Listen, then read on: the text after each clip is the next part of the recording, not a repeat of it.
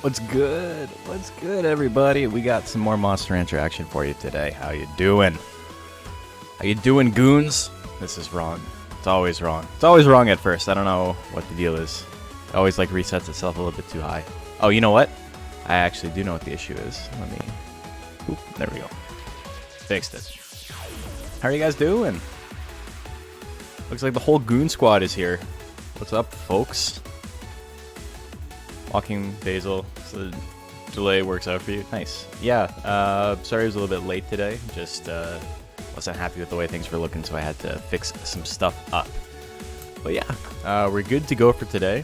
I also, I don't know if you guys have noticed before or not, but there's always been a slight audio delay in my stream in general. Has always had a slight audio delay, and what I would do for the VODs is I would throw it into Premiere Pro, separate the audio and the video, and then delay the video a little bit so it would be synced up. But whatever version of Media Encoder I have right now fucking blows for working with these specific types of files. It regularly takes me more than 8 or 9 hours to encode a 2-hour VOD, when it should take like maybe anywhere between 45 minutes to 3 hours at absolute max. So I don't know what the deal is with that, but I've tried delaying my video slightly. So it should look a little bit better now, should be less of a delay, and there's definitely going to be less of a delay on the recording. So, but yeah, let's take, that's a little bit of, you know, random bullshit out of the way. But yeah, we have 8 brand new monsters we have not seen fight yet. We have Letoverture belonging to Freya. I don't know how to pronounce it. Again, is it Varjak or is it Varyak? Varyak Paw. Patch, I'm sure you're in here somewhere. You can help me out with that. Shifu belongs to Alkeus. Onosaur is my monster. The worst fucking name in the league. First one, just like Hard J. Okay. Oakley Man's mom belongs to a pile of cats.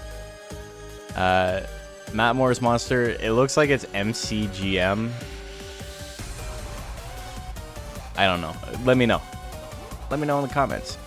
Rocks for Brains belongs to Macho, and Suezo, of course, belongs to the illustrious Genki. World Record Kato.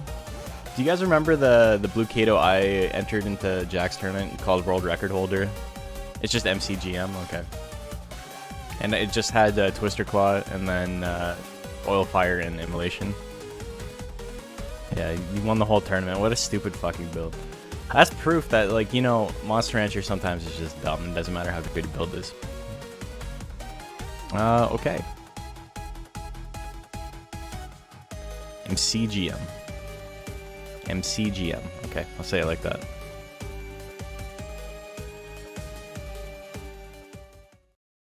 Let's get some game audio. You guys like circus music, right? You guys are big fans of circus music. That's why you play Monster Rancher. Fucking clown ass soundtrack.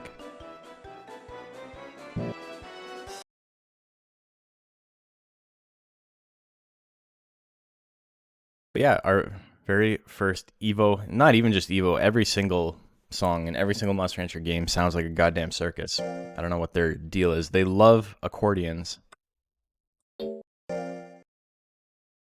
Okay, I'm gonna try adjusting the lighting a little bit. I'll be back in 1 second. Don't not yeah.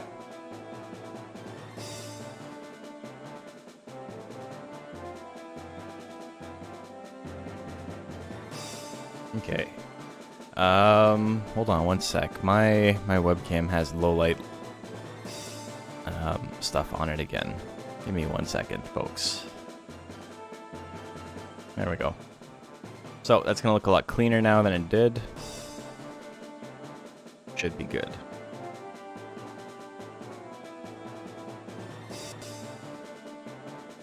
Boo Boo the Fool on the trumpet. Yeah, exactly. It's got a weird sort of charm to it. I think that weird sort of charm you're talking about is called nostalgia. And I don't know. It's It's weird that that's the through line they decided, right, on all the musical themes, for the most part, with the exception of battle themes, is just circus. Circus chic, I guess, is what you can call it. Okay, let me pull up my stream manager so I can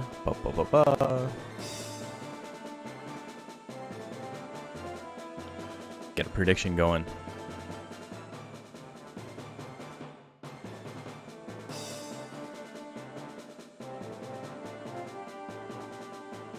I mean, that's not to say that there's no room in any video games for, like, circus-sounding music, right? It's not like it was just, like, an objectively bad choice on their part. It's just weird that they're like, you know what? Let's just fucking do it. Let's base our entire franchise on this style of music. But yes, here we are. Yeah, we got some speed. Speedy Mons. That sure is Suezo. It is Suezo. Main breed Suezo. Subbreed Suezo. Breed Suezo. I need to open up, not my cheats, this other thing. Winter theme on the ranch is one of your faves? I think all the ranch themes are actually kind of shitty. I don't think any of them are very good. Like, they're fine, but they all kind of sap my will to live. Okay, here we go. Game 1. While I look for... Oh, look at that. We got a different Suezo build.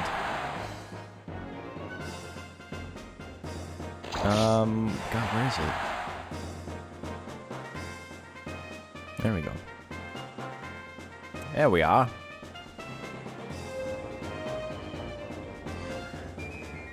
So, Freya's monster went for a withering build, which is interesting. Low damage withering.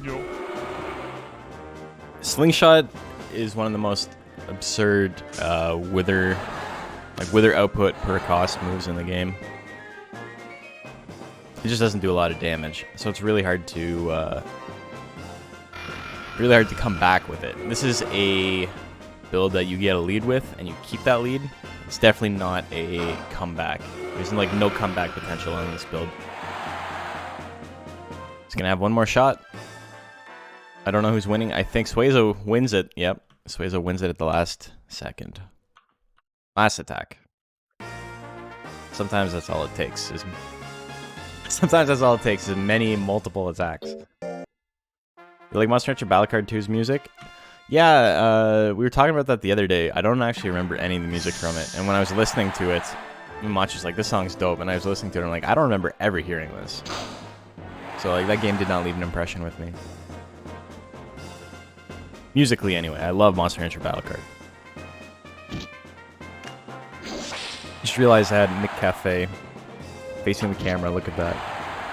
McDonald's, sponsor me. Just gonna drink more of your world's shittiest iced coffee. Didn't even give me a straw. What is this? He's got anger. He's an angry boy. Angry Slingshot would be very good here. Just because I want to see a big withering number. Stab, obviously, the better option. With Overture wins game number 2. It's not over yet. Pretty evenly matched. Okay, game 3, here we go. Right in the eyeball. Oh my god. I'm so squeamish about, like, getting hit in the eye. Like, eyeball injuries and stuff in, like, horror movies and stuff are, like, the only thing that really freaks me out. Telepathy misses at 79%. Wow.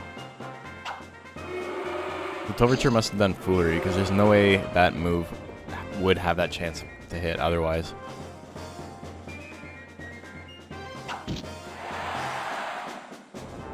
What's with the fooleries? What is this? Come on, guys. Big Fly Swatter misses again. Ooh, Telepathy misses again with Overture, almost at full health still. If hitting your eye when you're very young, you have 20/40 vision. Gross. Sorry to hear that. That sucks. Ooh, IB misses. Fly Swatter just turned down the clock. Toverture is going to take that one 2-1. Hope you guys bet on gel. You did. You were not swayed by the Lontar. Just get a cybernetic eye. I mean, that would be sick.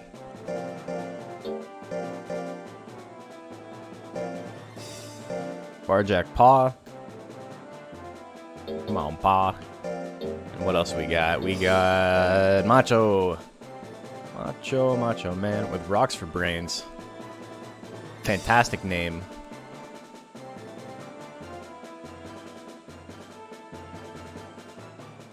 Jack Paw.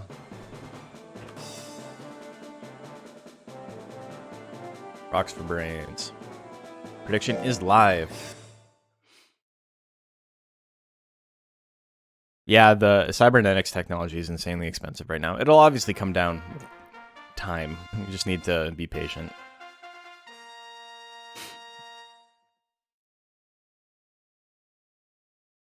There's one major error with Latoverture. He has no Dave S. Pumpkins. Wow.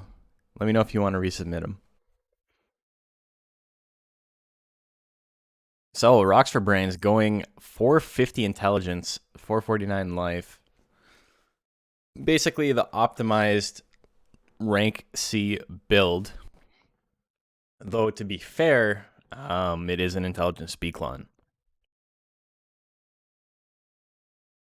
Withering Beacon would be bad. So it definitely is a Withering Beacon because Beacon has no techs it can learn at this point that do any significant damage. It is slightly different than Al's in that his Eggplanter did not have 450 intelligence, I don't think. I think it was based more on like landing the hits and having life. If it did have 450, then my bad, but I don't remember. Ooh, Angry Punch, but that misses. Also, Rocks for Brains is baby-sized, because Macho's a fucking lunatic, and he wants to have... he wanted to make sure his monster stayed out of slot 3 to begin with. Also, that is a lot of damage on those 2 hits back-to-back. Now he can land anything. Now, this is the perfect time to be a monster with no power, because Punch will still kill. Frost Claw hits at 75, a little bit of damage. Rocks for Brains having an absurdly bad guts rate, and more than 50 guts means that he will not be taking like any damage. Barjack Paw does not have a great hit rate either, or great guts rate either, but regardless, that much of a deficit, Rocks for Brains becomes very, very tanky. Big part of why you don't need defense this early on in the game. Rock goes for the Horn Cannon again, 107, no crit this time. Gets Vigor though. Thrust Claw gonna do a little bit. Corkscrew at 75, this could be big damage. 119. Ooh, misses the Tremor. Tremor's a very, very weak tech, but does a decent amount of Withering. Fastest Beetle in the West. And those Frame 1 cannons. Man, Withering is a bad matchup for you? Yeah, I know what you meant. Because your monster has really slow guts. And I'm assuming you don't have Anger. Ooh, that crit could kill? No, crit. Crit would have killed, though. Horn Cannon at 59. 131 damage, minus 14 guts. Horn Strike at 59 misses. Both monsters can attack very shortly. Rocks for Brains just standing in a range that he can't attack in. Who's going to go first? Hopping Claw at 68. That lands. Barjack's going to take game number 2. Yeah, Withering would be bad for you if he ever hit his Withering attacks. He landed one in the first game, and then not since then. Hopping Claw at 69. Big damage, big Withering. There's the Anger. Ooh. Tremor misses again. Varion just subscribed. Thank you. Oh, it's Tarf. Tarf gifting 2 tier 1 subs to the community. Thank you, Tarf. Appreciate it. Slash Claw hits. Rocks for Brains just can't land those Tremors. The Tremor is basically what would make this. Punch doing a decent amount of damage, honestly. But he needs to land something that he's actually invested into.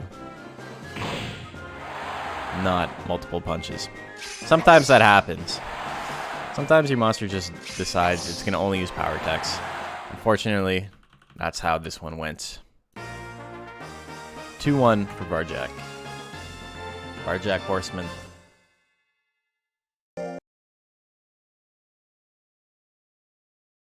Next up, we got Shifu. I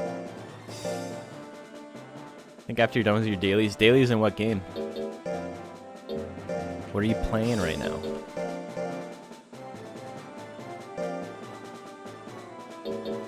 This is MC Gem. Pretty fortunate, could have easily gone either way. Yeah, that was a really close one. Now, I'm hoping I did not fuck up when I made MC Gem. MCGM.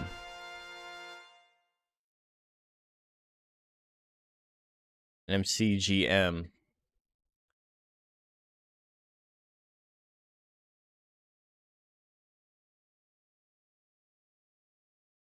Intelligence Zilla. This Intelligence Zilla is absolutely a sleeper hard mode C rank pick. I do not know many monsters that will be able to beat this just because of Earthquake. If Earthquake lands, your monster is dead. We saw what Jean-Claude could do with Cannon, and Earthquake is stronger than Cannon. So, you know. Intelligence build day? Yeah, basically. Oh, you're playing Final Fantasy 14, true. One of the funniest things I've ever seen, like I have a friend who lives in a city near me, but like I don't get to see him often. And we went to a party once, and so like we all play Smash Bros and stuff, right? So there's probably going to be a setup at the party. And he shows up with his copy of Animal Crossing for GameCube, and he's like, yeah, like, hold on, guys, I just got to do my dailies. And he sits down and does his dailies. And it honestly felt like some Andy Kaufman did. Like, it was the funniest fucking thing. And, like, he just did it completely stone-faced. And, like, if anyone else had done it, I'd be like, man, this is, like, the weirdest dude I've ever met in my life. But I was fucking dying to still talk about it. It's the weirdest fucking... In the middle of a party, he's like, yeah, I just got to do my Animal Crossing dailies. You guys can play after I'm done. Big suffocation. The thing about Earthquake is that you gotta be in range 3 to actually use it. Beam gun. Gets him with the beam gun. Not enough to kill. Shifu's still got this if he can land the Earthquake. But he doesn't want to do anything. He's just gonna chill. Scratch. Another beam gun, 75. Oh, he dodges it though. He's too big. He's been cornered. MC Jim knows. He knows how to do it. Yeah, weird to see it. It just like is just on his stomach. Oh no. Oh no, I can't breathe. When's the Zoom tournament gonna happen? I don't know. Eventually. I'm still on 3 days of League a week, right? So I need to wait until my workload regarding this dissipates a bit. Use Earthquake. Yeah, that would help. This is exactly what we saw with Jean-Claude. He just never used the attack. Look at that. It looks like he's going to use it. He's like standing in range. And then, nah. Belly attack. The big belly. Whip. Oh, no. Whip is such a good move, man. Such a good basic. Beam gun misses. Just realized they're at the same HP. Yeah, it makes it easy to tell who's winning. Very close. Over under on if he'll actually use Earthquake.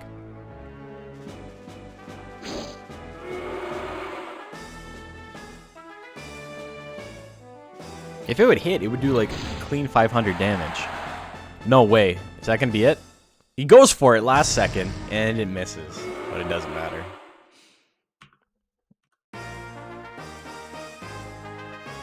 That's pretty fitting. It's pretty fitting that he goes for it when it doesn't matter. And then it absolutely doesn't matter.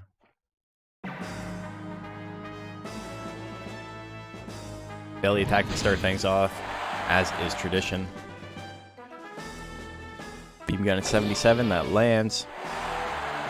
Minus 16 guts.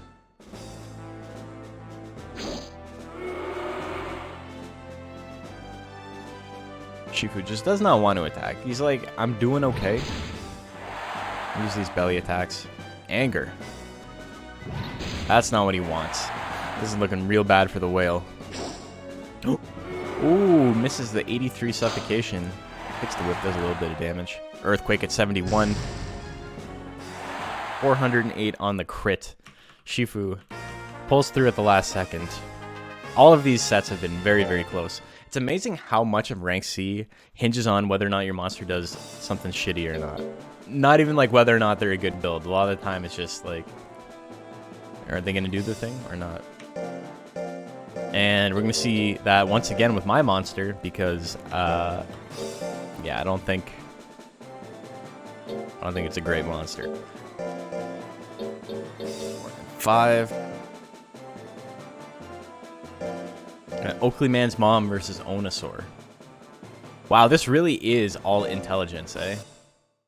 Everybody in this tournament is intelligence-based, with the exception of... Who's the first one we saw? Lutoverture. Lutoverture is the only monster that is not intelligence-based.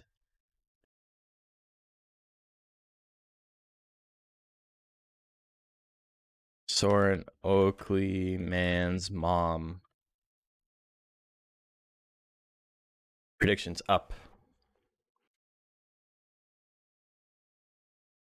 Oh no, she's over 450. Need to delete Oakley Man's Mom from the tournament. Hate to see it.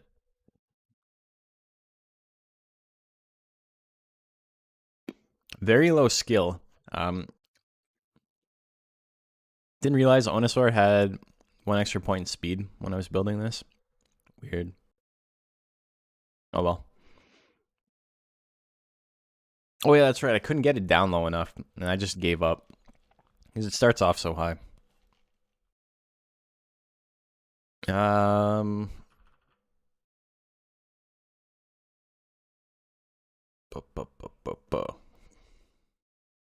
seconds left. Get your bets in. I don't know. I don't think this is a very good build. I don't think Pixie's going to move on week 1. And if the other Pixies have been anything to like base that opinion on, I think I'm... what do you call it? I think I am justified in saying that. But my build is different than everyone else's. Still have 2 power attacks to worry about. Kiss to start things off. Minus 37 guts. Procs the anger. Slightly faster guts rate than the Pixie. Kick, gonna land, do a tiny bit of damage. Chop at 69, that lands. 77. Flame at 66, that misses.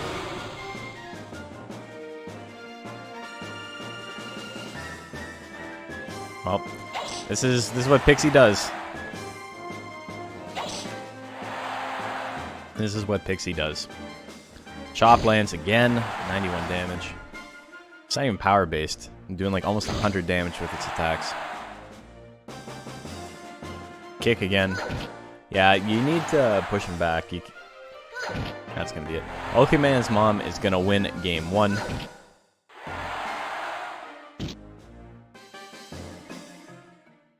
Yeah, there's a lot of Bajaro subs this season. It was cool because there was none in the last one. So, 1-0 for Oakley Man's Mom. Just button check. Well, the buttons work. Time to stop checking. Pixie's such a stupid fucking monster. Like, the engine just does not allow her to do anything.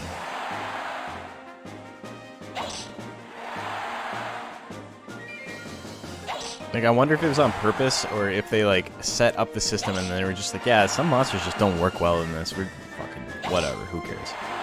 Nobody gives a shit about this game. Kiss! Minus 20 guts. Onosaur has not gotten angry yet. He's almost dead. And he's only used power attacks. He's used 2 intelligence attacks, one of them missed. One of them hit, but was Kiss, so, you know, it doesn't do any damage. And goes back to Power Tech. So Oakley Man's mom, I'm calling it right now, wins this one 2-0. Flame would have been nice there, but it's okay. Don't put yourself out too much. Oakley Man's mom is the winner, wins 2-0.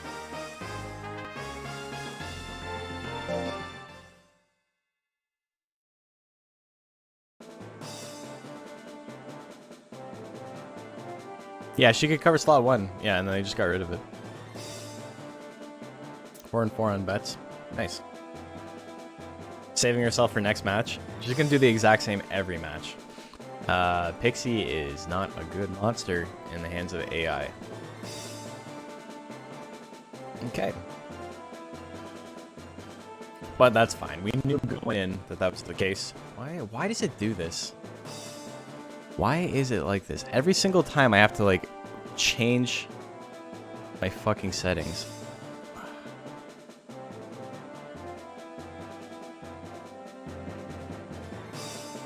Okay, one sec. I need to figure out why it's not working. See, if I turn this off, okay. Window title must match. It matches the thing. I don't know. I couldn't tell you. I think this is probably the last week I use Streamlabs. For Doko 1.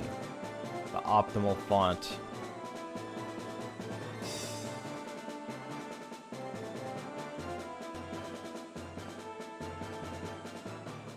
You got your O. Got your X. Make the X a more different color. A more different X.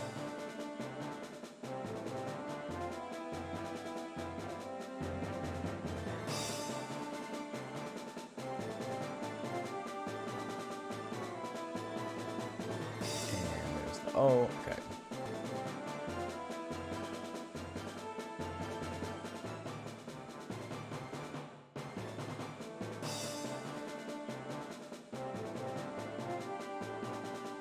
Okay, so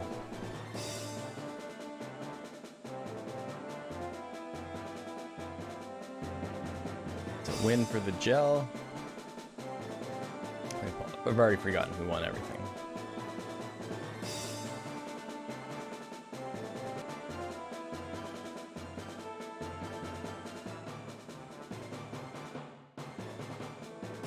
I wouldn't be surprised if the Pixie goes 0-7 today. It's a slow burner, you know? We'll make it out eventually, maybe. It just needs to actually use those power attacks. Oops, I swapped those two on accident, my bad. Yeah, so after one round, this is what things look like. Let's get going on number 2. Roxman, get out of here. Onosaur is definitely worse than Jean-Claude. Jean-Claude is risky, but has the potential to kill basically anything in one hit, so, you know.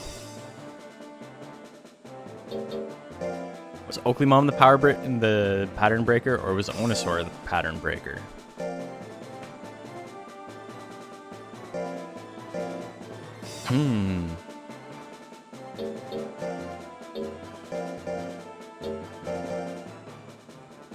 Not a low life monster in this lineup, yeah. There's only 2 with max life. Oops, that is the wrong monster.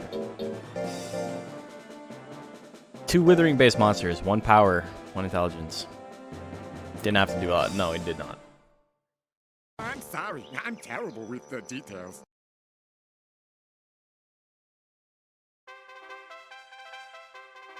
What am I doing here?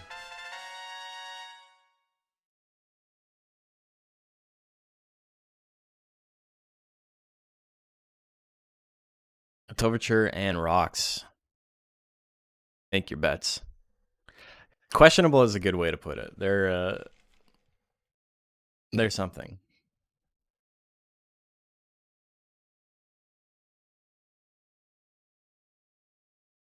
Only wither, no damage. Some of the voices are okay. Some of them are just like nice cartoon voices. Makes sense.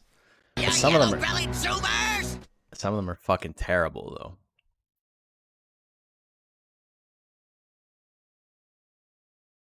Slingshot could be big here. 0 chance. 0 chance. He needs to hit like twice to get a KO. I feel like you're too absolutist with your predictions, JP.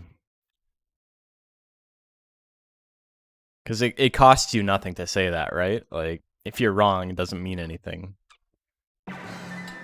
Horn Cannon misses at 52%. Slingshot misses as well. There's the Tremor. It's going to do a lot of withering. No anger either.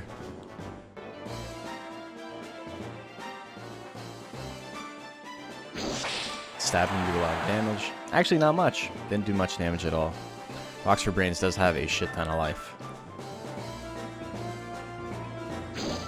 Stab misses. Horn Cannon misses again. But Tremor hits a second time. So that's 50 guts that Overture has just not had access to since the beginning of the match. There's the anger. He's an angry boy. Goes for Horn Cannon. 170. Why can't my monster walk backwards? I wish Pixie could walk backwards. Wish she was programmed to.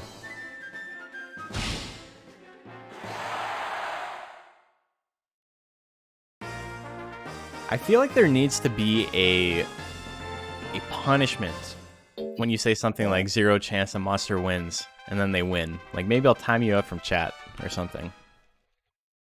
And then you can like actually think about it.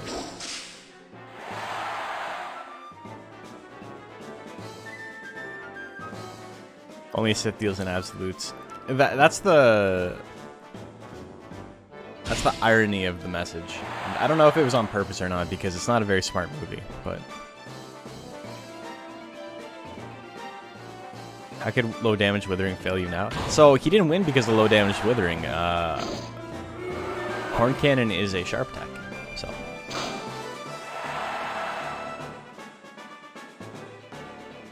he won because of high damage crit.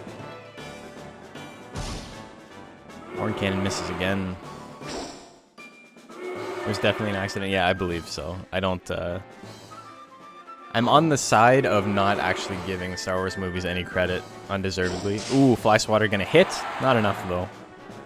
So Rockstar Brains actually wins 2-0. What does that tell you? What does that tell you? 0 chance. Don't ever tell me the odds. You blame JP? That was such a weird match to be that sure about. I think there's some matchups in here where it's like gonna be very one-sided, but that was not one of them. I don't know why that was the one you decided to go all in on your prediction on. Oops, that's the wrong. It's the wrong monkey. It's Macaquinho. We'll see him again soon. MCGM. MCGM Grand.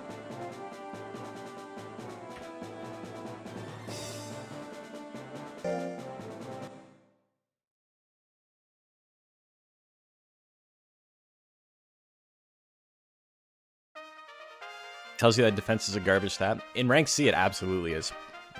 Life is just way better mathematically. I talk in McDonald's. Ba-da-ba-ba-ba. I need to get paid. McDonald's. You see this?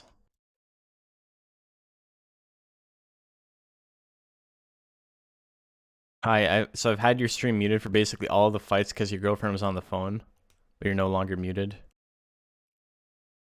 How's it going, everyone? What are you talking about? You responded to me. You responded to me making fun of you.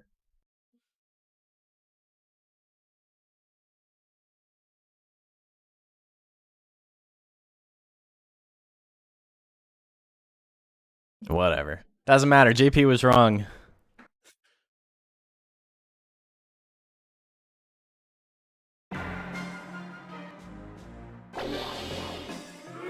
MCGM starts off, but misses, gets hit with the Thrust Clouds, can do a little bit of damage. Oh, we were all making fun of you because that was absolutely not the match to be like 0 chance one monster wins. Like, I'm just baffled that you were like so confident in that one of all the matches, because I think there's going to be some more later on that are like a little bit more one-sided, but that one was like very up in the air.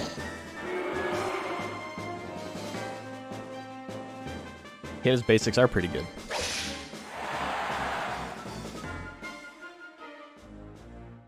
It's okay. Everyone's allowed to be stupid sometimes, JP. Ooh, hits the suffocation. A slash claw lands though. Varjak wins game number 1.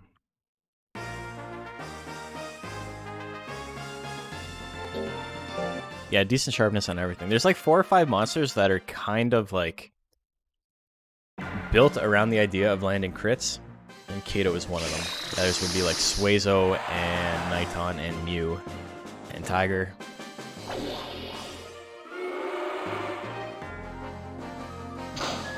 Hits him with the whip.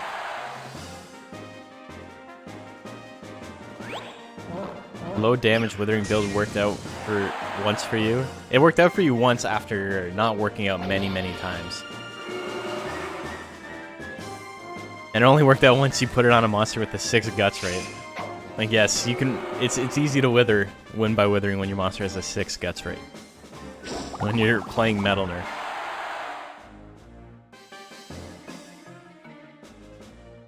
That's why it's called Brain Rot. That's true. That is why it's called Brain Rot. This is actually the textbook medical scenario.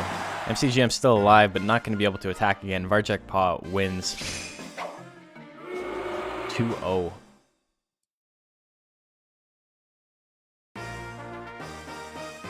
Mews are cool. I love Mews. I would have raised one for the league, but I've raised so many lately. I just out of nowhere, like I hadn't raised a Mew in a while casually, like years. And then I raised like 3 for tournaments, and then and same thing with like monos. I hadn't raised a mono in a really long time, and then I raised 3 monos in a row. And it was just like, you know what? I'm going to take a break from both of these monsters. I think they're both great. I think they're both very strong in the league format specifically. Shifu and Oakley Mom. Oakley Man's mom is a great name. It's fantastic. I forgot the word name for a second, but that's just, you know, I got brain buffering going on. Shifu and Oakley Man's mom. Who do you like?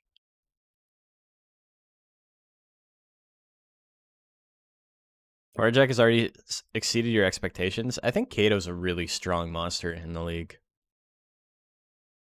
Corkscrew in vanilla was already a very powerful move, and then I think it got buffed a little bit in hard mode. It's kind of absurd how little Corkscrew costed in vanilla. It's a much more balanced move in hard mode. It doesn't wither any now, yeah. So not so much buffed as it was given a niche. But the thing is that like there's just such a high power creep in hard mode that it's like it's still good. It's still very good. But in vanilla it's stupid. Like it costs so little. It costs so little for what it does. That chop misses. Here comes the sneeze. Ooh, big withering there. Well, you learned about priority skip to get it. I think the level 3, whatever it's called, there's a turn claw and then turn claws and then, I don't know, roly-poly claw, fucking, I forget what it's called. But the last one is actually really solid. Slap hits for actually quite a bit of damage. Here comes the kiss. Oh no. They blew a kiss at me. How will I ever recover? Great Storm now. Ooh. Chop hits again. Shifu goes for his belly attack. It's not enough though. He's got to back up. Doesn't want to back up. Oh, his rolling claw. Okay. Oh, he gets real. We got power and real at the last second. We don't get to see either of them. Oakley Man's mom wins game 1.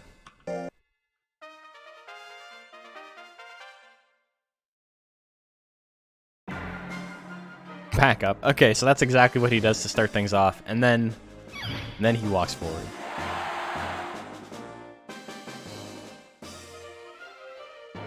Earthquake. He's in range. He's not using it. What's the play here? Goes for a chop, misses at 67. Every time it's in earthquake range, it's like, maybe he'll do it. And then he doesn't. Shockwave at 83 misses. Oh my god, here comes the earthquake at 73. None of these attacks are hitting. Absolutely wild.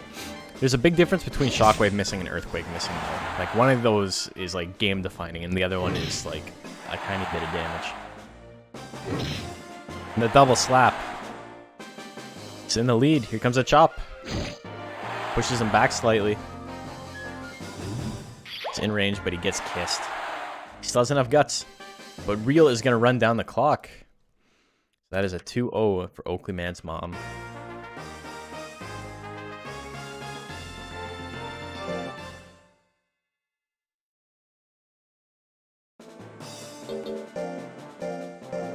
And finally, for round 2, we got Onosaur.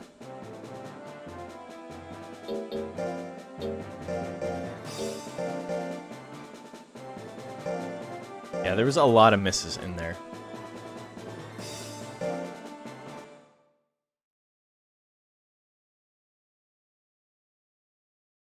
Onosaur and Suezo.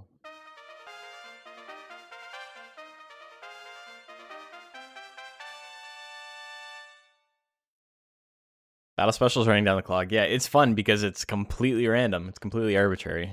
So I won because the clock decided, or the game decided that it's going to work this way. But so, I mean, that's this game in general, right? So it's such a funny way. It's just like, you thought, no more attacks for you. Time is now up. And then Monster Rancher 4 is the opposite, where it's like every single action you take freezes the clock, so it's not possible to win by timeout.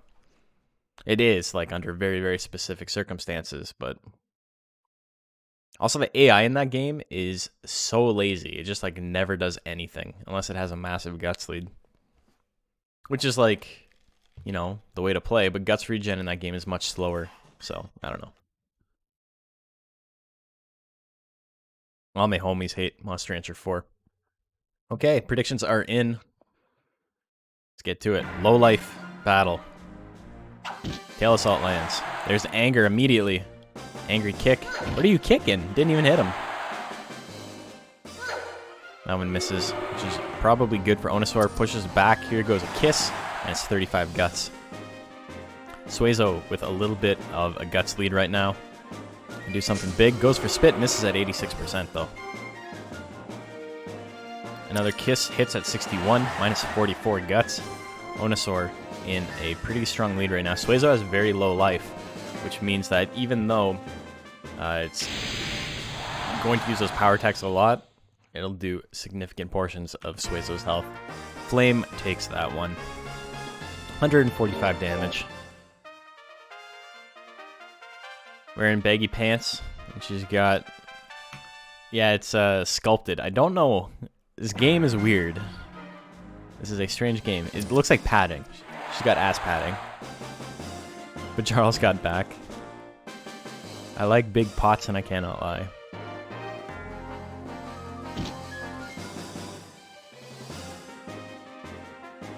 Goes for the pat.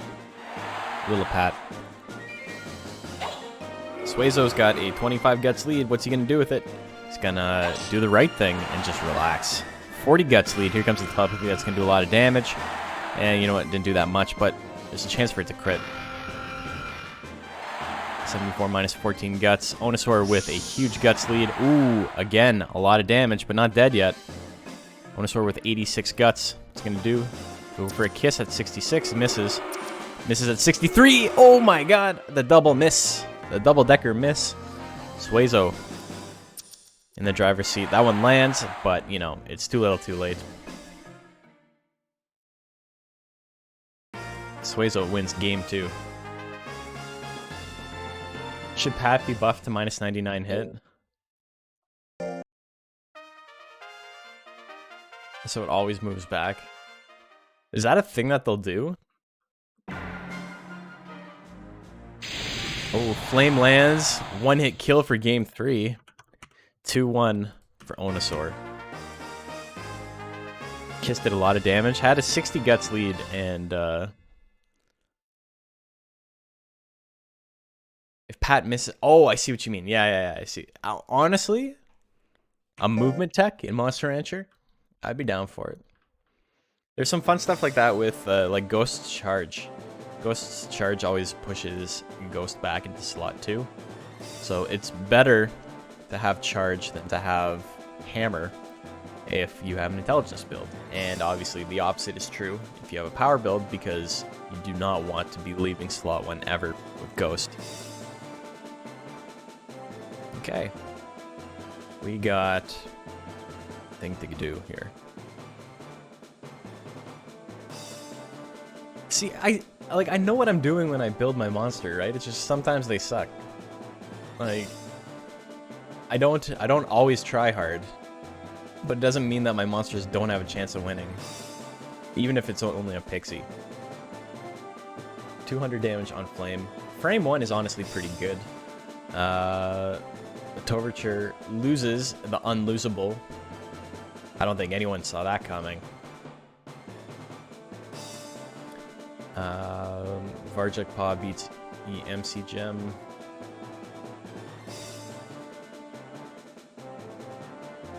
MCGM. That's what it is. EMC Gem. There's so many letters in that name. MCGM.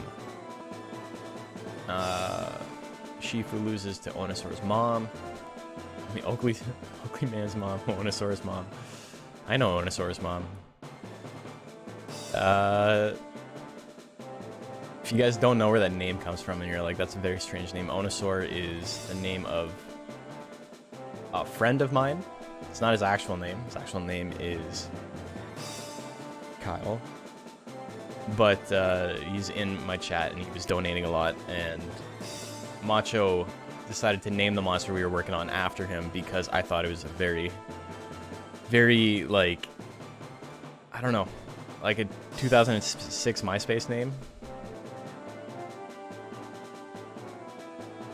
Honest is a better name than Kyle. Yeah, if that was his birth name, that'd be something. A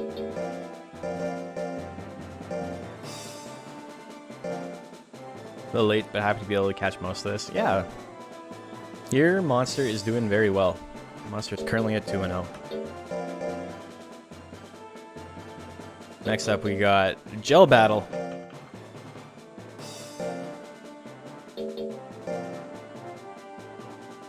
It's funny because while this is not intended by the game, one sec. Oops. I pressed the wrong button, so I accidentally ran an ad.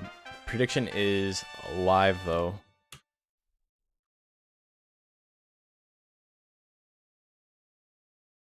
So we're gonna wait till it's done. Ad for chumps, yeah, exactly. You don't want to see that ad that I accidentally pressed. You know, you can't hear me. You can't hear me if you're not. But also, I've only been streaming for an hour, so it's very possible that you didn't even get an ad. Either way, we got 40 seconds to go. Didn't really lose any time on that. Got 30 seconds left on your prediction. Make it happen. Can Twitch air good ads? No, it is not allowed. It's in the contract. The ads gotta suck ass. Got 20 seconds left. Gel fight. Who do you like? You got 2 gels. Pretty one-sided on the Toverture right now. MCGM has not had a lot of luck, but that doesn't mean that has to be that way for the rest of it, you know? I really like Mask Gel's card, but I don't like its model. I like a lot of the galley subbreeds. I think a lot of the galley subbreeds look great. I think gel is not one of them. Also, look at the size difference. You get a little baby gel and a little big gel. A little big gel, you know? But that's because the MC Gym is two weeks old? 3 weeks old, something like that. I just generated him for Map More. And the only reason he's not 0 weeks old is because I needed to go into a battle to get his attacks in the right order.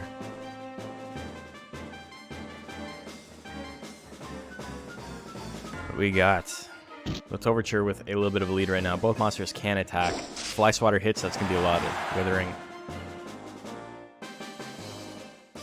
Gel is an interesting monster in that it shares a distinction with Monol of being the only monster to have all of its Withering techs be power-based.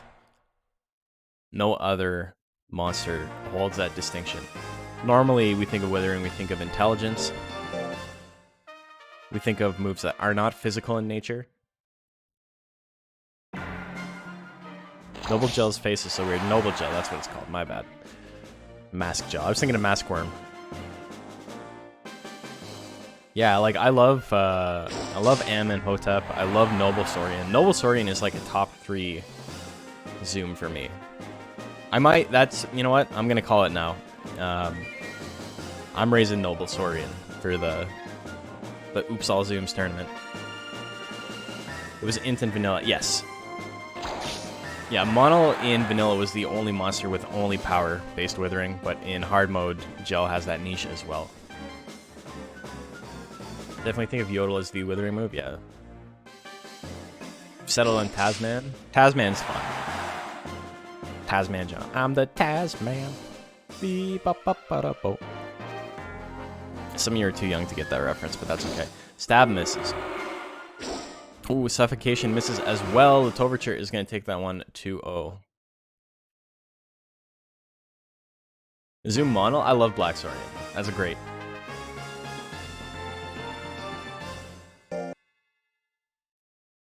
But yeah, we were talking about zooms that you don't see often just because, like, why would you raise that one, right? Zoom already is not a very common breed in competitive.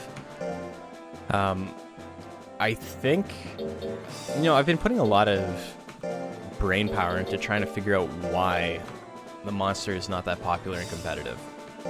And I think it's a combination of, you know, you look at Zoom and you think like, well, this is basic, right? And people will take competitive as a way to like try out new things. And they're just like, well, I don't want to raise a Zoom. I could raise anything. Why would I raise a Zoom, right? Because Zoom is seen as like one of like the basic monsters. But the thing is that Zoom is completely unexplored. Nobody knows how to build a proper Zoom. If anybody tells you like this is the optimal Zoom, they're full of shit. I know that's not like a thing. There's not like people being town crier in the Discord like, hear ye, hear ye. I have solved Monster Rancher. But people have very strong opinions on a lot of monsters, and I'm sure people have strong opinions on Zoom as well, but like, I don't know. I don't think Al could tell you what the best build is. Like, we both have ideas, but it's not, yeah, there's a lot of things you can do with it. And the thing is, in Vanilla, I think, ironically, it's more solved than it is in hard mode, because in hard mode, you have more choices. In Vanilla, your slot 4 moves, you're probably going to get Fire Charge, because Charge itself is good, and so you get both of those. And then Roll Assault and Burning Roll are so fucking expensive for what they do that they're not worth it. All of his slot 3 moves kind of suck. You get Tail Combo or Tail Ashes, depending on whether you prefer damage or accuracy. They're very similar otherwise. And then you probably get... And then you have a choice between like the Bite Line or Million Claws. And, like, that's it. You have like 2 or 3 choices. And then in Intelligence, there's one build, right? But in hard mode, there's so much more viability, so many more choices to make that we're gonna see a lot of different builds. Don't know if you're going to join the Zoom tourney, but might do Zoom hair. Yeah, I love Spot Saurian. I think Spot Saurian is like the community favorite. Yeah, by guts, it's over. Doesn't matter though. Varjak still has enough guts. Or enough life. Doesn't matter if you got no guts as long as you got more life.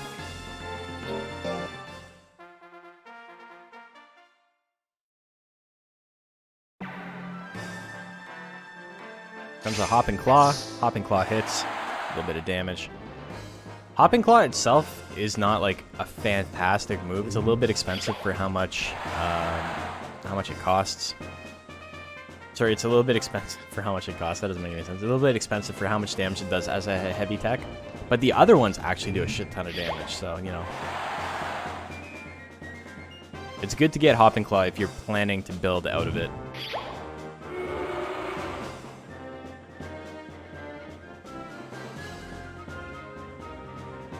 I have solved Monster Rancher Mock is the best. Thank you for coming to my tech talk. Tech talk?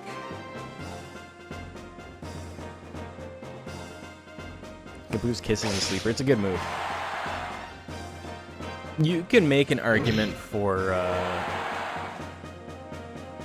I mean, JP, you know what? I'm going to give you benefit of the doubt. Obviously, you made a mistake. Right? Obviously, you made a mistake there. But we were talking about Zoom's techs. So, you know, accidental stroke of genius. You got it.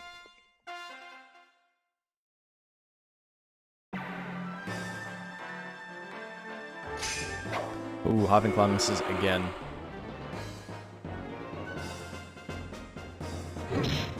But yeah, for the Zoom tournament, we've already talked about it, but I'm going to allow unlimited tech removal for it. Because I think that'll be fun. Right? Ooh, Corkscrew hits.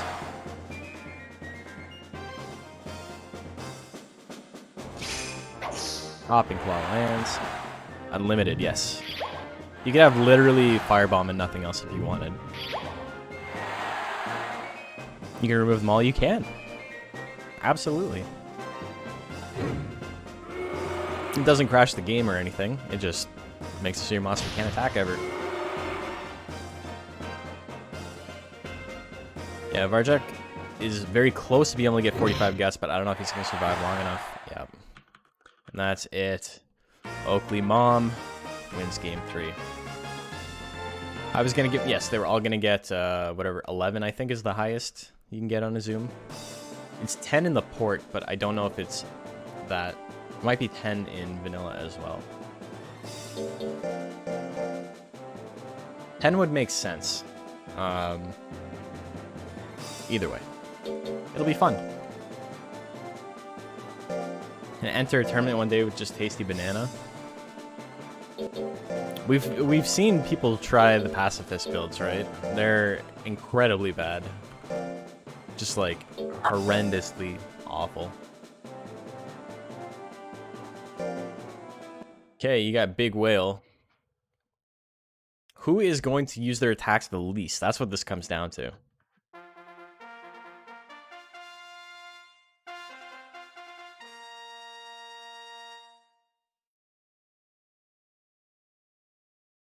If you don't go... Yeah, but that's like Cronius logic at that point, right? Like, you're making a monster that's that bad and just hoping for the one win, and then you're like, you know what? It was all worth it.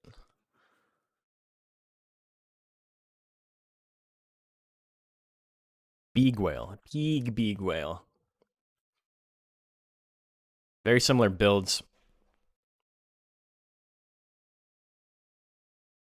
Only difference is the one less point in skill on Onosaur being put into its speed. Can't remember why it is that way. Probably just because I didn't care. That's probably what it comes down to. So Shifu's going to have a pretty good chance to hit that Earthquake if he actually goes for it. And both these monsters, I don't think Onosaur has a one-hit kill on Shifu, but she can do a lot of damage. Oh, here we go. The real battle takes place in the first slot. Kiss at 83. Ooh, minus 37 guts. Decent amount of damage. Goes for it again. It misses at 85.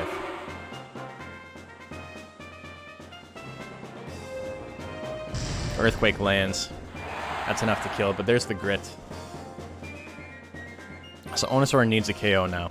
That's what this comes down to. Comes a flame at 69 that lands. Ooh, 151 damage, minus 11 guts. Gets power. Will it matter though?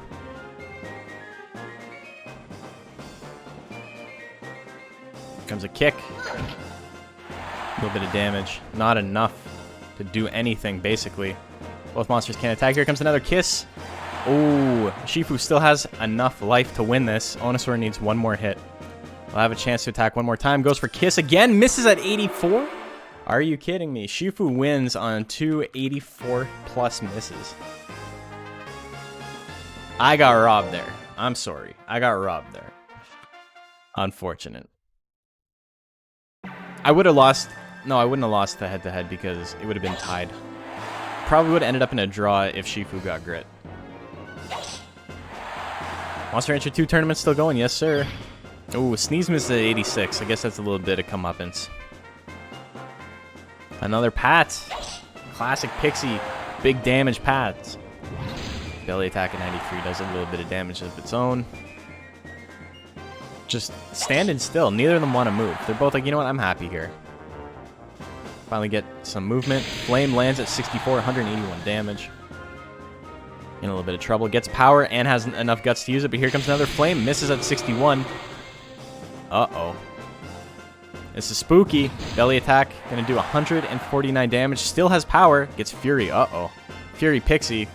Belly attack. Gonna do some damage. Not enough to kill. Kiss. Fury Kiss. No, Fury ran out first. Onosaur gets game number 2. Used to be big into tournaments like 15, 20 years ago when we had to mail memory cards to people. Yeah, that was... I want to say the golden days, but this is absolutely like the golden age for Monster Rancher tournaments right now. So welcome to the stream. This is the Monster Rancher Battle League. Basically what it is people would enter monsters. There's a really strict stat cap. This is rank C. And if a monster wins in rank C, they move up to the next rank and so on and so forth. Each rank allows them to increase their stat cap a little bit more, get more attacks, that kind of thing. We currently have 89 monsters in the league right now. This is the beginning of week 3 of our second season of the league.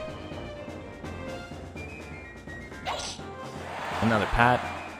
Another Pat. That's a lot of Pats. It's a Pat say Jack, if you will. Who's going to attack next? Onosaur goes for another kiss. It lands. Shifu getting withered super hard. Gets power, but will it matter? 6 guts Pat always misses, yeah. Thank you. Appreciate it. It's been a lot of hard work. I started making a tutorial series on YouTube. Tutorial slash like video essay. And I think that has drawn a lot of people into it and be like, hey, I still play this. Onosaur ends up winning because Kiss is kind of overtuned. 2-1. You learned how to play right. That's classic Al's luck, you know. We got to see Earthquake land, though. Rocks for brains.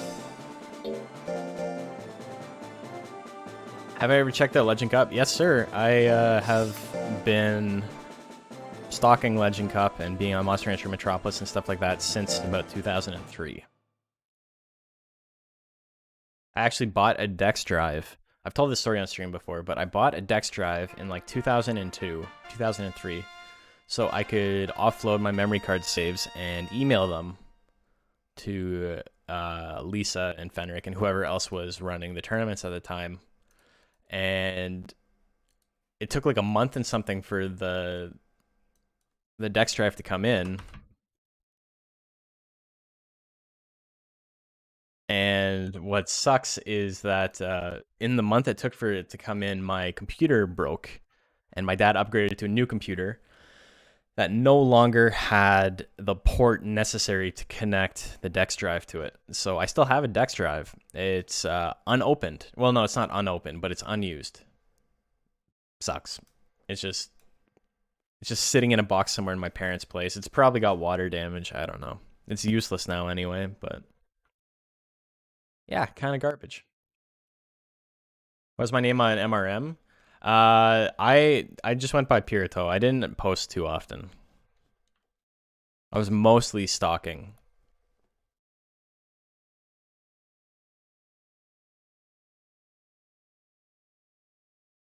But yeah, now this is absolutely the most popular the game has been in since like 2000. There's no way for Rocks for Brains to lose this. Yeah, we'll see. You've now guaranteed a win. 600 speed Pirito win soon. Oh, you're a Hangers Rock. I've seen your post. That's sick. Well, welcome to the stream, man. Yeah, we run tournaments. Well, we run specifically the league 3 days a week. And yeah, appreciate the following. How do you spell? Is it Viashino? Viashino Games. Thank you, man.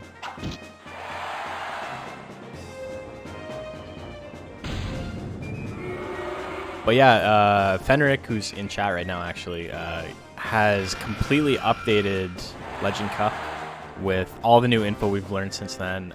Turns out, as is expected, a lot of the stuff on MRM is completely outdated, and a lot of it is inaccurate now. But, I mean, no fault of anybody on MRM. It's just, you know, with 20 years of extra digging, we figured out some stuff that we didn't know at the time.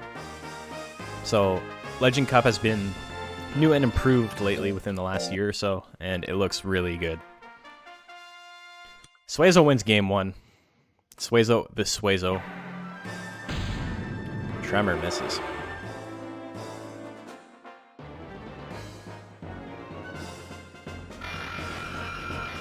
But yeah, so you know what? You're an old mainstay from Monster Rancher Metropolis.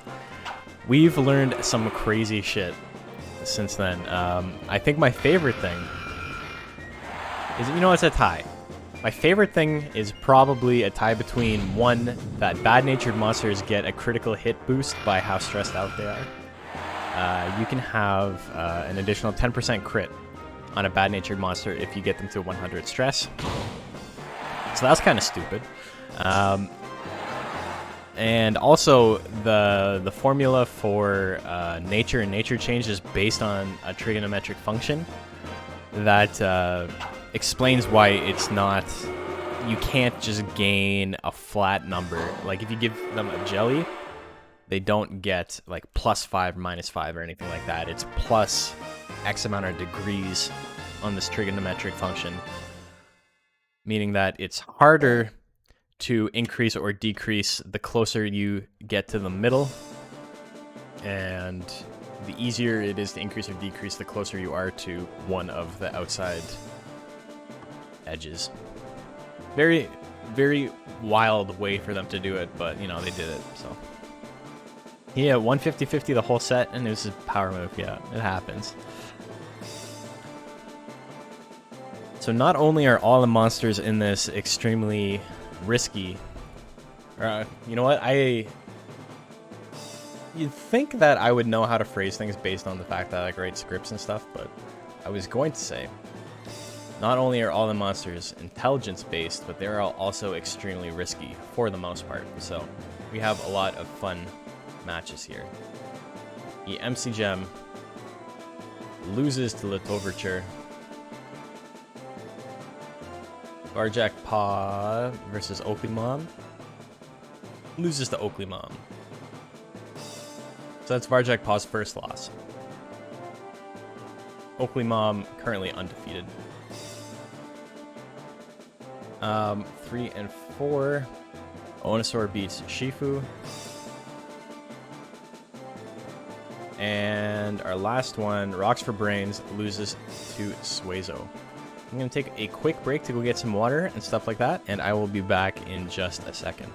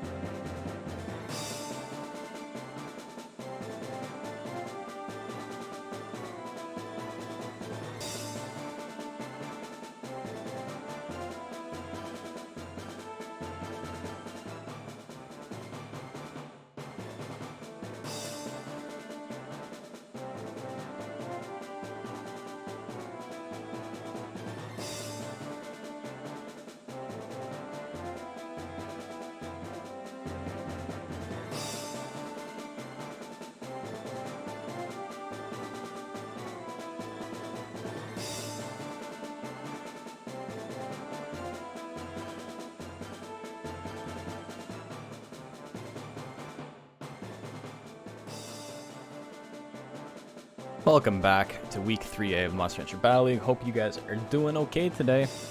So after 3 rounds, we got Oakley Man's mom. Perfect record. 10-0 Oakley mom? Maybe. A little bit early to say, but it's possible. Barjack Paw, Latoverture, Onosaur all at 2-1. Shifu at 1 and 2. Rockstar Brains at 1 and 2 in EMC Gem. Or MCGM. MCGM. Oh my god. It's too many letters. I keep saying the wrong letters. MCGM in last place, unfortunately. Used to play on emulator, but now I don't have an optical drive. Yeah, we don't, I don't think I've...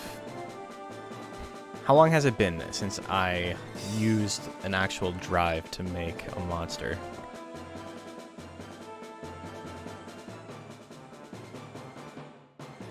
I would see MC, yeah. Talking about you. Your ears are burning.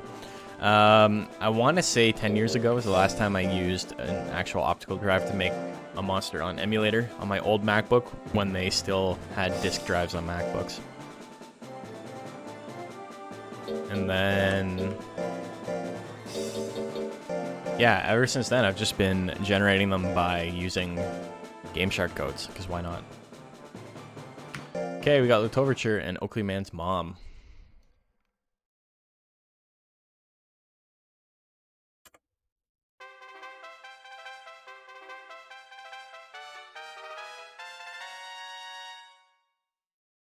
Place your bets. We've seen both these monsters fight. You know what you got.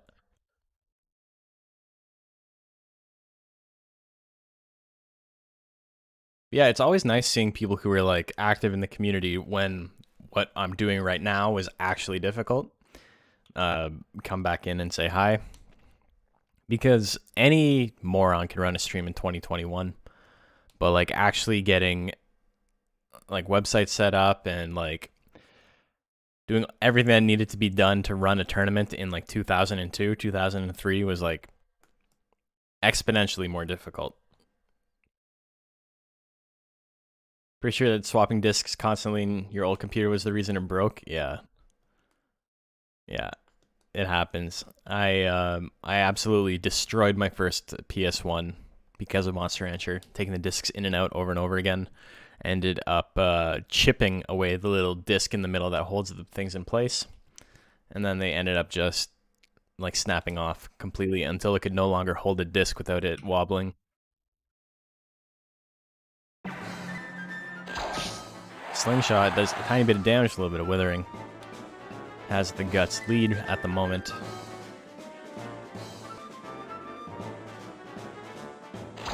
Slingshot lands again, minus 31.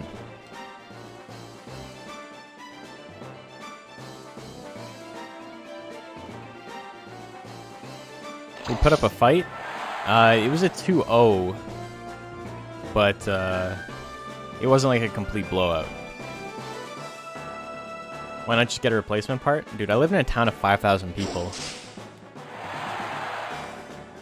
In 2001, I don't know if you realize, but it's very, very hard to like just order shit online back then. Back in 2001, it was still like taboo to put your fucking credit card info online.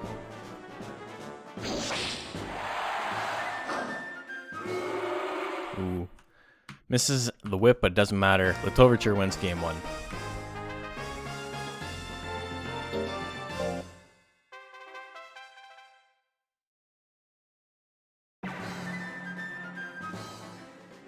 So a slap to start things off. Misses the slap. Latoverture having a tiny bit of speed is really helping him out.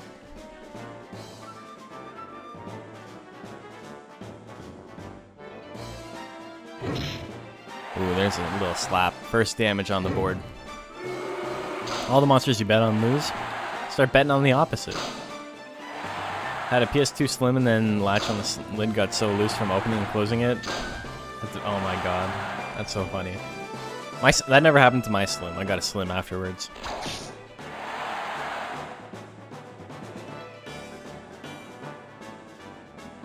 Yeah, I know all about scratched Monster Rancher discs.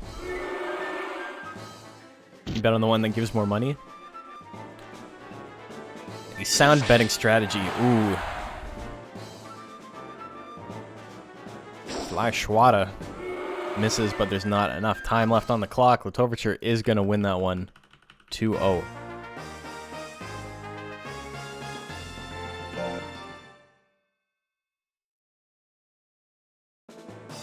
You have a regular PS2 that you don't play Monster Rancher 2 on because of emulator? I have a PS2 almost specifically just to play Need for Speed Underground 2. I don't have a lot of PS2 games. I inherited it from somewhere. I don't remember how I got it. But then I was bored online one day. I was like, hey, you know what? I'm going to buy Need for Speed 2.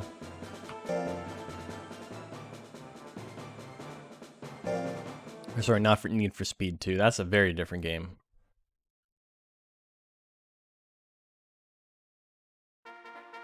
Barjack, Paw, and Onosaur.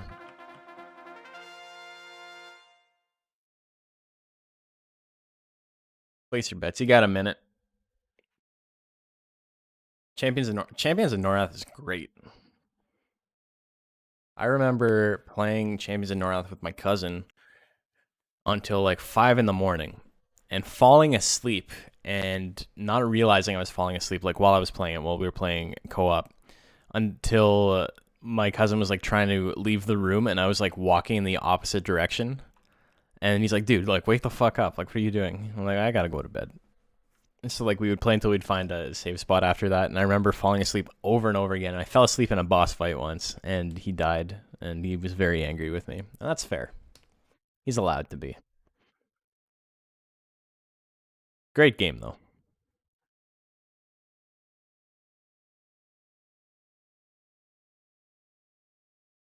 Okay, 5 seconds left.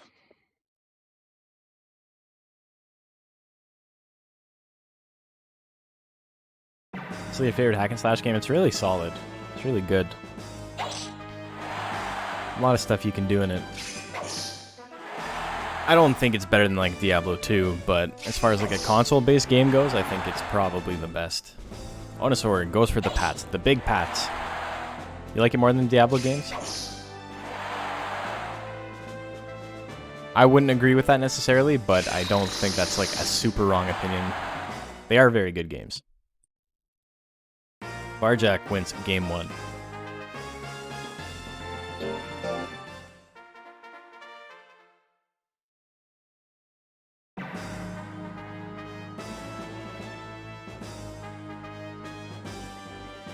Just don't have the nostalgia? Yeah, that's fair. Kiss lands is going to do a lot of withering, and as we found out earlier, Barjack Paw is a good-natured monster, so he's not going to get a chance to get anger. 257 on the flame. Grit is spooky against Onosaur because she does have those crappy power attacks up front, but they will kill, so he's got to watch out. Kick at 65%, obviously not a guaranteed thing. Pat at 68 lands. Onosaur wins game number 2.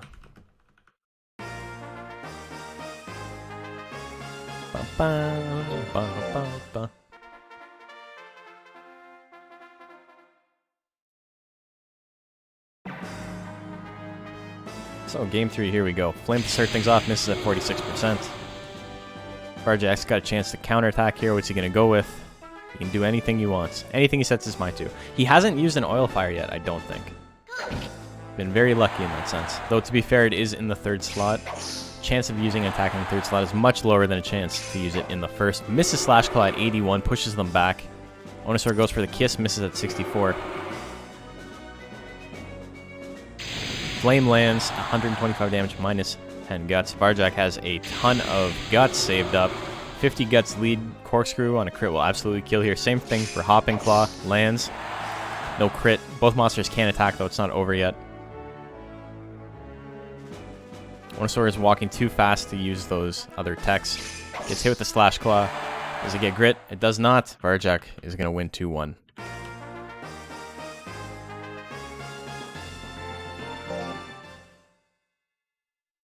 Used it once? Okay.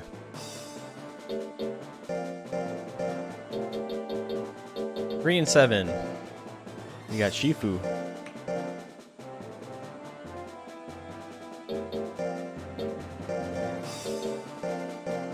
GG's. That was fun. The Champions of North good? Yeah, it's really good. Very fun game.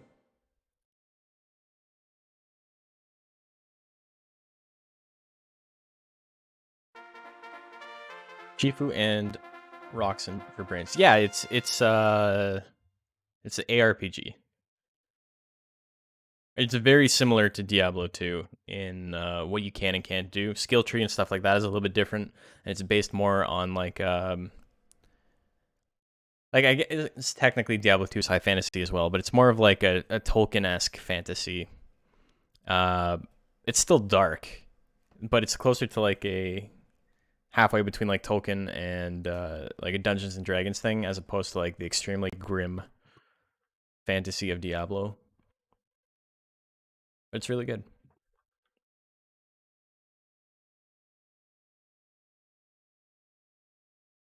It's EverQuest, yeah.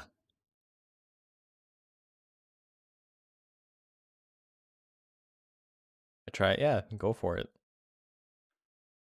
I'm sure it's easily emulated. It's not a very graphically intense game. Okay, Shifu and Rock for Brains. Look at the size difference. This is what... Theoretically, this is what he wanted. He wanted Rocks for Brains to be small so he could start in the 4th slot, but it's not looking like it matters too much. He hits the Tremor. Angry Tremor. There go all your guts. Sorry, Shifu. Rough break. Hits the Horn Cannon. 173. Uh-oh. Another Horn Cannon. That one misses, though. A little missing Horn Cannon.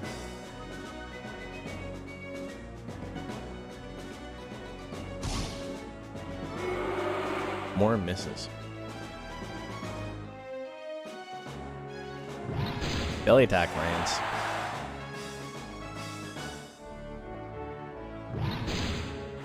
Another one. Rocks for Brains has a huge lead, though. He could probably kill on punches at this point if he wanted. So he's going to go for it because he's not a smart man. He does have Rocks for Brains. He has a high intelligence, but at what cost? Shifu ends at 44 guts in Earthquake range. Would have been nice to see him use it once. Game 2, here we go.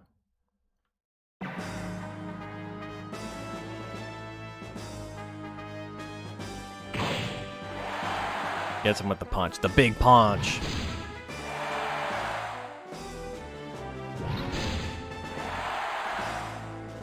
They're only using their power techs. They're staring at each other menacingly. Earthquake! There we go. Misses, because... Can't have shit in Detroit. Horn Strike hits at 79%. Show him how it's done. Walks back very slowly. Here's another Earthquake. That one lands. 337 damage. Decent amount of withering. But he's still alive. Shifu has to watch out for that Horn Cannon. Doesn't have to watch out for Tremor so much. Definitely doesn't have to watch out for Horn Strike. Here comes the Horn Cannon that lands. Not enough. Can he do it again? No, here comes an Earthquake! That's right, it starts with an Earthquake. Something, something, aeroplanes. We got a game 3. Rocklon gonna get Earthquake too? Yeah, he is. That's the only reason to use Rocklon. Earthquake is broken. Earthquake is an incredibly powerful tech because it is stuck on the shittiest Beaklon otherwise.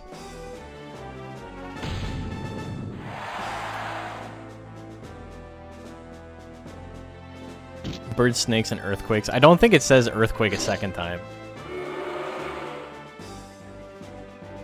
So that's great. It starts with an Earthquake. I don't think they would rhyme Earthquake with Earthquake. I think it's aeroplanes, right? Sneeze hits.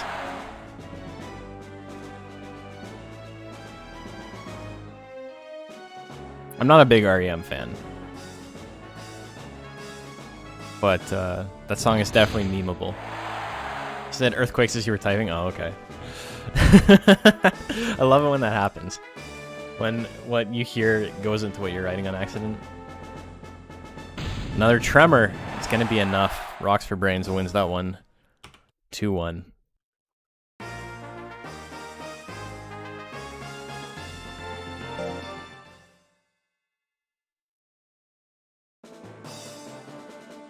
That one was close.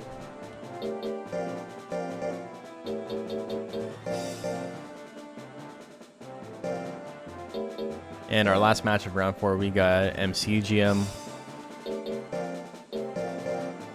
and Suezo. Earthquake is such a like a unknowable force, you know.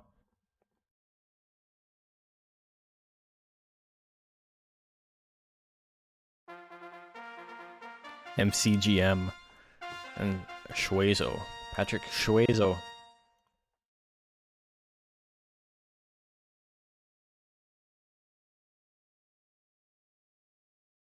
Watching a Blood Bowl stream and typed Kislev into a document you're writing. That happens. It's definitely happened to me before. Okay. So our bracket so far is very interesting. Nobody is running away with it. We have 3 monsters at 3 and 1.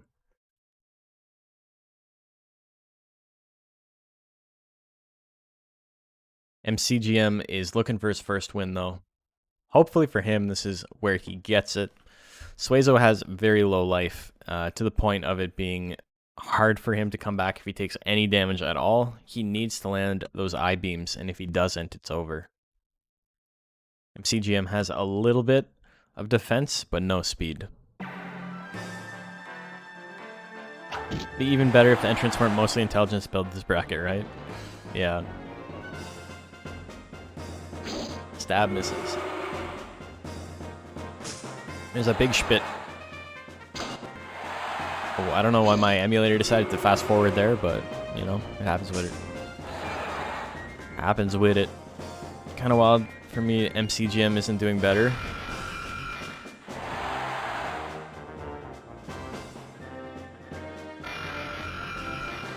Yeah, defense is a hard thing to justify, but it is what it is. Beam gun misses. So your father's initials? Nice.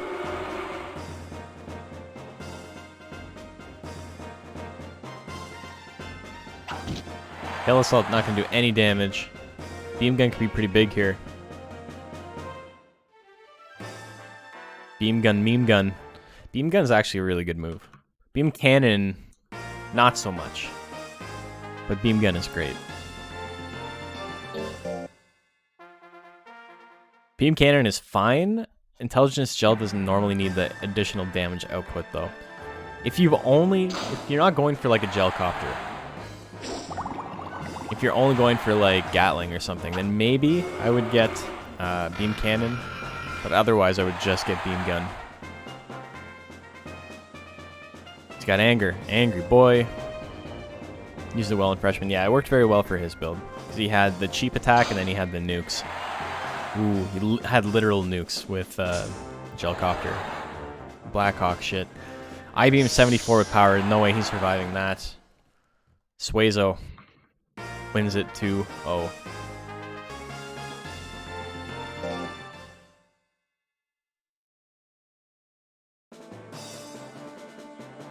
So, let's take a look after 4 rounds. What do we got? So MCGM loses here. And Suezo picks up its second win. So yeah, it's very, very close right now. We've got... And you're so sorry for your monsters. It's all good. Latoverture, Varjak Paw, Oakley Man's Mom all tied at 3 and 1 in first place. And then Onosaur, Rocks for Brains, and Suezo all tied for 4th at 2 and 2. So very close. After that, we got Shifu in 7th and MCGM in last. But a lot of matches left. A lot of things can change. Only 2 wins differentiate last place and the 4th place tie, 2nd place. It doesn't matter.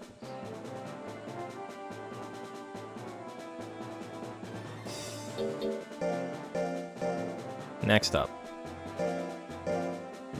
we got Latoverture, and we got Onosaur.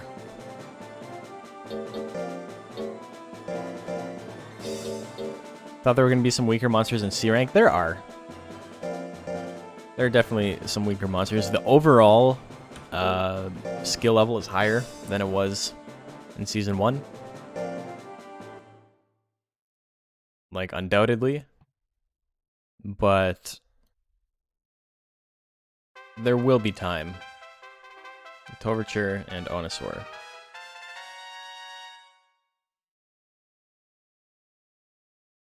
Okay, prediction is live. Make your bets.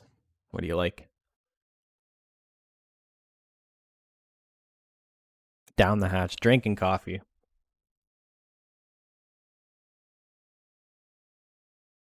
You think they'll move up eventually? I don't know. It's hard to say, but I think so. There are some like especially weak monsters. I don't know. It's gonna be tough, but it's not the end of the world. Your Tiger tomorrow is pretty bad. My Tiger tomorrow is. I think my Tiger is okay. I don't think it's the worst thing in the world. It's the only build I went with any speed on. Technically, I got speed on this, but it doesn't really count. I don't expect, and I did not expect this Pixie to move up first week. Like, even when I was building it, I was like, you know what? This is kind of dumb. But it's the long con. It's the long game, you know? Monster you thought was your worst made it up to B rank already? It can be hard to tell, and sometimes it just comes down to matchups. Like this, we have an entire bracket of intelligence-based monsters. I didn't plan that. It is what it is. Lotoverture being the main antithesis of that. Everyone else running intelligence.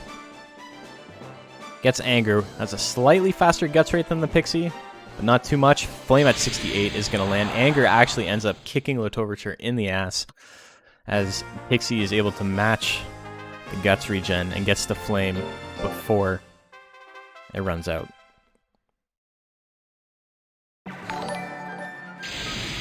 Lol, Moga is now following. Thank you. Appreciate the follow. Hope you're having a great day.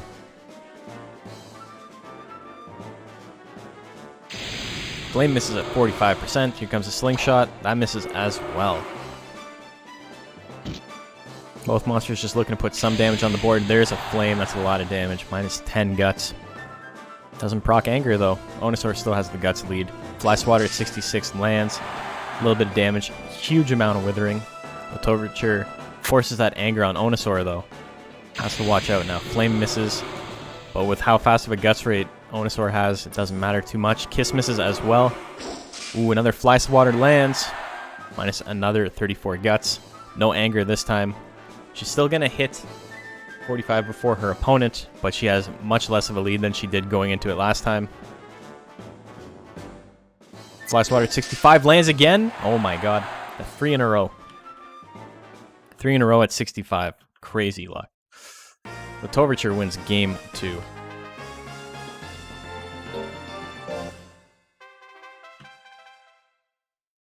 Lotoverture, the only one without a home run hit attack. Yeah, doesn't have the best accuracy. Whip is up there, though. Slingshot lands.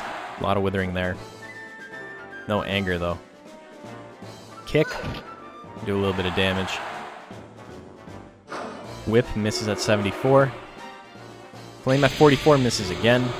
So Lotoverture has dodged the last 6 intelligence techs from Onosaur. They don't have the best chance to hit, so it's not like that's incredibly unlucky or anything. It's about a 5% chance, though.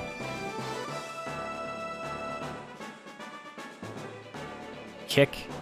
Not the best use of its guts. Because it missed, it pushes it backwards, though. But it decides to walk forward because it does not want to use anything good. Lotoverture has enough guts to attack now. Who's going to go first, though? Here comes a stab. Pushes him back. Onosaur has a huge guts lead. Decides to do nothing. Still has the guts lead, but is now losing. Anger, gonna really force it to use something last second. Lands the flame. 325 damage on the buzzer beater. Onosaur wins that one 2-1. Yikes. Less than 1 second. Very close set. GG's for you. Probably deserved to win that one, but, you know. The monsters missed, I would say, a fair number of misses on both sides. Good-ass Monster Rancher. Gamer. G-A-M-R. Good-ass Monster Rancher.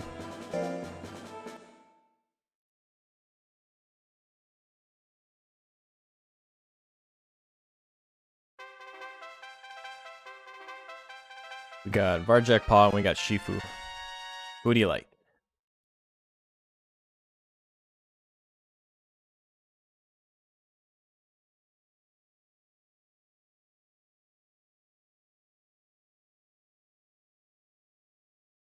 So that only makes things more complicated with trying to figure out who's in the lead, as Onosaur now ties Letoverture at 3-2.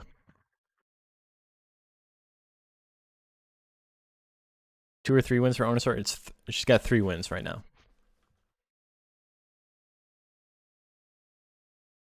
I think Kiss is a very strong move. The only problem with Kiss is that it's in slot 3 on a Pixie, and Pixie does not like to stay in slots 2 and 3 that often. Doesn't like to stay in slot 4 either, but at least in slot 4, she'll like be there for more than she will in slot 2 and 3. The very fast movement speed and the propensity to move more often means that she wants to go into the outside slots.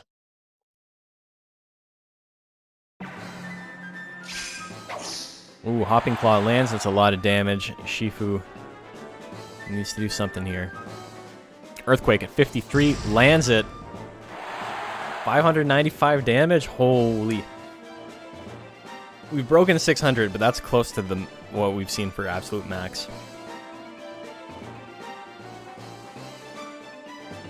It's not over yet, though. We got the grit.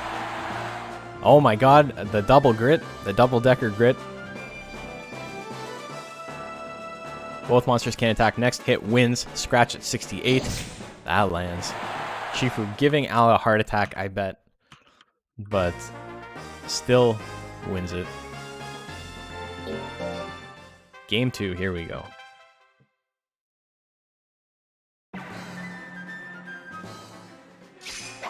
Slash Claw. A little bit of damage. Goes to Thrust Claw as well. 99 on the crit. Big damage there. Sneeze at 69, that's going to be a ton of withering, and 112 damage. Holy shit. Shifu in the lead by a significant amount. If it lands this next attack, and that's exactly what it does, 464 damage. Shifu wins that one 2-0. JP, do you keep betting wrong? I feel for you. Some of these are hard to choose. A lot of these are like legit 50-50s. I know Sneeze has such a cute sound effect. So does Charge. Zilla Rush is kind of terrifying, but Charge is cute. Zilla's the only monster who's like a big monster, and he's also cool, and he's also adorable. No other monster is like all of those.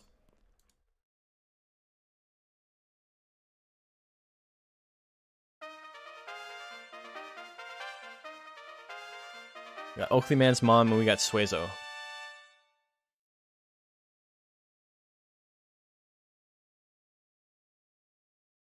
Is that what you were thinking, JP? Did you forget that he's got 450 skill on Earthquake? Still only at like 50%, but Hair is better? Hair is not better than Zilla. Sorry. You're not allowed to have that opinion here. The only monster better than Zilla is Nighton. EQ is like minus 24. In hard mode, is it still?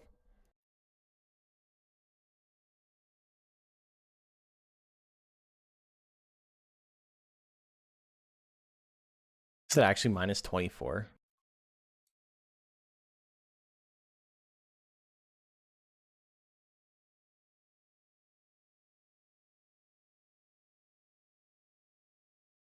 I'm gonna look it up.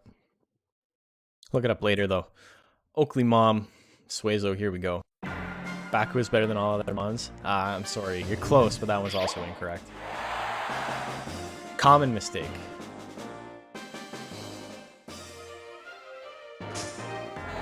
Spits on him.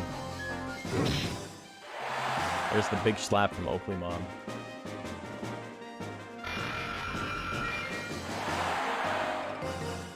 Ooh, big telepathy.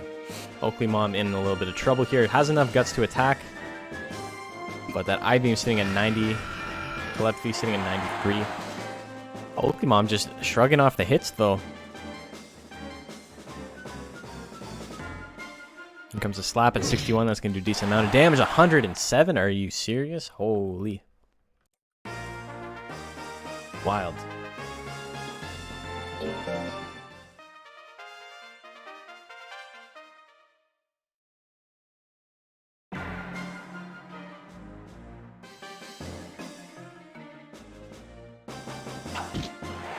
Tail assault. A little bit of damage. Ooh, spit as well. Suezo not really doing enough damage to keep up here. That's the problem. This is like rank C in a nutshell. Oakley Man has more life than you, and if you can't also like significantly outdamage it, you're in trouble. Here comes a chop. That's gonna be it. Got lucky with a couple of those grits, but I don't think it mattered too much. 2-0 for Oakley Mom. This bracket is going to be close. Oakley Mom has taken the lead now with that win at 4-1, but everyone else is in very close contention. MCGM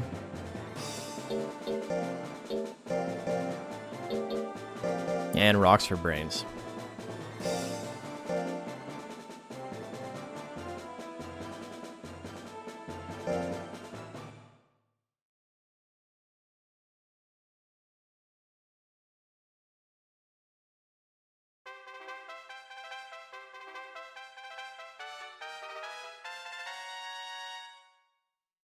Okay, prediction is live. Make your bets.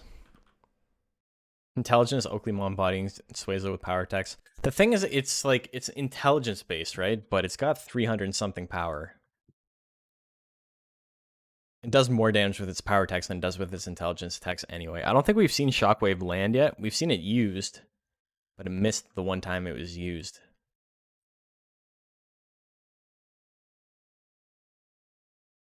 Gaboo is a very hard monster to beat in C rank. You just give it the basics and hope for the best. And we've seen that a couple of times already. Okay, yeah, everything looks updated so far. Looking good. 15 seconds left. Make your bets.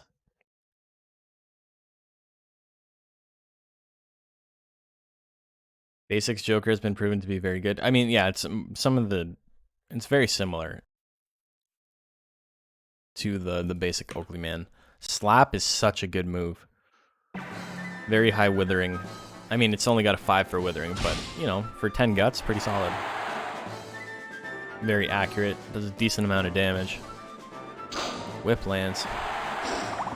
Oh my god, suffocation with the anger. Rocks for Brains is furious. He does not give a fuck if he cuts his arm bleeding. Can't wait for Rocks for Brains. I wish Rocks for Brains had Last Resort in this, so we could have Last Resort versus Suffocation. That'd be great. Who's the better blood brother between MCGM and Rocks for Brains? Horn Cannon lands. He's in the lead now.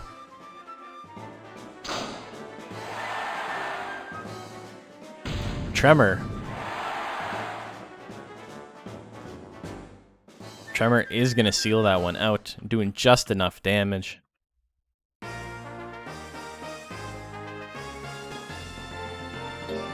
So the reason I'm saying the Last Resort is because Frantic Horn has been renamed Last Resort in hard mode. So that's why I wish he had Last Resort. Oh, Horn Cannon hits.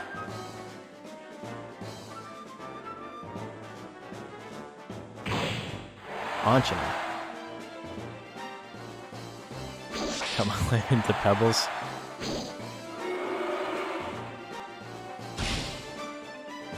Another Horn Cannon. MCGM in a little bit of trouble here. Horn Cannon lands again. That is going to be it. Rocks for Brains wins 2-0.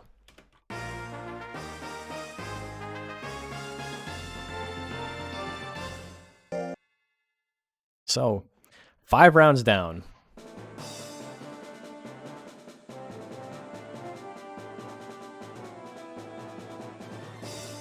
There's a holiday in West Virginia called Bridge Day, where people can parachute off a bridge by either jumping or catapulting. And the one time I went there, blasting Papa Roach. That is such a weird order of words to read. I have more questions than answers after reading that.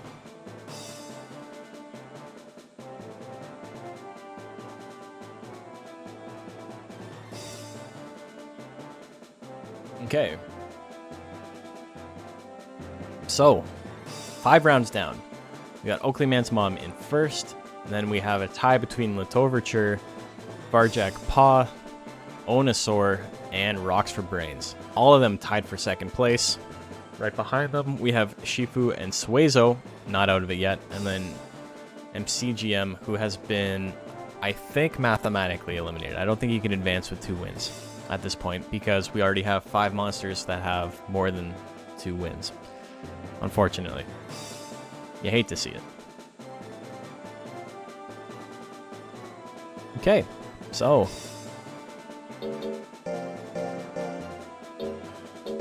next up,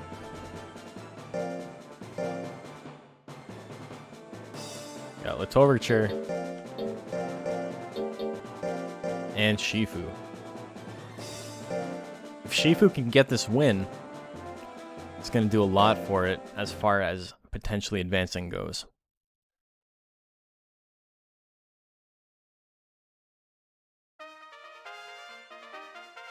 Now you gotta jump off again if you want another. Bungee jumping during the time of COVID. Bungee COVID. I don't know, man.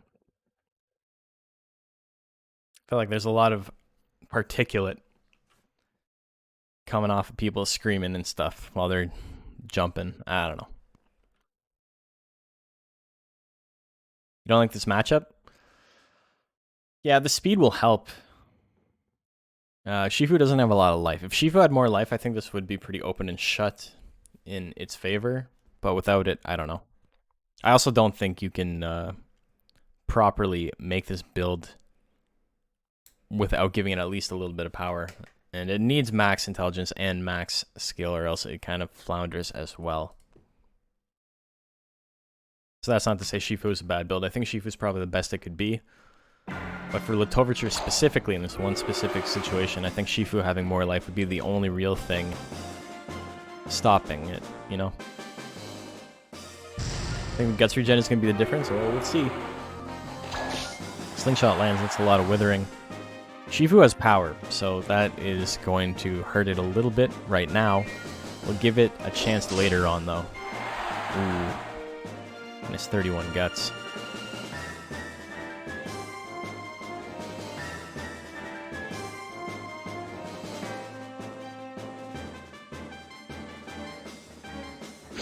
Comes a stab, a little stabby stab, gets the power. You got the touch. You got enough guts to attack, what's he gonna do with it? It's gonna do belly attack. I mean, it's decent. It's not enough, though. Also, you say guts differential, but they have fairly similar guts rates. Another belly attack, not enough. I always say that when there's the power. I'm surprised that's the first time you've heard it, Benric. I remember renting the Transformers movie because a friend was coming over. Rented it and one other movie on VHS, and this was like back in, I don't know, I want to say like 96, 97, something like that. So the movie was already like almost 10 years old at that point. Maybe 10 years old at that point. But I had not seen it. And tried watching it, and as like a 7-year-old kid, I was just like, dude, this is the most boring shit I've ever seen in my life. I couldn't stand it. And as an adult, I haven't seen it either, but like, there's just something about it. I don't know. This is the year 2005, the distant future. The distant future, the year 2000. Earthquake, 48% lands. Big damages there. We got a game 3, folks.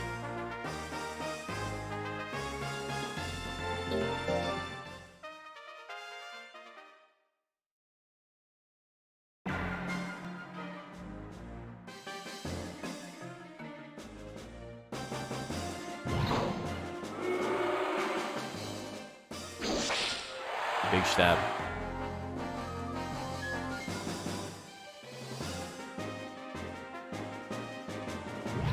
Belly attack misses. Left overture. In a pretty good spot right now. Had 93 guts. Got withered by quite a bit, but still just building them up. Here comes an earthquake. Oh no. Oh no. All the guts in the world, not enough to save you from that. Shifu wins on the anger proc. Oh no. I'm kind of surprised it's still killed even with like a 70 guts deficit or whatever it was, 60 guts almost. It's almost had 100. We got Onosaur. Man, we got rocks for brains.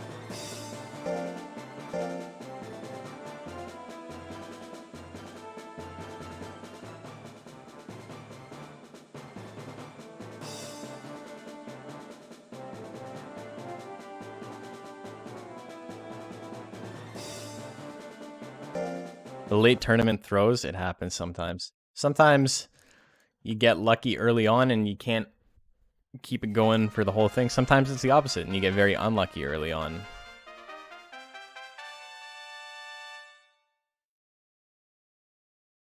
Okay, prediction is live. Make your bets. Latoverture is still in it though. He's not eliminated yet. It's just there will be a tiebreaker, I do believe. I do believe. Rockstar Brain's trying to do the same thing that you just watched the Shifu do. Trying to stop somebody from going ahead 4-2 and getting into it himself.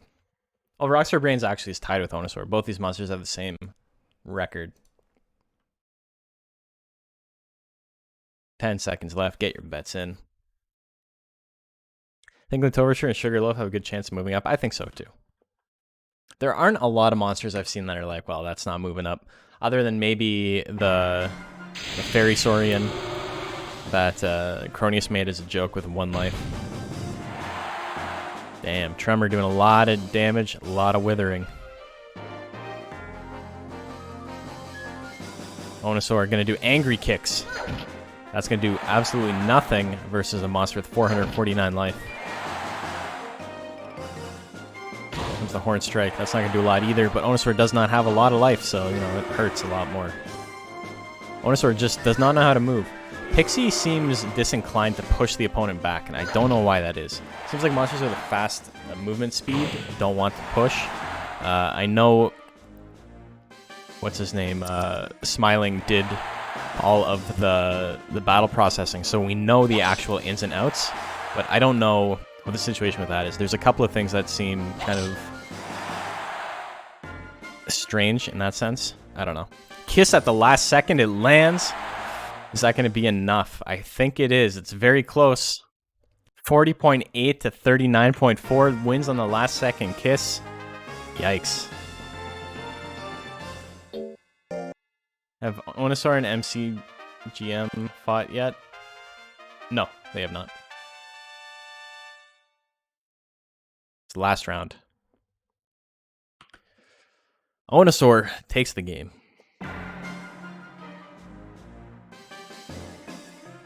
Kiss at 83% misses. She loves missing those kisses. Gonna miss my kiss. It's that time. A little bit of damage. Rockstar Brain's still in the lead, but took quite a bit of withering from that. Flame sitting at 70%, kind of spooky. Goes for it, lands. 166 damage, minus 13 guts. Rockstar Brains gets anger, which is probably not going to help him right away, to be honest. Unless Onosaur uses Pat. Neither monster's attacking. Here comes the kick. Rockstar Brains up to 67 guts. Wow. More kicks coming out. This is perfect for Rockstar Brains to steal this one. He's got guard now. Uh-oh. So he's going to have a shit ton of guts, but he's not going to do any damage. Oh no, attacking multiple times in guard. Oh no. Oh no. Awful. Awful. Proc guard. I try not to pick up guard on my monsters because of that. 2-0 for Onosaur. Lives up to his name right there, yeah. Rocks for brains, indeed. Dude, I say the multiple consecutive normal punches joke a lot, but it's so funny. I still haven't seen season 2. People keep telling me it sucks, and so I've been afraid to watch it. But I love One Punch Man. One of the best shows that's ever been on TV.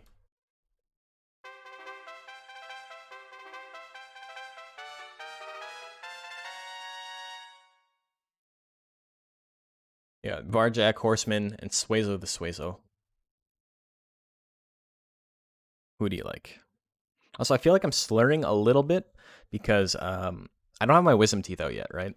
And one in the back is a little bit inflamed because my wisdom teeth didn't come in all the way, so they're like kind of poking through the skin a little bit. And sometimes, like, because they're so far back, I'm really worried about like dental health, right? So I try really hard to like clean them, and I think I over brushed it a little bit, and so it's all inflamed right now. And so my whole, like, this side of my face is like puffy, and I feel like it's slurring my words a little bit, so I apologize. But I'm just waiting for this fucking lockdown to end so I can get my wisdom teeth out.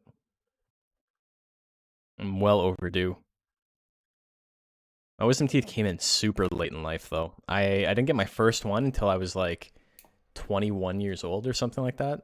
Or no, I got my first one when I was like 18, and then I didn't get my second one until I was like in my 20s. They got big bets, wow. Ooh, I-beam. Good opener. Gets power right off the bat, though, which is exactly what you want to see as Varjak if you are a Varjak fan. Him doing nothing is not what you want to see. Oh my god, he wasted the whole power. Are you kidding me? That was such a good setup for him, and he did fuck all. Oh no. Oh no.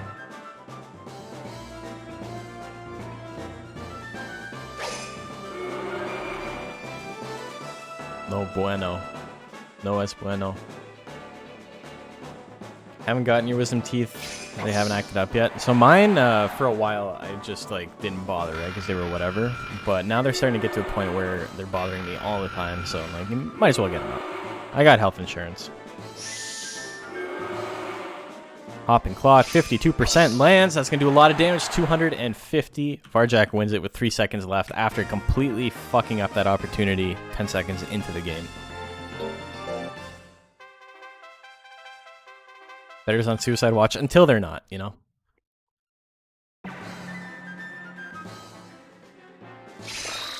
Corkscrew to start things off, 180 damage. Oh my god. Fix the back of my chair a little bit.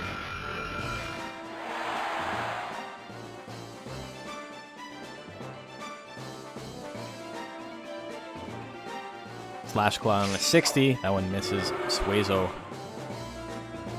is still in it. As I say that, though. Commentator's Curse. Varjak Paw wins that one 2-0.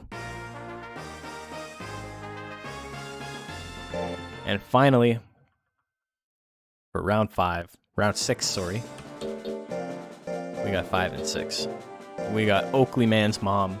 And we got MCGM. Oakley Man's Mom sitting on only 1 loss right now. Can MCGM make it 2?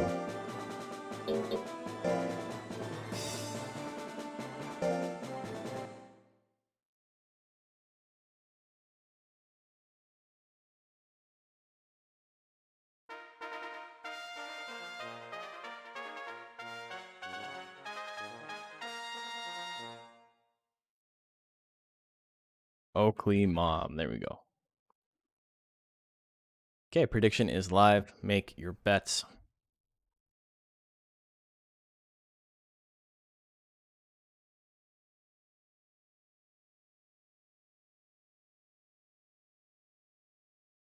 Very interesting tournament, and it really is going to come down to the last few matches in round 7. Nothing like the crisp morning air. It's like 1 in the afternoon here, so I'm a little bit over that, unfortunately.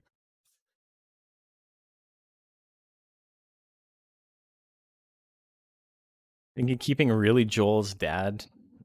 I don't know who really Joel's dad is. The Billy Joel's dad? Mr. Joel? Sir William Joel? 10 seconds left. It's an indie dev. Ah, okay.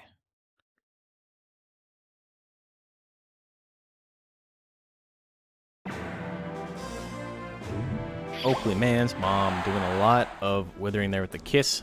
That's an angry boy gel, though. What's he gonna do? Gonna stab you right in the face. A little bit of damage. Right in the kiss out. Ah, the chop does a little bit there. And CGM's defense is actually kind of coming in handy. He can't do a lot of damage himself, but at least in comparison to Oakley Man's mom's health, but he can take a lot of hits. Whip misses at 82. Wow. Kiss doing more withering there. MCGM needs to use his intelligence text, maybe.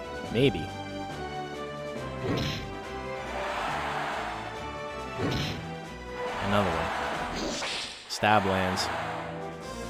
So it's some damage. So he can do about half his health with just power techs. Maybe he should use, you know, other non-power techs. Oakley Man's mom with a Joycey accent. Just asking where the Gabagool is. Shockwave. That's probably the first hit for Shockwave. 120 damage.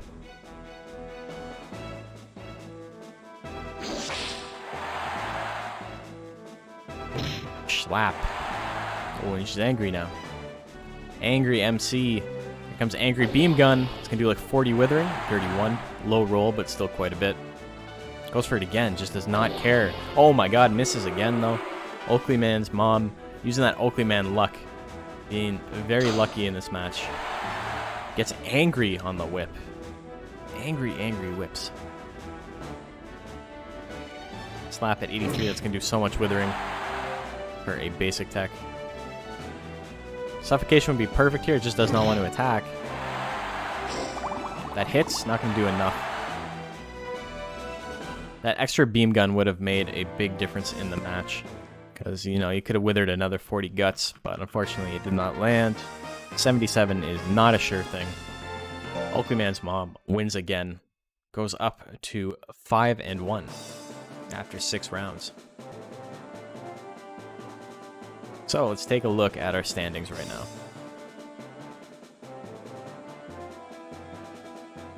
We got, is that NCGM loses here. And we got Oakley Man's mom with that win. So first place, we still have Oakley Man's mom. In second place, we've got a tie between Varjak Paw and Onosaur. And then after that, we've got Latoverture, Shifu, and Rocks for Brains. All tied for fourth place. Suezo, I think, is eliminated. Maybe not, but I believe so. And that leaves MCGM in last place, unfortunately. Rocks has a tough match next. He's got to beat the Oakley Moms. Gotta beat the Oakley Moms. Okay. Next up.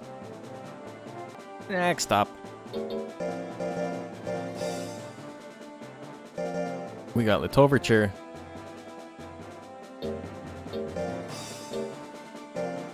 Only the Jellies beat Oakley Mom, yeah.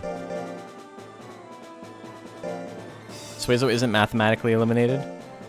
Let me take a look real quick as we get the betting done here.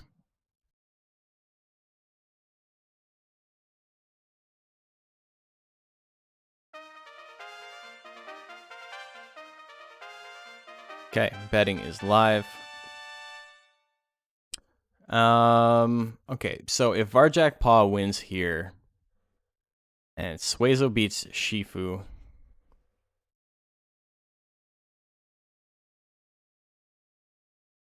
and Oakley Man's mom beats Rocks for Brains, all three of those things have to happen. But if they do happen, Suezo will be tied for fourth place.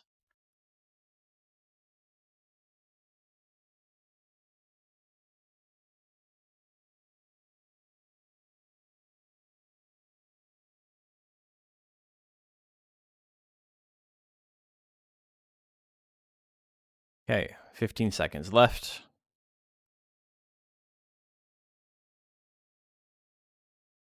Basically the same build, yeah. Only difference is the skill and speed, but it's not going to matter too much because their skill and speed match each other. Oh, Simba. Thank you, brother, for the resubscription. Appreciate the support, as always.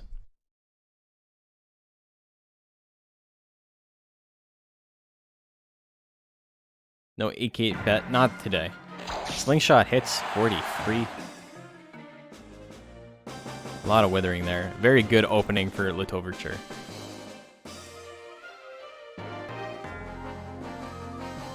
Another slingshot lands. Man, that's so much withering. So that's like almost 60 guts gone for Varjak, like right off the hop. Right off the hopping claw. Ah! But I kid. I jest. Fly Swatter, oh my god. Varjak is in trouble right now. Do it for... It's a good emote. I like it. I have some more in the works. I have like 5 more to make. Been very lazy about creating new emotes because I've been working on some other stuff for the stream. Yet untitled project that I'll show when it's ready.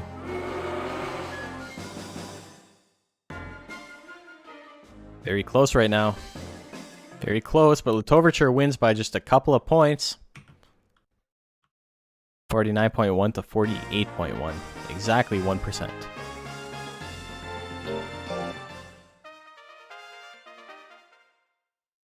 Guilty Gear waiting room. Yes, sir.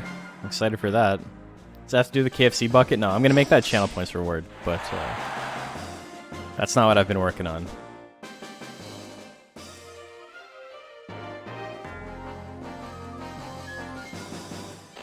Slingshot misses. Oh, big crit Sake Fire doing 74 damage, proccing Anger. Angry Slingshot minus 58 guts. Oh my god. That is so much withering. He's in trouble. It's not always fun getting into trouble, despite what the commercials say. Might be the match. Yeah, he's got 13 seconds left. I don't think he's going to build up enough guts, especially if he gets withered once more. Even without it, I don't know if he can do enough. No, he wouldn't have hit 45 regardless. Litoverture is just chilling, and on the 1 second left decides to go for it. 2-0 for Litoverture.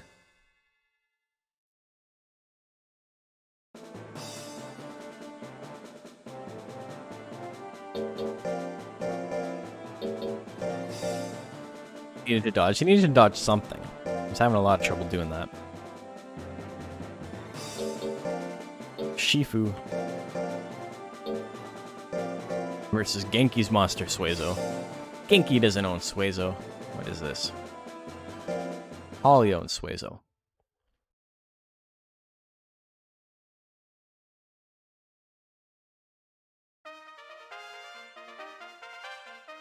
He did dodge a lot earlier. Speed did what it was supposed to do. It helped him out sometime. You yellow-bellied zoomers! I believe I turned down the audio on that. It still sounds pretty loud, but it's quieter than it was.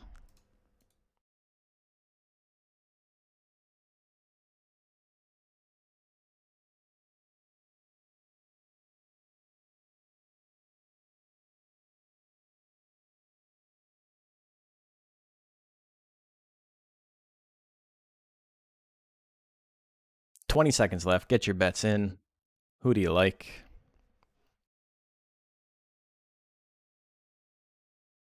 A little bit one-sided on Shifu right now. Understandable given their records. Okay, here we go. I-beam to start things off would be pretty big. That's exactly what he does. 72%. Shifu in trouble already. You yellow-bellied zoomers! I'm sorry. I'm terrible with the details. So it's a lot louder than that one. That one's really quiet, though. There's not much I can do about that. Power. He's got power. He's got to do something. Earthquake with power. Oh my god. 660. I think that's the highest we've seen. And that was not a crit. A crit at that would have put him into the potential to get a max damage roll. 999 damage is totally possible off of a 660. But yeah, that is now the most we've seen. So much for 510 will never be beat.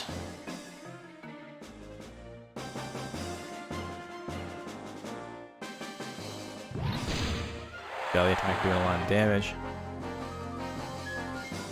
Yeah, if that was like in-game, that Suezo would absolutely be dead. Misses that Earthquake, but at least he's going for it. At least he's going for it, you know? He's trying. He's doing his best.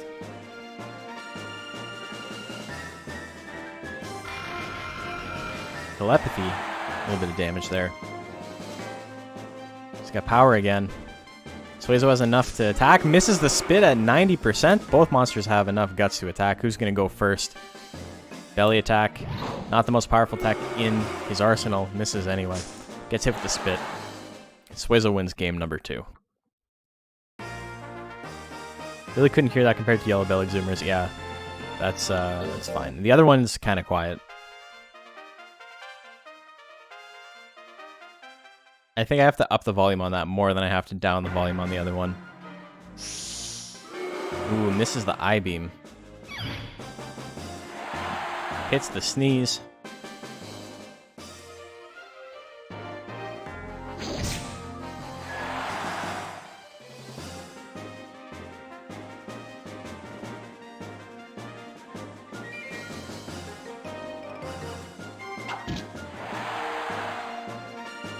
Okay, so I just turned down the Yellow Belly Zoomers. I'll test it again later. I need to like update it. By updating it, I need to make the screen go black and do some fun stuff. Belly attack misses. Shifu's got a pretty good lead right now though. Spit gonna do a decent amount of damage, not nearly enough though. He needs to land multiple attacks. Misses the telepathy at 76. Uh-oh. Uh-oh. Belly attack lands again. He gets the KO with the power attacks. Shifu wins that one. 2-1. 2-1 but close though.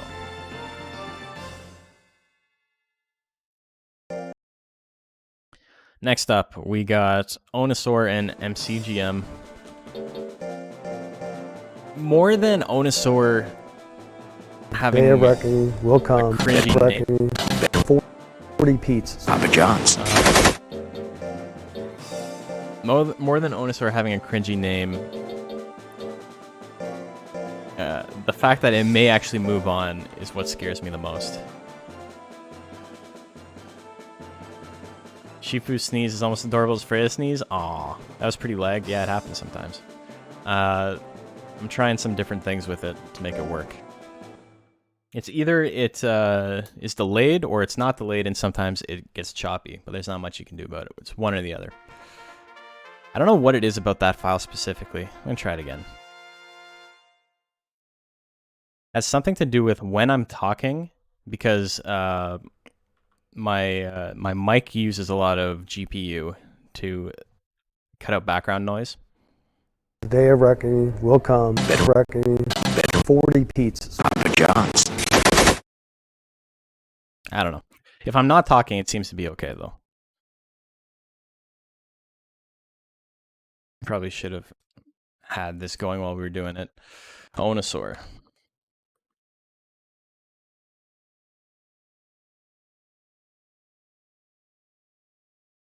Black screen would be funny.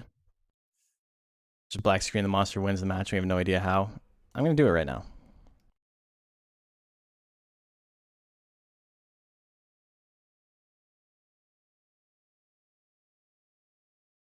And we're back. So, Zoomers should be quieter now. Let's test it. If it's working properly, it should be quieter. Yeah, yellow-bellied Zoomers! Yeah, that's a lot quieter. Okay. See, it works now.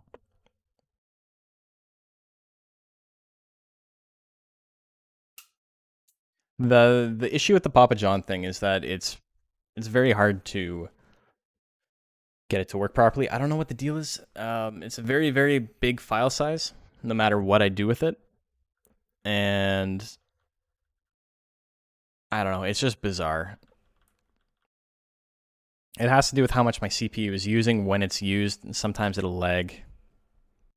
Sometimes it won't. Anyway, this is good. So we're going to play the game.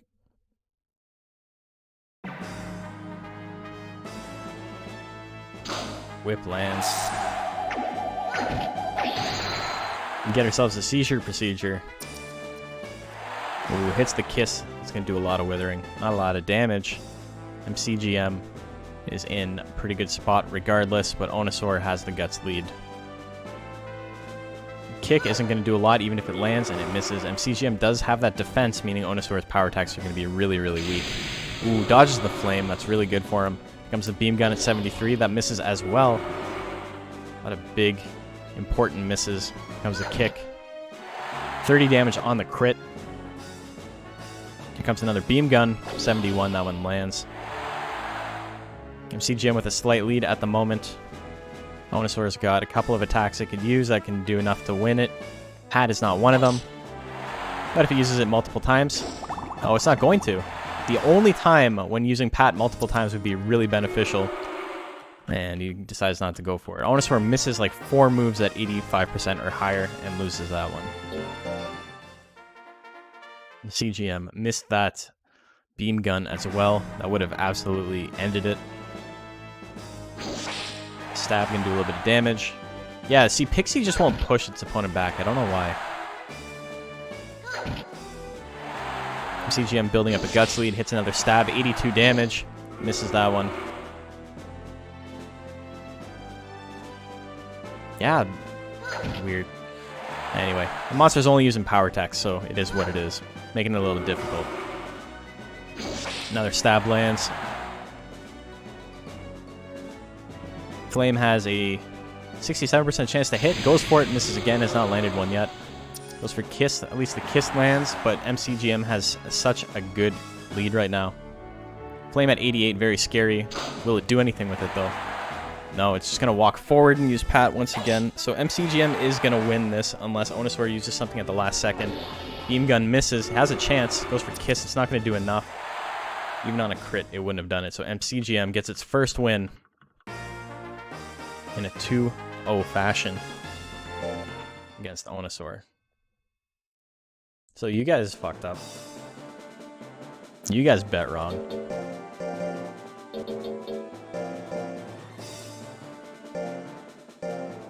Sucks if you lost points on that.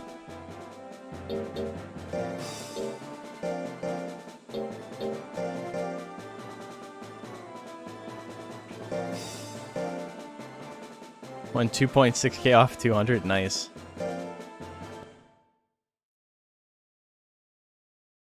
Oakley Mom and Rocks for Brains.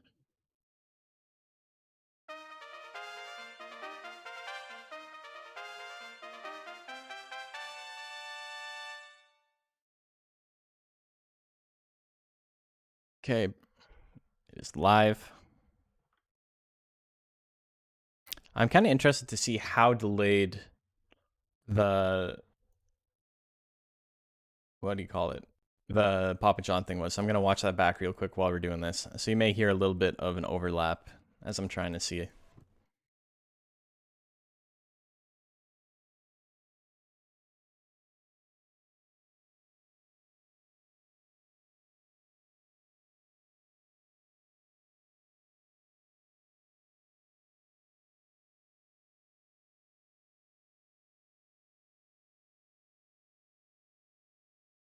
Specifically. I'm going to try it again. Let me see. Has something to do with...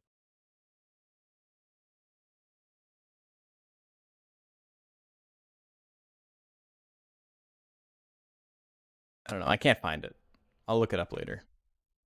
Anyway, Oakley Man's Mom, Rocks for Brains is live. Let's go. Yeah, the Quiet Nash was me listening to the other stream.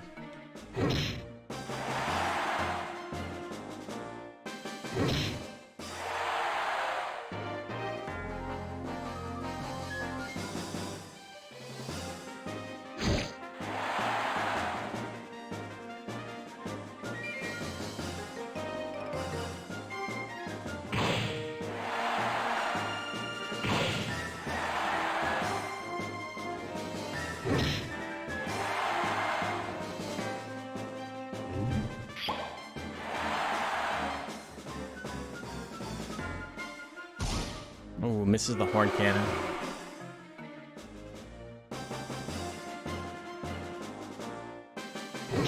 Ya yellow-bellied zoomers! Damn. You got the zoomers going on? Sorry. I'm not commentating. This is very boring.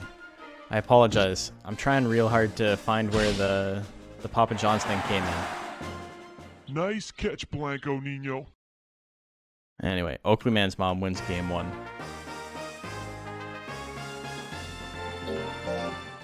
It's funny because all I can see in the chat is JP saying it I'm lagged, terrible with the details. but I can't see where it actually went off. So I don't know. So I'm watching it back right now.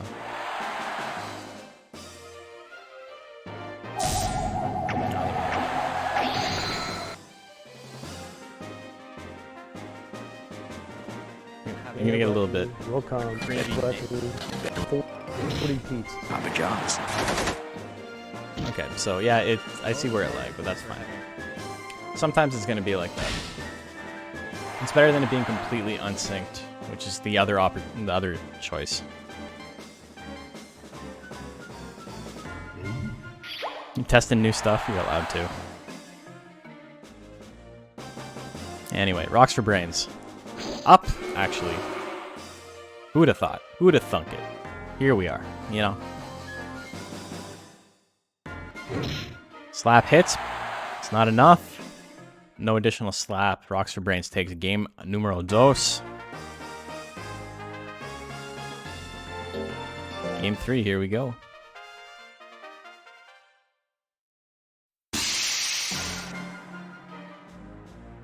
Horn cannon lands 138 damage. There's the angry boy though. Chop probably the worst move for him to use during anger. Gets a good crit on it though. Win might be crucial even if he loses yet. Tiebreakers matter.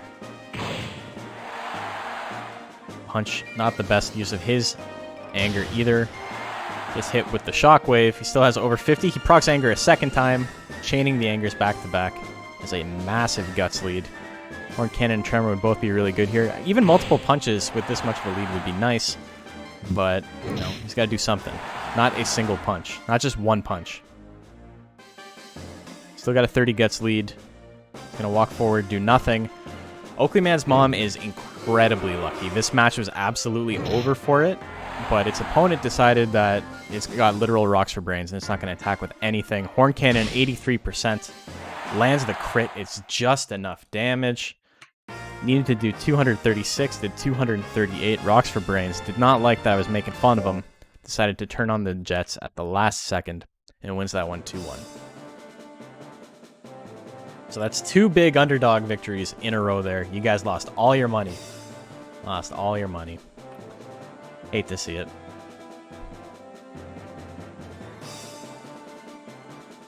Okay. So that's Onosaur's 3rd loss. Onosaur ends up 4-3. MCGM does not get skunked. Gets 1 win, 6 losses. Shifu beats Suezo. I believe, right? Yes. And we've got Oakley Man's mom with its 2nd loss. And Rocks for Brains gets the 4-3 record. So, this is something. We've got Onosaur in 1st. Oh no, sorry, we got Oakley Man's mom in 1st at 5-2. And then 4-3, we've got Latoverture, Varjack Paw, Shifu, Onosaur, and Rocks for Brains. We have a 5-way tie for 2nd place. So, 2 of those monsters will not be advancing. 2 of the monsters that are currently tied will not be advancing. I don't think we've ever seen a tie this crazy before. Let's count up Latoverture's wins. You got 1, 2, 3, 4, 5, 6, 7, 8, 9, 10. I will double count. I'll make sure everything's correct. Varjack Paw has how many? 1, 2, 3, 4, 5, 6, 7, 8, 9. 9 wins. Uh-oh. Getting 2 of Latoverture ended up hurting it pretty badly. Shifu has 1, 2, 3, 4, 5, 6, 7, 8, 9, 10. Onosaur has 1, 2, 3, 4, 5, 6, 7, 8, 9, 10.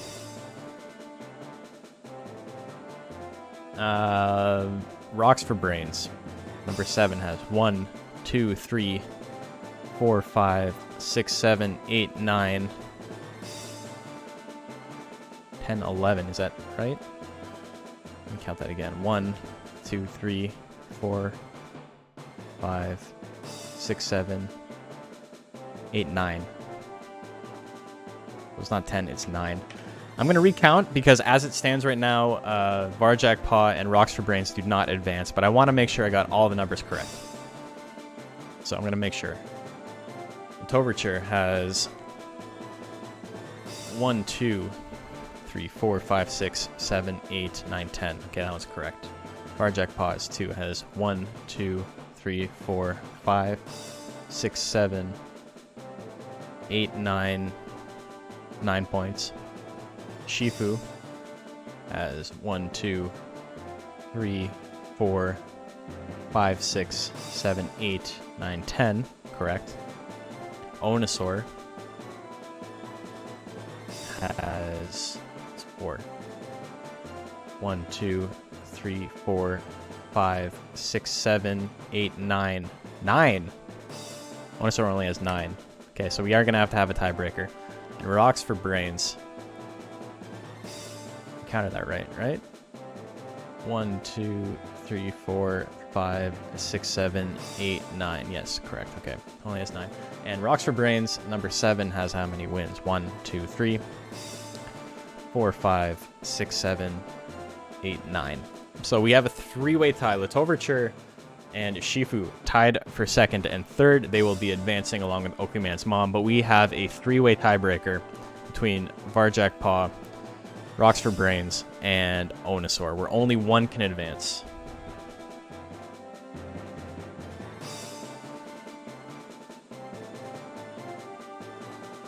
So that's where we're at right now. Let's do a quick one tiebreaker.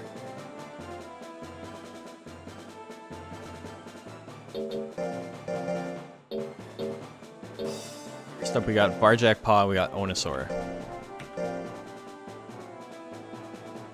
Or, yeah.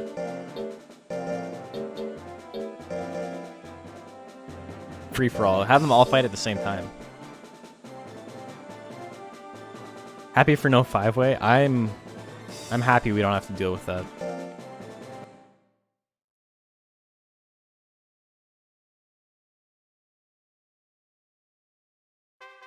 I think you might be pretty okay at the sponsor racing thing. I'm glad to hear that. We need more confidence in the scene. Too many people get down on themselves. Okay. Best of 1.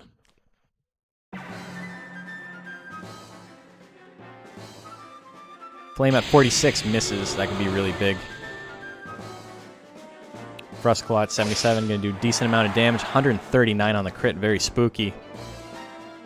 Kiss at 64 misses as well. Onosaur is not going to land anything. Holy fuck. Minus 44 guts there. That's what it needed to stay in the match. With those misses, it was very, very far behind. Both monsters can attack. Here comes a Slash Claw at 80. It's going to do a little bit of damage. Not nearly enough, though. Another Kiss could be really big. Flame only sitting at 50-50. Goes for it, though. Misses again.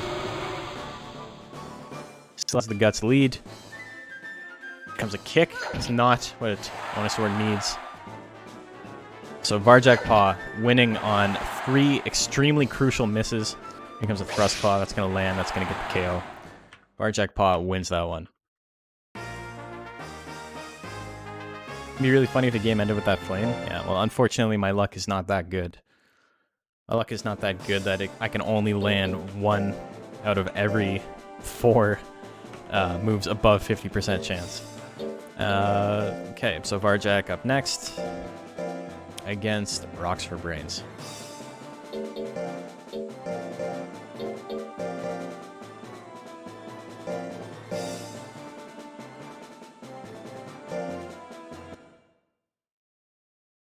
If Varjack wins this, he will be advancing in 4th place. If he loses, then we got to do a 3rd place or a third match between Rocks for Brains and Onosaur. And if Onosaur wins that, then we'll be tied. 162 damage, big damage to start things off. Varjak's not out of it yet. He also has access to power. Ooh, misses the corkscrew, 78%.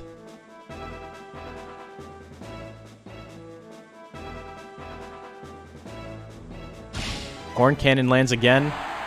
That's going to be it.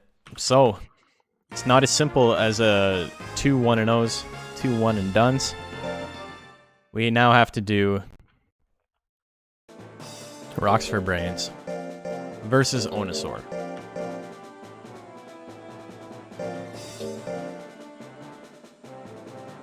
Rocks for Brains now in a good spot. If it wins this one, it wins the whole thing, and it moves up to fight in the top 4. Okay, here we go. Flame at 66, Horn Cannon at 73. Flame to start things off, lands, 210 damage minus 12 guts. Rocks for Brains does not get angry. Goes for a punch. Decent amount of damage, good crit there, considering it's a power attack. Another Flame at 67, that one lands. There's a lot of damage being done. Rocks for Brains getting no anger. Horn Cannon can kill on a crit, misses at 73%. Onosaur using some of that luck that it saved from the first match. Kick gonna do a tiny bit. Flame again misses this time. Rocks for Brains has a decent guts lead, up by about 10. Both monsters can attack though. Kiss would be really, really brutal here. That's what he hits him with. There's the anger. Onosaur still has a faster guts rate, I do believe. Slightly. Both monsters can attack. Horn Cannon with anger. Hits this time, 92 damage. Not enough. Just clips through Beaklon's horn, yeah. Beaklon's the biggest monster in the game.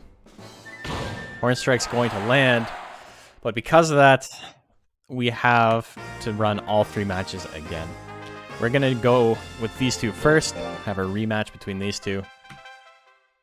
So Onosaur beat Rocks for Brains, Rocks for Brains beat Varjak, and Varjak beat Onosaur. And that's how it happened in the actual bracket too. So we've just seen more of the same. Kiss with anger, minus 85 guts. Uh-oh. Gets Fury, but it's not going to matter. Goes for another Kiss.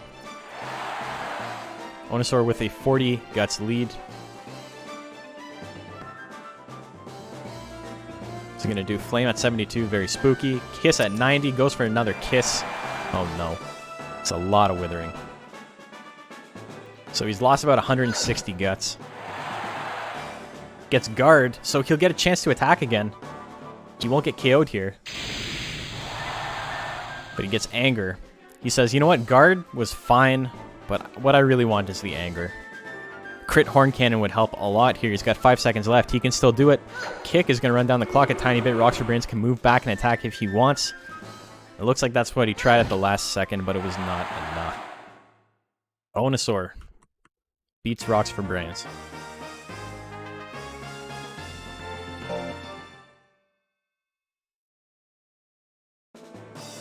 Now we do Onosaur versus Varjak Paw. And then Varjak Paw versus Rocks for Brains again. And I really hope we don't have a second one. Whether or not my monster wins or loses, I don't want to do a third. Sorry, this is the second one. I don't want to do a third.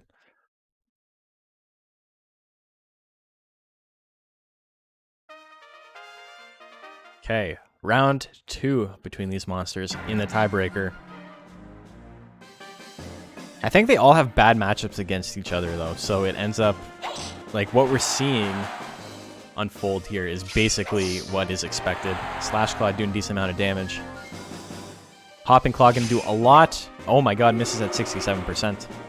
Flame at 51, that misses as well. Goes for it again at 48, that misses again.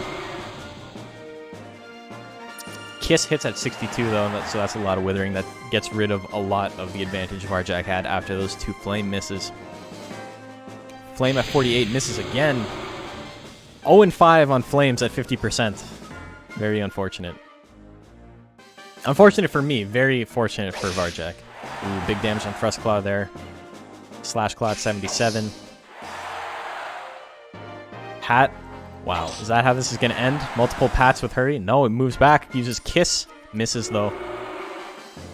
0 seconds left, Varjak paw once again.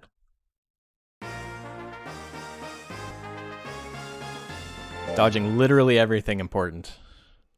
He can't hate on it. You run speed in rank C, you kind of deserve it, I guess. Okay, so Varjak paw. And rocks for brains. Please don't send us to a round 3. 3 monsters are tied.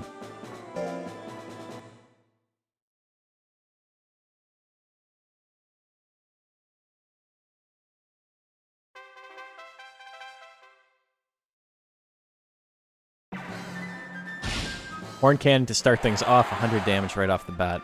Gets Vigor. It's not going to help him a lot, but, you know, it's there. Now he can move into Horn Strike range better. Slash Claw lands, 76 damage. Lands again. Doesn't do any withering with those moves. Ooh, the punch misses. Slash Claw again. Varjak Paw is now in the lead. Tremor. Ooh. Decent amount of withering. A little bit of damage. Both monsters can attack. Who's got it, though? Tremor misses. Varjak has a bit of a lead. Goes for Horn Strike. And misses as well. Thrust Claw, 81. Big crit. Ooh, Corkscrew's going to land as well. And no grit. Because Varjak is not capable of getting bad luck. Varjak moves on. Congratulations, Patch. So that is going to be our top 4. We're going to have Oakleyman's mom, and then Shifu and Latoverture tied for 2nd, and Varjak Paw in 4th. So, let me get top 4 ready, and we'll be back in just a sec.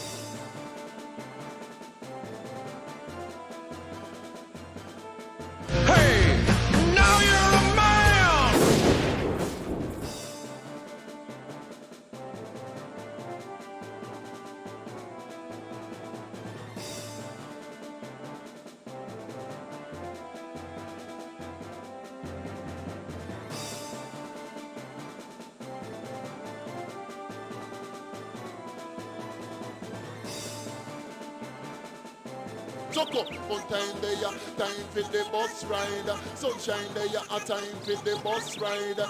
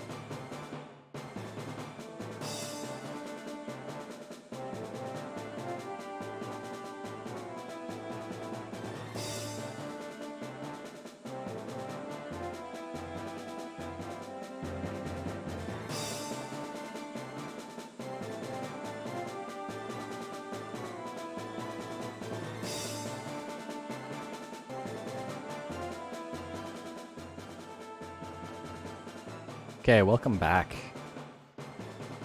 Here is our top 4 for Week 3A of the Monster Rancher Battle League. This is our first bracket of the day. We will be having a second one after a short intermission. But yeah, let's take a look at it. We got Oakleyman's Mom in first, fighting Varjak Pa in 4th place. And we got Latoverture in 2nd, fighting Shifu, who's also tied for 2nd.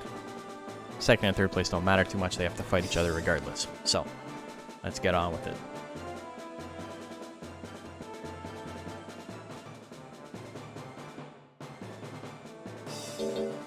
So first up, we got Oakleyman's Mom.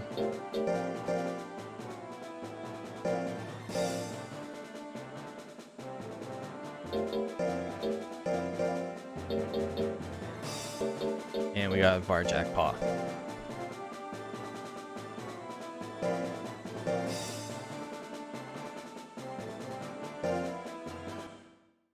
Okay, predictions.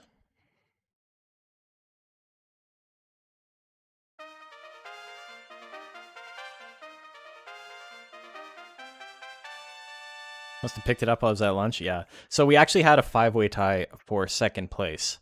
Oakleyman's Mom ended off at 5 and 2. 5 monsters were tied at 4 and 3. And then there was 2 monsters trailing behind. And so Shifu and Latoverture had 10 wins each. Varjak, Pa, Onosaur, and Rocks for Brains all had 9 wins each. And so because they were behind a little bit, they had to do a 3-way tiebreaker. And it took 2 rounds of the tiebreaker to see who would move on. And Varjak Pa eventually did. 20 seconds left. Who's got it? Who's got it? 2.7k to 1k. Remember, top 2 monsters of this tournament will be moving on to B rank, and that means that whoever wins this only has to win 1 additional match to secure their spot in the next rank. Hopping Claw misses. Ooh, Shockwave hits, 197 damage. Kiss hits. Varjak is in trouble. He's in a lot of trouble. Doesn't have a lot of guts. Oakleyman's Mom only needs to land like 1 more attack, but Varjak can do a decent amount of damage. Hopping Claw misses again at 67. Chops him down to size. Oakleyman's Mom wins game number 1. Oops, my bad. I'll re-enter them. Don't worry about it.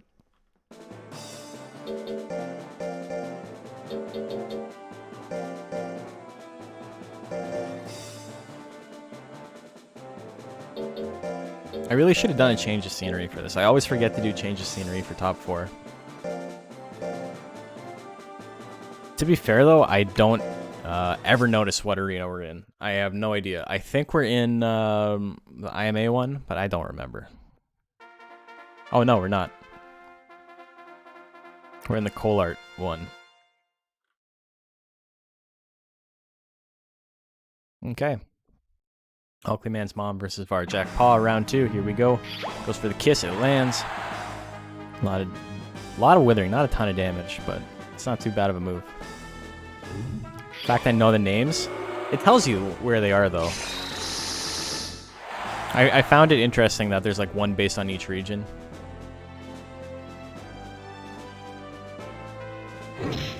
Ooh, slap.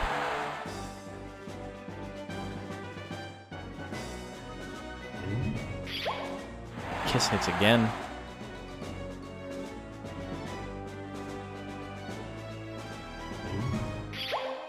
Kiss hits again.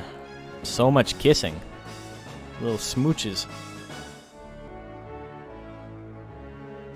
Little smooches all the way to death. Shockwave at 63%. That lands.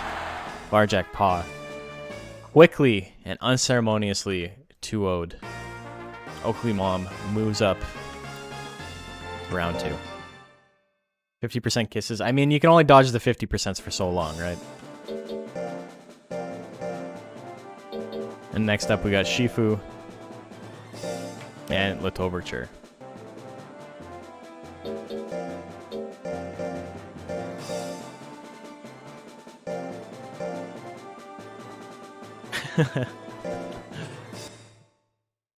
Ain't got shit on Oakley, man. Apparently not.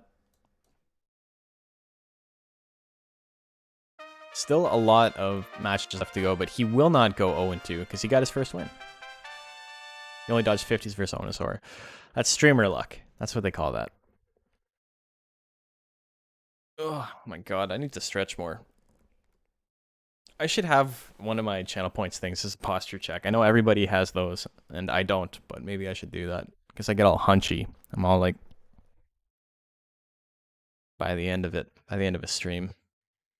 You guys couldn't hear that, but when I moved my neck like that, it cracked like 9 times. So, I'm decrepit. Still really don't like the matchup for Lutoverture. I don't think it's a great one for him. He does have a little bit of speed, though. So, you know. 15 seconds left.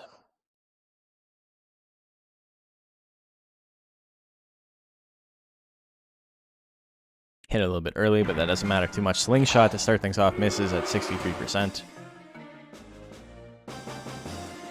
Scratch misses at 63% as well. 63%. It's not a number you can hit with, apparently. Scratch at 64 lands. Fly Swatter.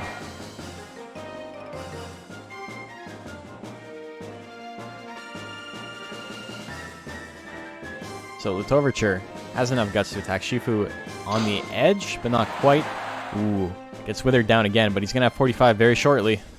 Doesn't need power to kill in one hit with Earthquake, but power belly attack would be nice. Misses anyway, and Shifu's power runs out. Lutoverture lands another whip. It's enough to kill. Lutoverture wins game number 1. I think it's fairly favored for the gel. Yeah, the thing is that Earthquake is big overkill in this matchup. Earthquake is great anti-tank stuff, but against this, I don't know. 50-50, misses. Stab misses at 72. Slingshot lands for minus 29 guts. Shifu does not have anger, so he is going to just have to hold that hope. Hits the Fly Swatter as well, down to 10 guts. Lutoverture now has a huge guts lead. Shifu does have the comeback potential. It's just, will he actually come back? What's he got? Gonna stand still, get stabbed in the belly. Perfect roll on that damage. Shifu not proccing power. Ooh, another one. Doesn't proc power again. He's just walking forward. He doesn't care. And gets stabbed again. A double KO for Lutoverture. So he moves on to winners finals, and that means that we've got Shifu and we've got Varjak Paw.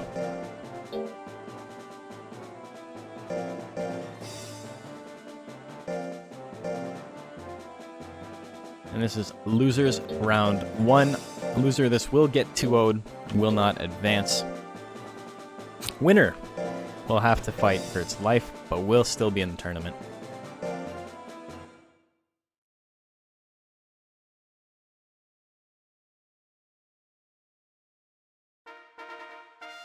Okay, we got Shifu, we got Varjak.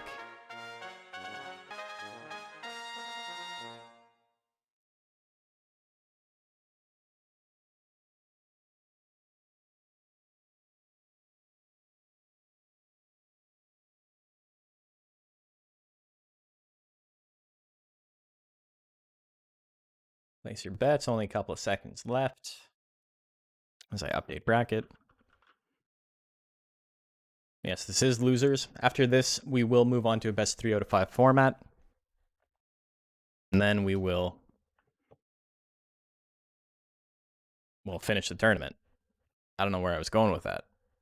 You guys already know. 15 seconds left. Get your bets in.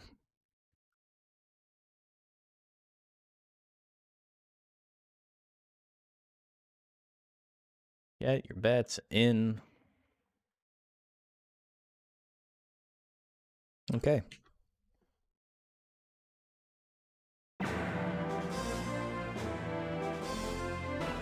Breast Claw. Day of reckoning will come.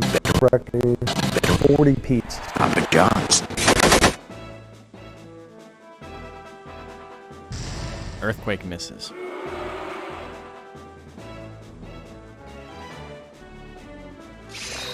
Corkscrew misses as well. I'm very close on buying a new CPU just so I don't have to worry about Papa John lagging on me. That one and the new one, because I really like the new one, but it lags a little bit. Belly Claw misses too. Ooh, Thrust Claw. Give a little bit of damage there. Very close. Who's got it? They both have the same amount of guts. Hopping Claw can do a lot of damage here. It's not enough to KO. Shifu's got power. Uh-oh.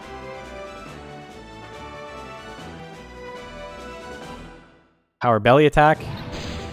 Oh my god, 153 on the crit. Shifu wins game 1. Did I say belly claw? Maybe. Oops, my bad.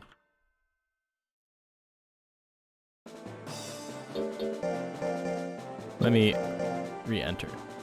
No, we're gonna keep sides the same, my bad.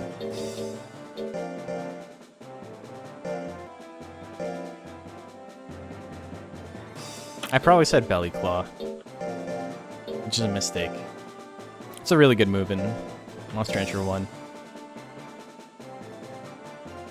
Very peculiar animation on it.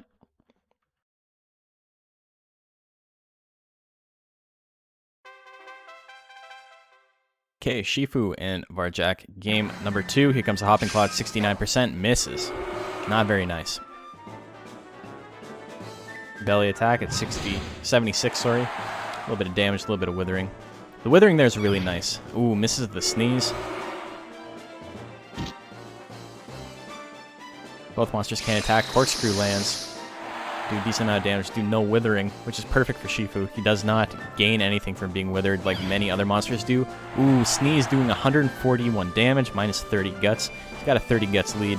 What's he going to do with it? Belly attack at 77 lands as well. Not enough to KO. Procs power on his opponent, but he still has the guts lead. He can do something big here.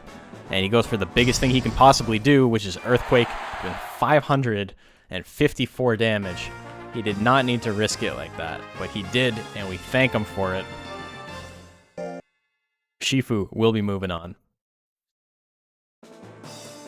Get these tiger subs out of here. Fun subs only. Tiger subs are nice.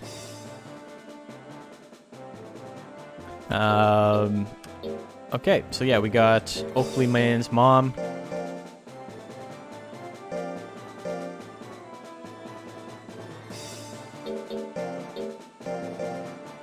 And we got Latoverture. Latoverture making winners finals. Sans David S. Pumpkins. Who would have thought?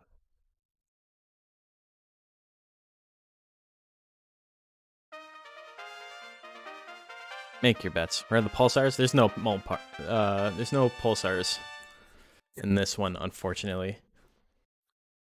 Hey, is that me personer? I know who you are. Welcome to the stream. Appreciate it. Okay, you got 40 seconds to get your bets in. Get your bets in. 30 seconds left. Come on. 1.5k to 1k, not too bad. Decent spread on the bets.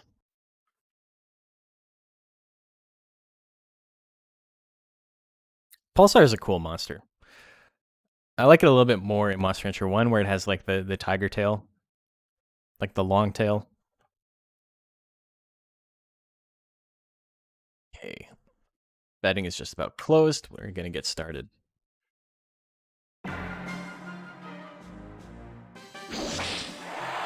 Give him a little stab right in the face. He had chopped it back. Yikes.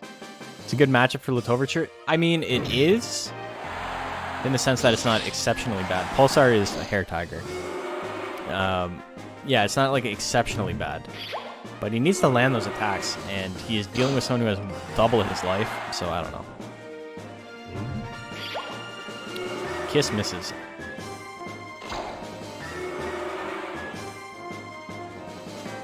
What's he got? Both monsters can attack. Oakley Man's mom slowly moving forward. Yeah, hair tiger. Chop. Big chop. Toverture's still in it though. Here comes another chop.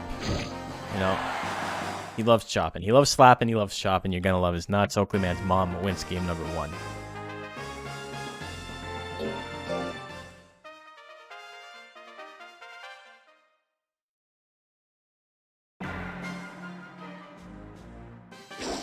Fly Swat hits to start things off, minus 36 guts.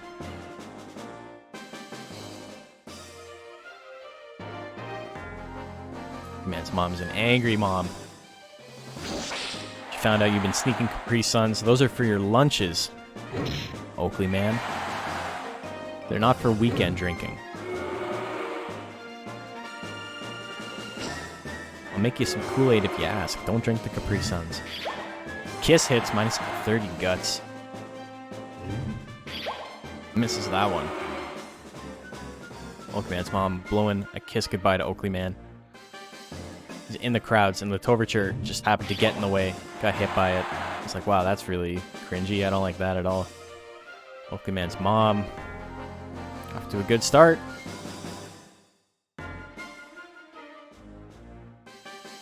And here comes the slap. The high life is such a tough wall to break through. Yeah, so in rank C for the Monster Hunter Battle League, 450 is the stat cap for any individual stat. I know intelligence on this one is 451, but like, who cares, right? It doesn't actually affect it. And instead of being an overall stat cap, it's an overall level cap. So what that ends up meaning is that 449 is the most points you can put into life without like wasting a level point. If you went up to 450 life, technically it's more, but you're wasting an entire level. You could slot into something else for literally 1 HP, so it's kind of garbage.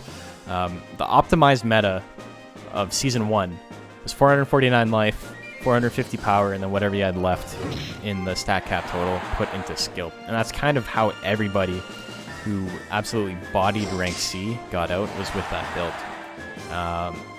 We're seeing a lot of that this time around too, just because people are like, well, it worked, right? I'm just gonna do what works. There's actually a monster that was entered into the league late last time called QED. I just had that build because, you know, it's been proven to work, so you might as well do it. But I changed up the rules a little bit this time, so you're allowed to... it makes it easier to build a mixed attacker, was my goal. Because mixed attackers under a stat cap are terrible. You'd never run a mixed attacker if you expect to win. It's just not worth the points. It's not like... There's very few monsters who have moves in alternating slots that are like so good that you would want to change what their attack designation is based on the slot. So yeah, we don't really get a lot of mixed attackers. So I made it so if you invested into 2 attacking stats, it was cheaper. Oh yeah, Matt, sorry. Was that best of 5? Yeah, it was best of 5. It was 3-0 for the Oakley Man's mom.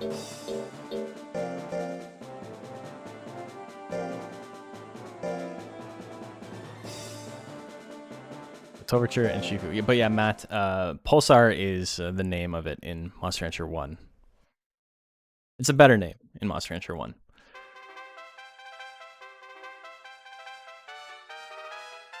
Okay, we got Latoverture. And we got Shifu. I think one of the reasons my monsters are failing is I went with the gimmick of doing power speed, power defense, intelligence speed, intelligence defense. I mean, but you already knew that defense doesn't work, right? Like, it's one thing to have fun, but like if you're gonna do something that you know is not good, like, oh well, like it is what it is, right? It's like Cronius. His builds are not good, but he knows that going in, so he's not too upset about it.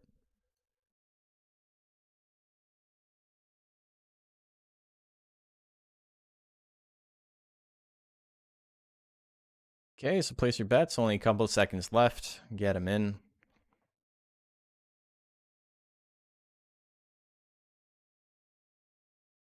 It's the hope that kills you. Yeah, if you don't give a shit, then whatever. It's like that with Onosaur. Like, I didn't think Onosaur was a good build. It did way better than I was expecting.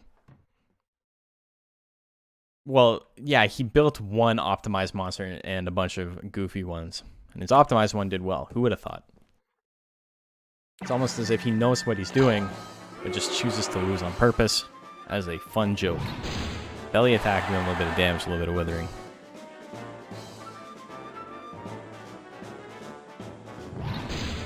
Belly attack lands again. Yeah, Matt, but I mean, it depends on like what you're looking for, right? I'm gonna be honest with MCGM. I don't think you built that with the intention to win. Like, I don't think that was your goal, and I think you know that. And it just is what it is. If you're having fun with it, then you're having fun with it, and that's good as well. Shifu wins game number 1. But yeah, like I was saying, like Onosaur did a lot better today than I was expecting. I think the build is competent, but I was just excited to build kind of like a goofy Pixie build that was untested. And I was like, I don't know, maybe this will work, maybe it won't. Pixie's extremely bad in rank C, so whatever. She won some games today. That's all I could ask for. Stuff like Golem. If my Golem was doing badly, I'd be a little bit upset because, you know, that's an extremely good monster optimized to the core. The same thing with my gel. My gel is goofy. I just kind of built whatever. Ooh, Fly Swatter doing big damage there. Shifu can't really handle the withering. Is Latoverture going to make it to Grand Finals just on having to beat one monster? This is a good matchup. It might actually have lucked out into having a very good matchup twice in a row. Yeah.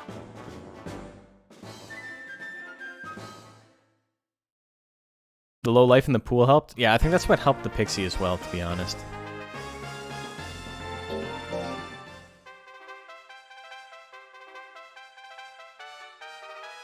You weren't on HM, so suffocation was power-based? Wow, that's actually impressive, considering. Slingshot hits a little bit of withering there.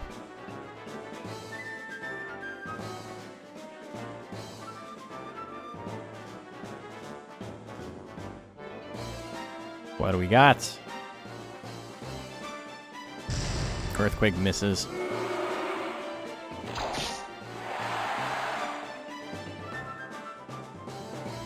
Slingshots make it very hard. So does the Fly Swatter. This is like an almost unwinnable matchup for the Zilla.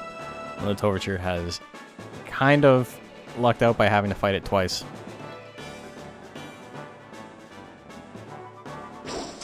Fly Swatter lands again. 2-1. Latoverture on match point, moving up to Grands. Very unlucky for Shifu. Wins in the first 10 seconds. I don't know if that's true. I think Latoverture hitting Slingshot would, you know, give it a better advantage there. Has to luck into Earthquake early. That's kind of it, yeah.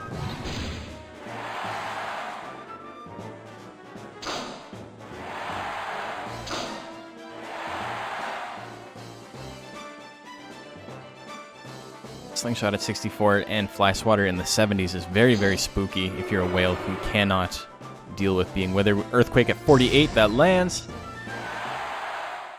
That's what you're trying to say. It did words bad. It happens. We all do words bad sometimes. And just like that, we got a game 5. Okay, game 5. Here we go.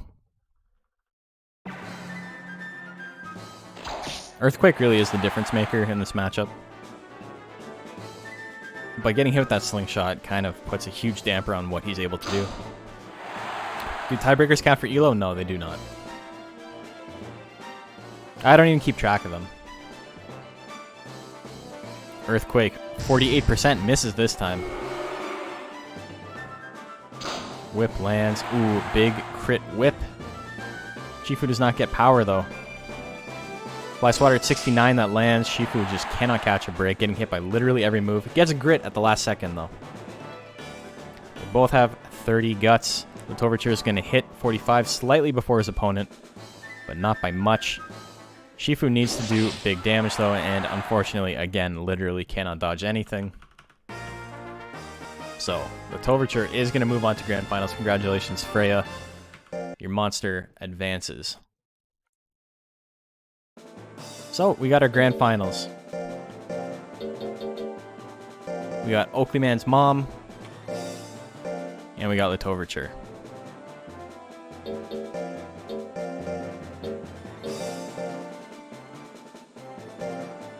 That's the thing. I think Shifu is going to be really strong. I think Onosaur is going to do incredibly well versus the monsters that are left in rank C, and a couple of other monsters that we have are in that same sort of boat.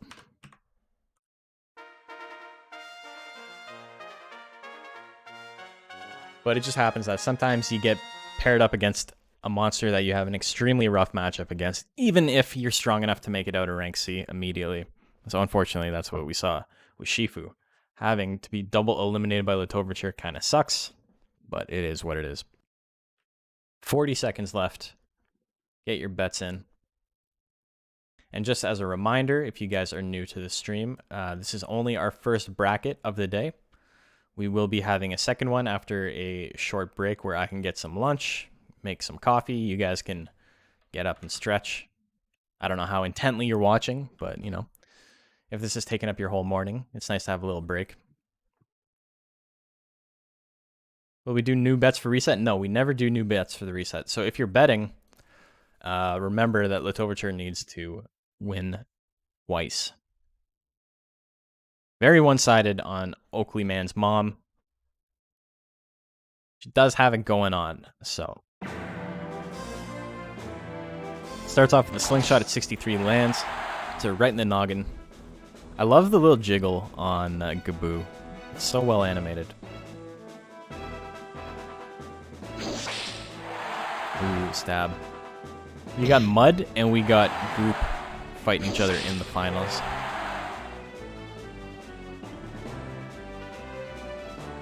Shockwave at 61. That's a decent amount of damage.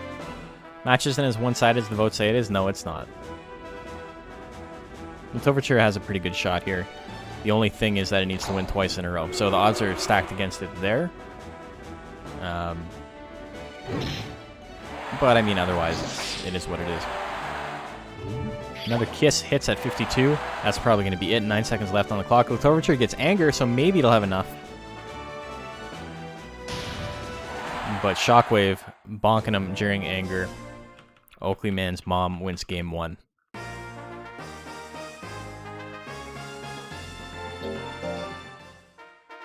Game 2. The low skill on Oakley Man's mom is what's hurting it, stopping it from being like a complete blowout. Ooh, big stabs. Missing the slap. You're out, but this is sick, and I'm definitely going to keep watching. Hey, appreciate it, man. Till next time, have a good one. Angry Boys.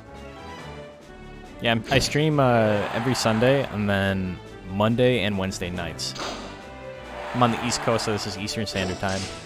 But yeah, 8 p.m. Eastern Standard Time on Mondays and Wednesdays to see more Monster Rancher stuff. Slingshot misses at 90%. Damn. That sucks. You see Shockwave more? Yeah, Shockwave is great. Fly Swatter lands. That's a lot of guts gone. Latoverture pulling ahead here. Don't think Oakley Man's mom's going to have another chance to attack.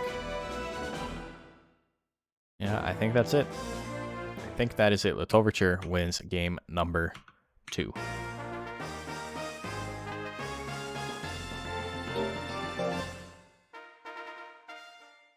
Game 3, here we go.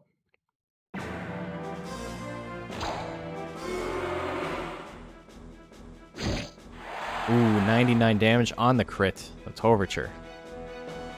Big damages. Whip. It's the big whip. Chop misses. Ooh, big slingshot there.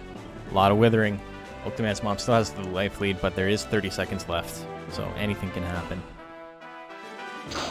It's the whip. Now Latoverture has taken the lead. I do believe gets hit with the kiss, and just like that, Oakley Man's mom steals it back. Angry Gel. Angry Gel. Hits another whip. Decent amount of withering there. Gonna hit 45 before his opponent again. What's he gonna do with it? Fly swatter is probably his best shot here. Goes for slingshot, it lands. I don't know. That looks pretty close. I do believe Letoverture has a slight lead. Oh my god, no. 39.4 to 39.3. Oakleyman's mom wins that game. And I've lost track. That was game 3, right? Was that game 3? Is that 2-1 for Oakleyman's mom? Yeah, okay. See, I've been paying attention. I know what I'm doing. I'm not very good with the details.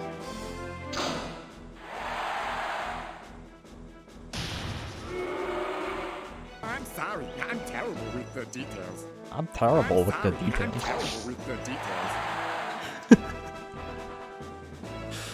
Oh my god. I love the sound effects, man. Kiss. Kiss hits.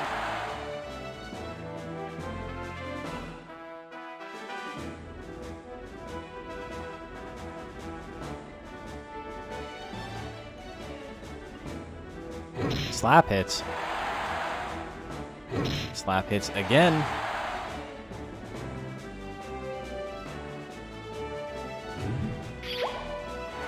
Ooh. Big kiss. Oakleyman's mom running away with this. Letoverture needs something big. Crit fly swatter, maybe? No, I don't think so. Oakleyman's mom is going to win 3-1. GG's. 3-1 in a handshake. Oakleyman's mom wins its week. So let's take a look at the final bracket after that. And then we will take a quick break. I say quick, it's going to be quite a long break, but that's okay. So congratulations to a pile of cats. Atkins Selter. I don't know how you pronounce that. You told me you don't know how to pronounce that, so I apologize if I get it wrong, but that's the new canon pronunciation of your name. Oakleyman's mom gets first. We see Freya and Letoverture get second. Shifu belonging to Alkius just out of the running. And then Varjak Paw belonging to Patch also slightly out of contention. That was a very fun one. I don't think we've ever seen a 5-way tie for second place before. Needed to do the math on a 5-way tiebreaker. That's absolutely wild. Thank you guys for watching this portion of it. We are going to take a, 2:40? We'll take a 20-minute break so I can eat and undo all that fun stuff, and then we will get back with the next one. And I will see you guys then.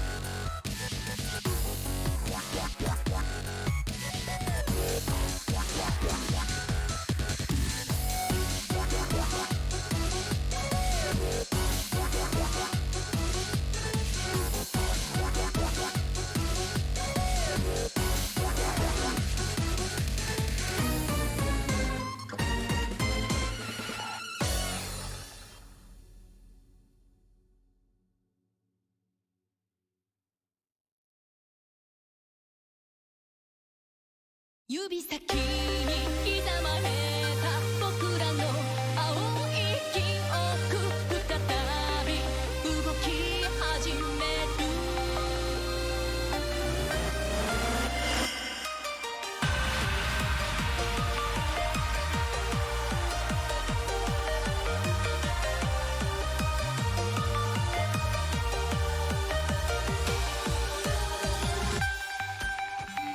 うつろな夢のかけらからひらめく湧き立つ強く黒いアンビション噛み合わぬまま運命の歯車きしんだ音立って回る危うい力を宿して意味はゆくいつにも誰望まぬ戦いのその先に理想の明日を信じて指先によみがえる少年青い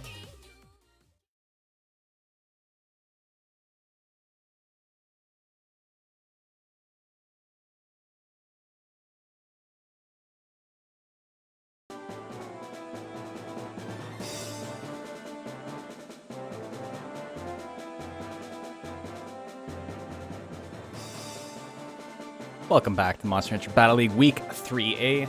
This is our second bracket for the day. We got Society, the Joker Pixie, the Hellheart belonging to Ek and Saltar. That's going to take me so long to say it without hesitating. Bellatrix belongs to Matmore. Excalibug belongs to Gengab. Boyfriend is a monster belonging to, who is it? Vibberbuns, that's it. Amuro belongs to Zanaga.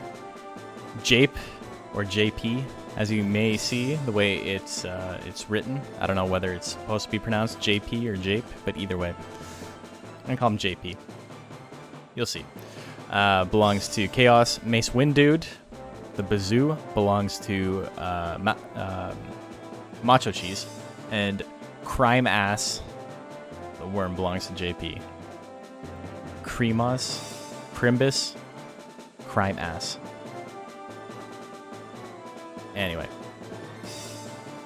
Either is acceptable? Okay. I may alternate. We'll see how it's going. See how I'm feeling, you know?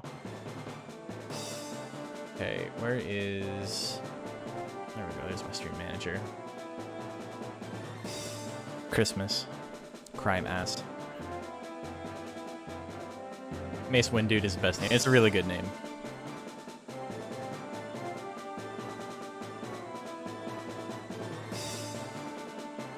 Why does it say I have an ad break running? Weird. Okay. I don't think I have a ad running. I think this is just big stupid Twitch. Start predictions. Who do you like? Do you like Society? We truly live in one. Society also has a great, what do you call it? Cheer squad.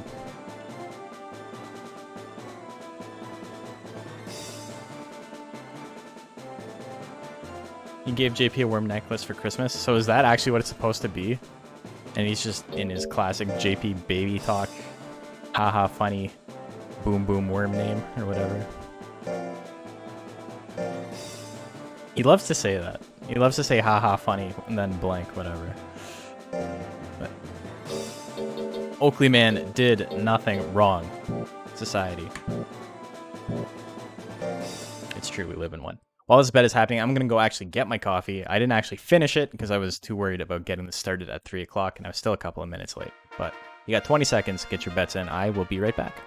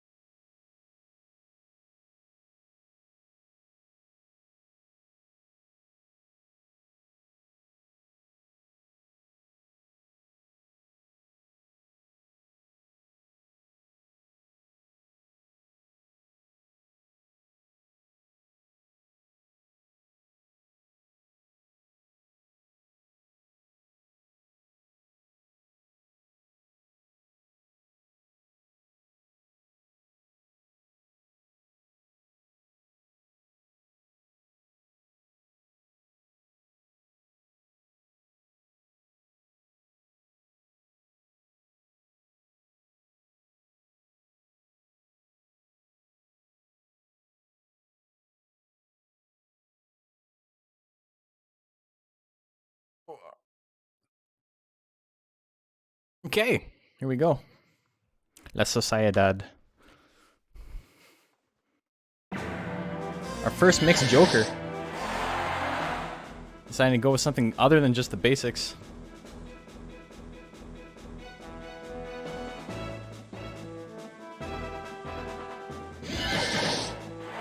He didn't finish his hair. Must have been a bad blend. Yeah. There's only 2 hairs in the tournament. We've seen both of them.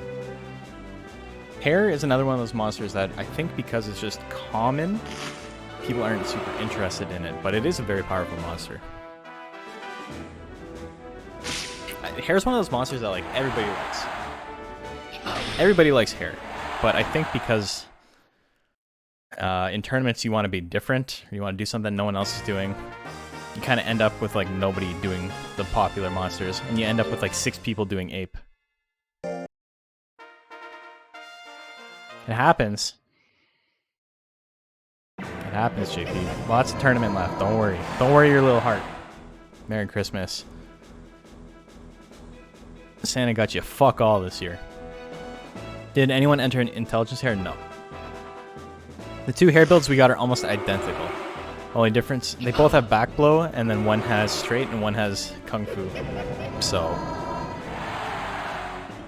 I don't know. Hair is a monster that's like, I think hair's kind of awkward to build for C rank. I think I could probably build a really strong one, but I would have to think about it. Hair's very strong once you have all those good techs, but before you get to that point, it's kind of whatever.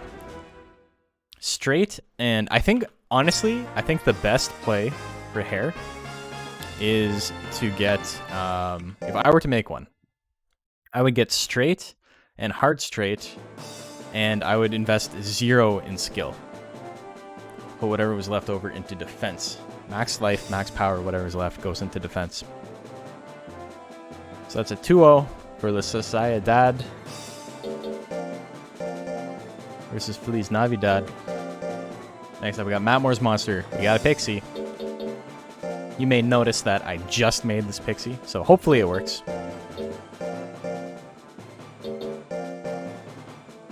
I've not tested it in battle, so I'm really hoping I didn't make a mistake, but we'll get to that when we get to that. 2-0.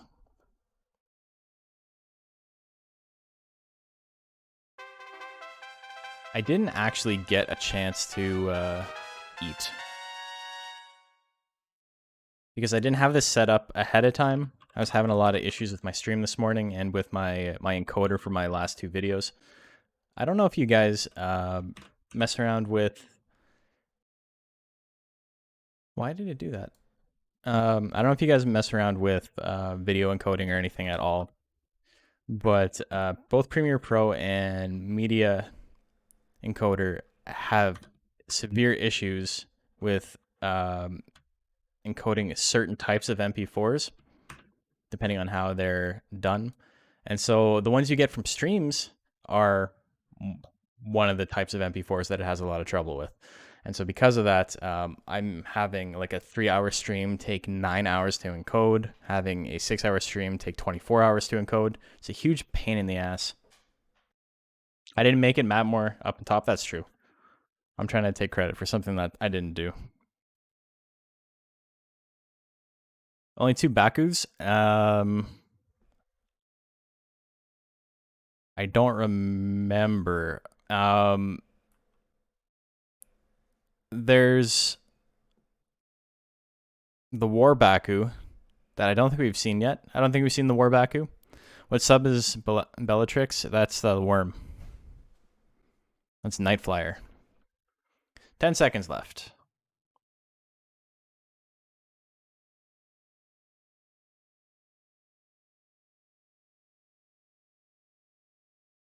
Okay, here we go. Hey, I did it right. Pixie's not broken. Starts the flame. I love Bazoo. Bazoo is probably my favorite centaur. I love its gigantic fucking stick. Just a big ass ball. Got him. 184 damage.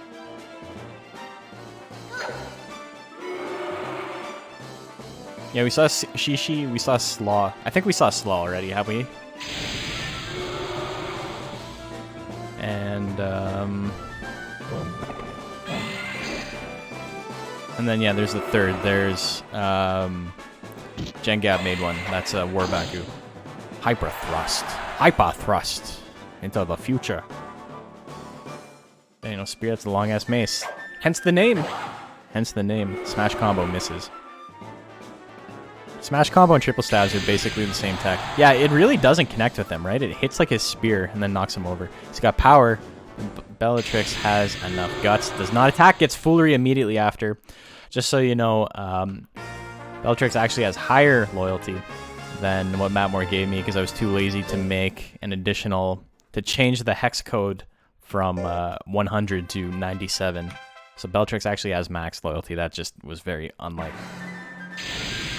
very unlucker, you know. Slaw's last on the list? Okay. So yeah, so I guess there's 3. We've only seen the 1 so far. Oh my god, Hyper Thrust critting again. Big angry lady goes for the angry flame. Minus 20 guts, that's a lot of damage. Another Foolery? Are you kidding me? Oh my god, does 2 Fooleries at max. Was it 3 Fooleries? Damn. That's so unlucky.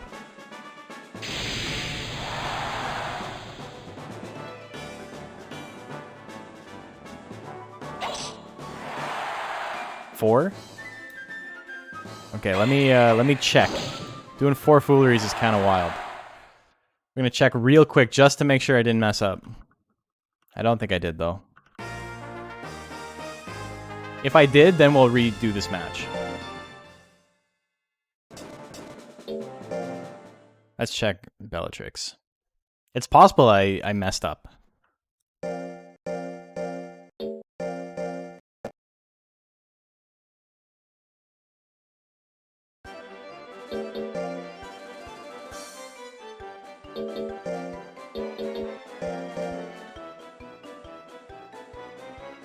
Oh no, my monster's losing. Dude, I didn't raise this monster. I have no horse in this race, as it were.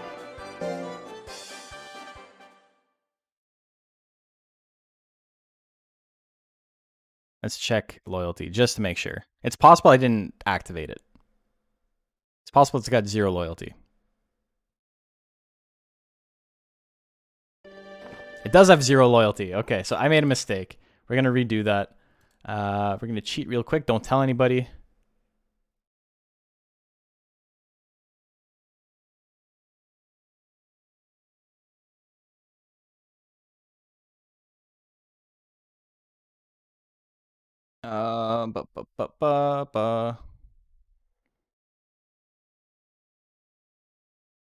Where's loyalty? There we go.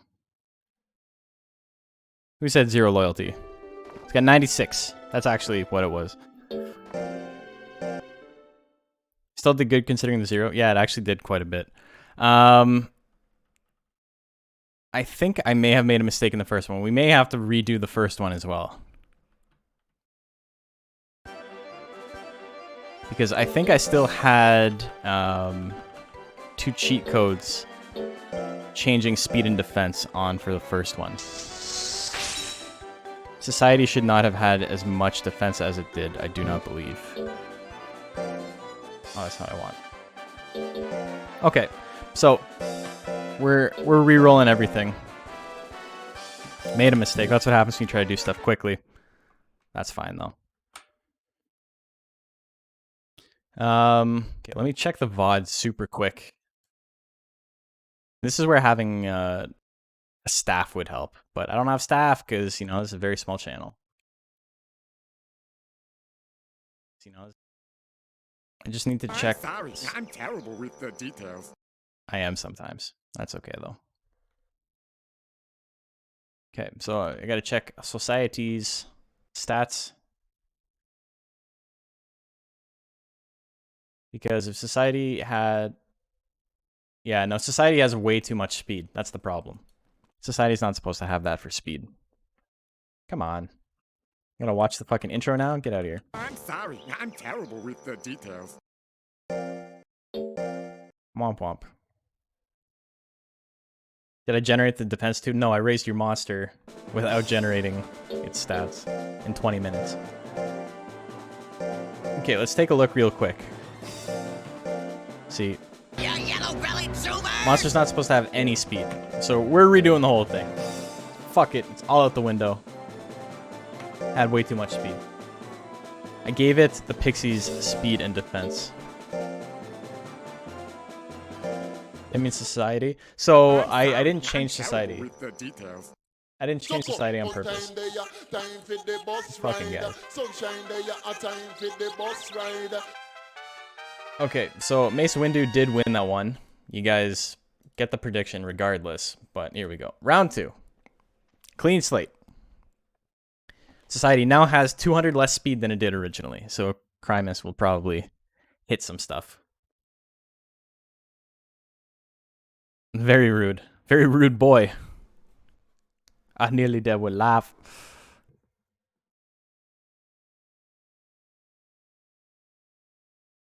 So, get your bets in. We're redoing this. That's okay. Sometimes you make mistakes.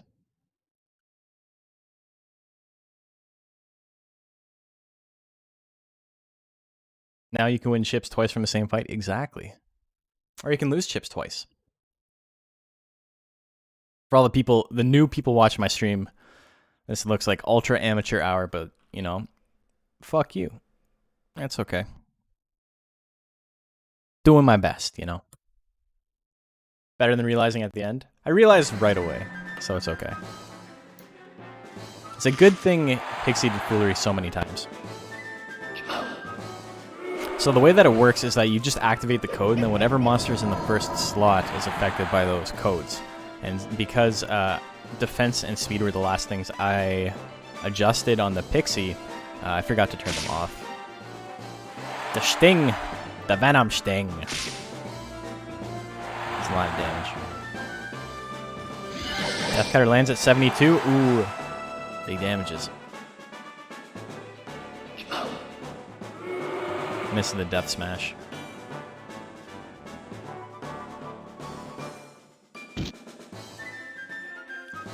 My streams look good. I'm, you know, I have expectations I've put on myself to perform. You've got a stream with a, that doesn't fill up, like, with gameplay that doesn't fill up the whole stream. I feel like we've put a slightly different amount of effort into our streams. And so for me, you know, I like your streams. Need an overlay though, bro. Just like a little square in the corner that says, this is my stream. Still have to sit down and figure all that out. It takes a very long time, so I get it. Death Cutter misses at 68%. Primus goes for the soul sweep. Swept his soul right out of society. That's gotta sting. It's gotta hoit.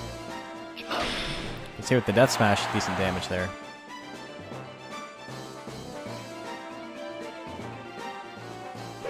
What's next? Ooh, another Death Energy. Big crit there. Damn. Death Energy is like the perfect example of a move that isn't very good, but is carried by single player. Just because of the scenarios that you encounter it in, it seems much, much more powerful than it actually is. Oh, the Power Sting! 69. The double Power Sting. And that. Talking shit on Sting. You know. Sometimes it be like that. Society's got one more chance. He gets bit, though. Crimus.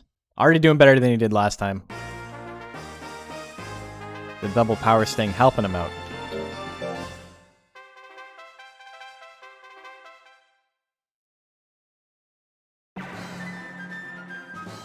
Seems much more powerful than it, yeah. Exactly. Death Smash misses at 74. Yikes. Hits the smash. Minus 10 guts. And the Death Cutter. No crit this time. Minus 22 guts, though. Crimus will get up to 45 before his opponent. So it is his turn, technically. Will he do anything with it, though? Or will he just be worming around? Oh, here comes the Soul Sweep. Big damage there. Tying it up.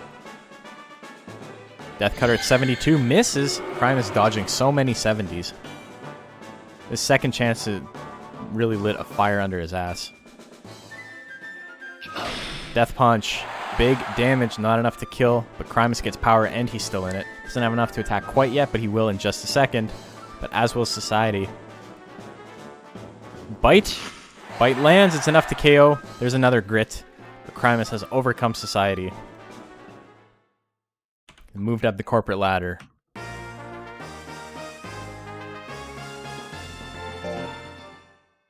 And he wins that one 2-1. So, that's the first redo out of the way. Next up, we got Bellatrix. And we got your boy Mace Wind Dude. Bellatrix, new and improved with actual loyalty. It's actually a very good thing that she did so badly with did foolery so many times. Because we would have gone much further into it. And every monster on the left-hand side would have had 255 speed and 22 defense. And that could have really screwed some stuff up. Could have real bungled it, you know? Society fucking up Joker. Seen that movie before. It happened to my buddy Eric. Okay, you got 30 seconds left. 30 seconds. God, my wisdom tooth is killing me. Like, it just feels like I've got, like what was his name? Marlon Brando, when he was doing The Godfather and he put, like, the cotton in his mouth. So he talked like this. Except with an Italian accent. That's what it feels like right now for me. Hopefully someone would have spoken up. Yeah, I mean, the thing is that it's kind of hard to tell just when you're like casually viewing. And a lot of these monsters were submitted like months ago, right? So it's totally possible that you forget what your build was. Like when I was doing smash combo, gets him with the smack, gets him with the stab, 234 damage. When we were looking at Onosaur, I forgot that Onosaur had 90 speed. Like I totally forgot that was a thing. Flame misses. Also, my Tiger build, I don't remember its stats either, and I just did that one like recently, like 3 weeks ago. I don't know. I don't know what its stats are. Got high speed, high skill, high intelligence. Smash combo. Big smash. Mace Wind Dude wins game number 1.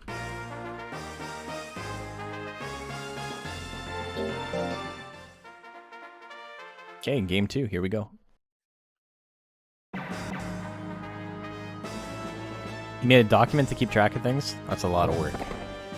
I made a bunch of random shit on stream. The Tiger's intelligence base? Yeah. I made it on stream with Lightning and Blizzard, and I realized I went like 4 over the cap while I was making it.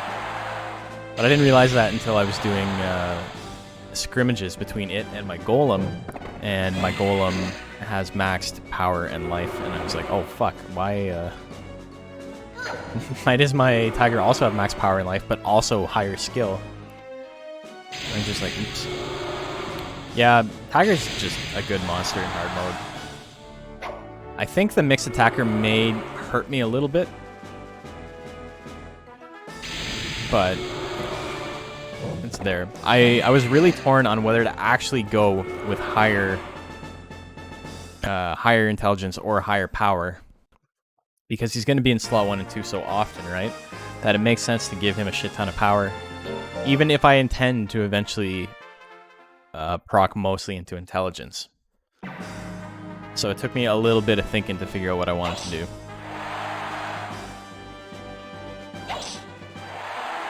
The double pats. Gets smashed. He's like, you know what? You want to hit me twice? I'll hit you twice. Big discrepancy in damage there, though. Bellatrix goes for another pat. This is a classic pixie nonsense. This is what I dealt with earlier on in the day. Hyper thrust lands. Mace Wind Dude is going to take that one 2-1. You didn't understand priority skip when you built him, so your techs aren't as good as they could be. So did you get like charge? His charge isn't great. Or did you get 1-2 instead of combination?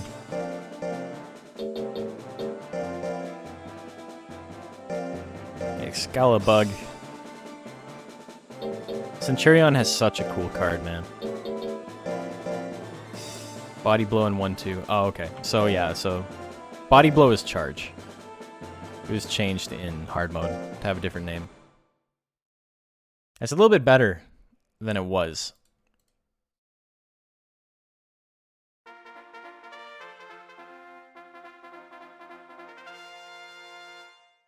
Excalibug and Jape/JP. Pick your poison on what you want to call that. Power Beacon, I know. Who would have thought? Ironically, if I had kept the stat modifiers on this guy, the speed and defense, it wouldn't have mattered. He has the same levels as before, as the Pixie does. Very low life, though. The interesting thing with Intelligence Tiger, so Power Tiger is kind of solved, right? You either do stab and basically stab alone, or stab in 1-2. If you are trying to take out tanks, you do just roll assault and charge body blow. If you're trying to take out fast monsters, and you know, like it's kind of hard to do both. It's probably safer to just have stab in 1-2. That's the Duragista build that we saw in Season 1. Because the thing is that Roll Assault does great, very good, versus fast monsters without a lot of speed. But as soon as they fast monsters without a lot of life. But as soon as they start tanking, you're in a lot of fucking trouble because the move does 0 damage. It's been buffed pretty significantly in hard mode, but in vanilla it does, what, 12? It's 12 force or 15 force? I think it's 12 force. And charge is 9. So charge is like plant slap. Like that's how strong charge is. Doesn't matter if it has a high chance to crit or not, it doesn't do any damage in the first place. Power! He's got the power. Big Banana and Banana Ring is a very interesting build.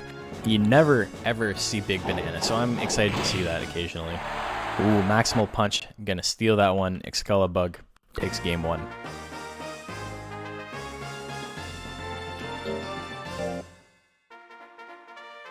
Call him JP when he loses and Jape when he wins? Okay, that's what we'll do.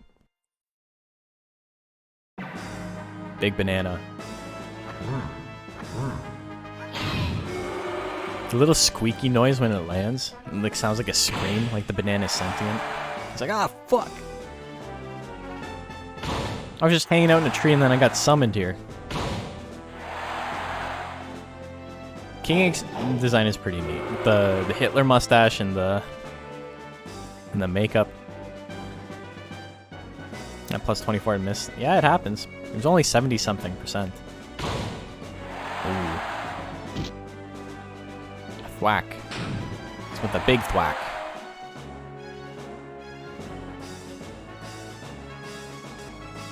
It's really bad in vanilla. It was buffed pretty considerably in hard mode. But it wasn't enough this time. If it landed, it would have been enough. But it did not land. 2-0 for Excalibug. We got a fun group of monsters in this one. I'm hoping JP gets some wins. By JP, I mean Chaos's Monster JP. And not Crimbus. We got Boyfriend. Okay, let's take a look at that. We have a lot of good cheer squads. We haven't been paying attention to them because it takes up a lot of time to look at them. But we got Boyfriend, Girlfriend, Daddy Dearest, Mommy Mirest, and Pico the dog. I'm pretending. I assume that's supposed to be a dog. Boyfriend versus Amuro. Amuro. The Endbringer. Boyfriend's a good name for a monster, too.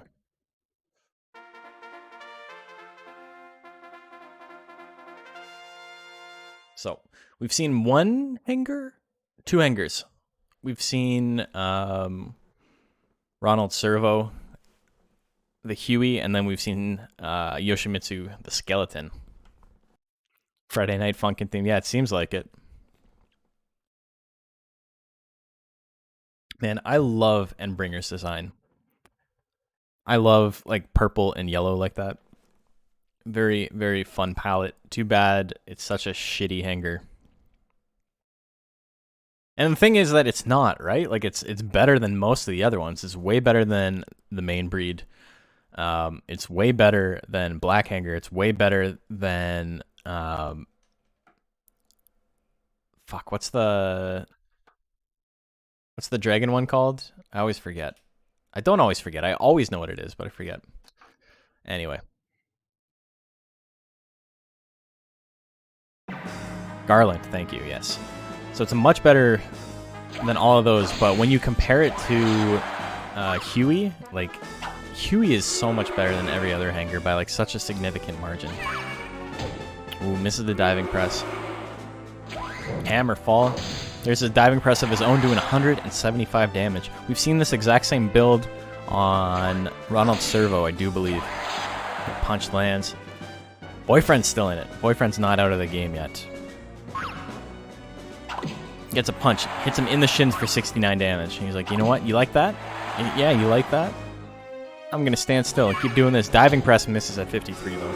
Muro has half health. Pretty good chance to hit with everything. Goes for another diving press. That's 3 in a row that have missed. Very unfortunate for the Mew. Low kick. Only an 8% chance to miss. Does not miss. Biggest detriment to Hanger in later games, lack of subbreeds. Yeah, I don't know why they did that. They just stopped giving him subs. They're like, you know what? He's too special of a monster. He didn't have any... Did he? Well, yeah, he had them in Monster Rancher 1 and 2, and then that was it, right? He didn't have anything after 2. And only like 2 monsters in 1 could have a Hanger subbreed. There was Gangster, and then there was Techno Dragon. I believe. I'm pretty sure Techno Dragon was in Monster Rancher 1, and then that was it. There's nothing else. But like in Monster Rancher 1, nothing had a dragon subbreed. You couldn't mix anything with a dragon. And then Monster Rancher 2, they opened the floodgates, and like everything's got a dragon subbreed. It's one of the most common.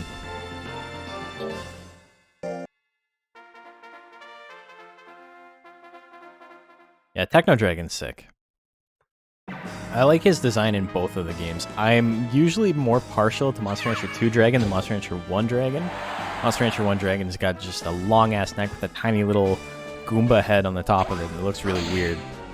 Not a fan normally, but I do actually like Monster Rancher 1 Techno Dragon more. No dragon hair until like Evo? Yeah. Boyfriend with the 2-1. Comes from behind. Loses game 1 pretty badly. And is like, you know what? Not going down like that today. Can't do it in front of the whole family. Okay. Oh, I forgot to put stuff up top here. But that's okay. We can figure that out later. I'll do that during... do that during round 2 while we're watching all the fun games.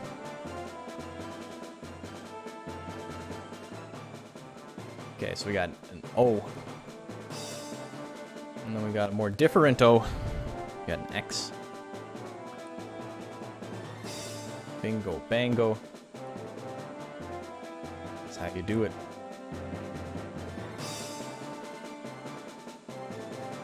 Stroke. Stroke 'em. Okay. So, Sociedad loses to Crymass on the reset. Power helping out the worm real bad, real good, depending on your take on it. Mace Windude beats Bellatrix, but lost 1 game. So both of those were different results than we saw the first time around. Excalibur beats JP.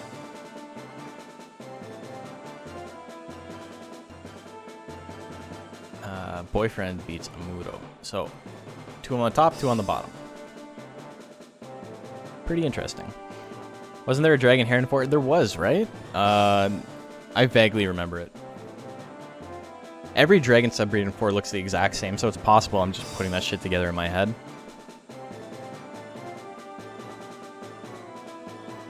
But either way, doesn't matter too much. The game is butt. Game is big butt. Next up, we got Sociedad. Getting us in the mood for Guilty Gear Strive coming out in 2 months. If you guys haven't heard the Society song on the Guilty Gear Strive soundtrack, it's Potemkin's theme. It is so funny. It's not supposed to be funny, but it is very funny. The chorus is just Society. It's great.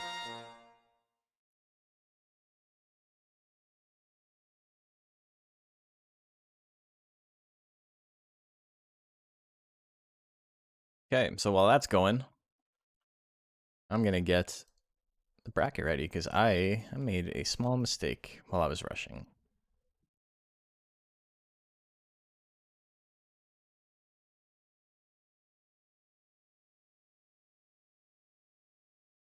Prediction is live. You have a couple of seconds left. Get your bets in while you can. No dragon hair.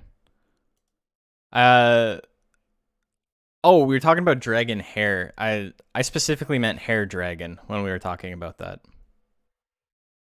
Dragon with a hair subbreed was Evo, I do believe.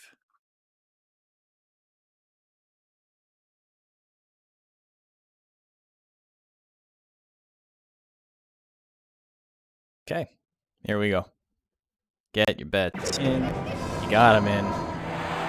Watch the match. Society, off to a strong start. Very hard to overcome Society this day and age.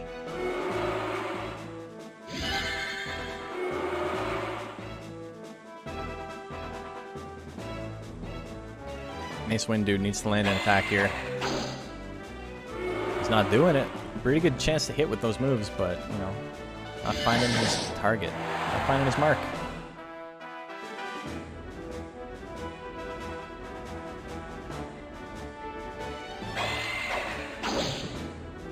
Ooh, there we go. There's one hit. It's on the board. He needs to make up a lot more. It's a little bit behind at the moment. That's going to do it. Mace Wind dude gets grit, so it's not over yet.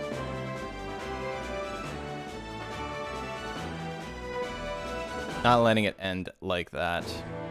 Or maybe he is. He's like, you know what? I am letting it end like that.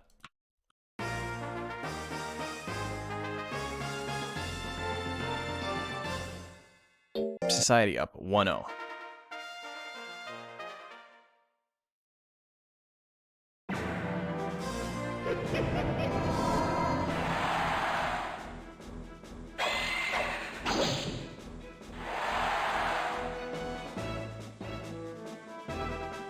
Mace Wind dude off to a stronger start this time. Gets hit with the death energy though, minus 35 guts because of the anger. He's got fury, but it's a long way up to 45 guts. Society still holding on to anger. Not letting go of that anger. Hits another death cutter. That's going to be it. Society wins. Keeping a good Wind dude down.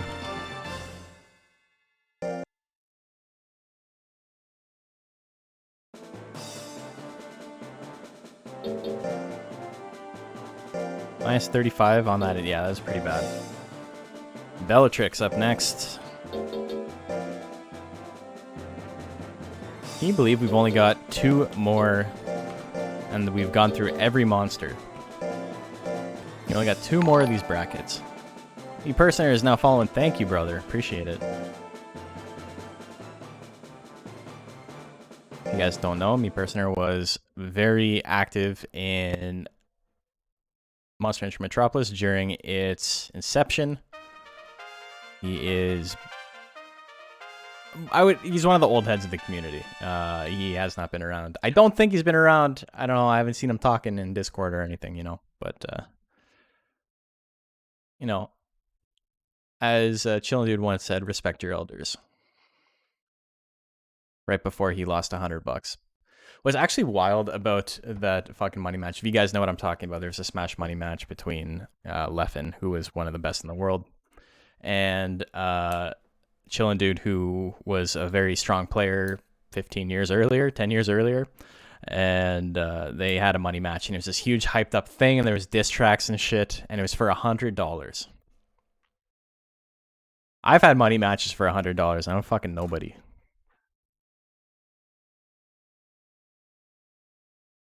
I don't know why it was so, like, thinking back on it, it's bizarre that it got as much coverage as it did. There was like think pieces and shit written on it. He went, yeah, well, okay, so he went home with more money because he immediately made a second money match with Mango. And that was a $1,000 money match if they met in bracket, and then he beat Mango. Apex was a fucked tournament, man. Okay. Bellatrix versus JP. Bets are locked. Flame misses at 55. Goes for the thwack, that misses as well. That tiny bit of speed helping out Bellatrix here. Goes for the kick. Crits for 23 damage, I don't know. The little flexing monkey on the back of King Ape's shirt is amazing. Ooh, slap doing almost half Bellatrix's health. I say half, just over a third. Kick and land again, not doing much at all. But look at that guts rate. The regen. Flame lands, 94 damage. JP has so much life. He's just gonna tank hits. Whack misses. Bellatrix, I believe, with a slight lead at the moment, but needs to continue that lead. Pat lands. Pat again, but the monkey rolls out of the way. Goes for another pat. That's going to run down the clock. That's going to land, and that is it. Bellatrix wins game 1 over JP.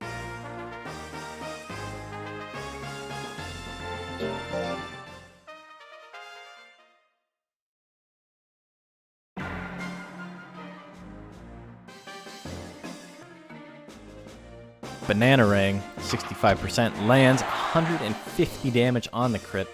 Move is much better than it was. It used to be just like a weak, accurate tech with a short animation, and now it's all that, but also is a good move.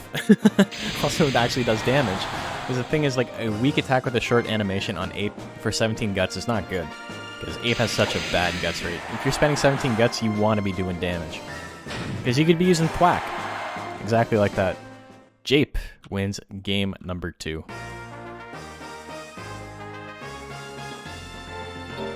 This is your revenge for JP naming terrible monsters after you? Yeah, it happens. Yeah, so he's Jape right now. Goes for a banana. Hits the banana, minus 27 guts. Jape doing pretty well. I am actually doing the thing. Kick lands.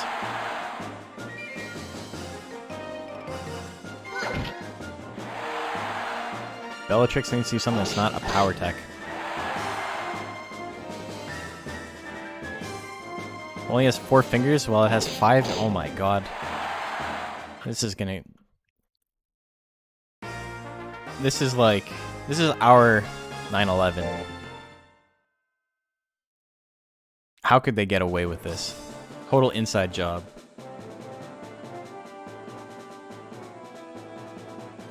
I cannot think of a bigger scandal to hit the Monster Rancher community. Next up we got Excalibug.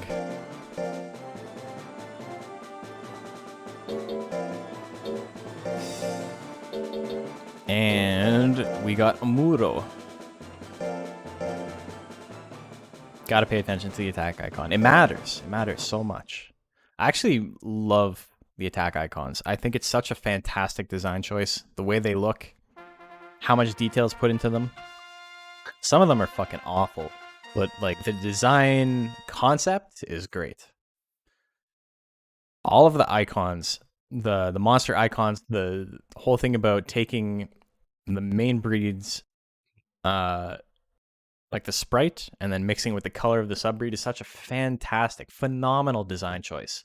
Whoever did that deserves more praise than anyone who made the rest of this game, IMO. I think that choice is single-handedly best, by far, the best thing about Monster Rancher 1 and 2. It's just the little icons and stuff like that. All the tiny details are so much better and so much more well thought out than the rest of the game, to be honest. Is Amuro a Gundam reference? Probably. Zanaga's not in the chat right now, but people didn't tell me the etymology of all their monsters, but that's what I would guess. 5 seconds left. Get your bets in.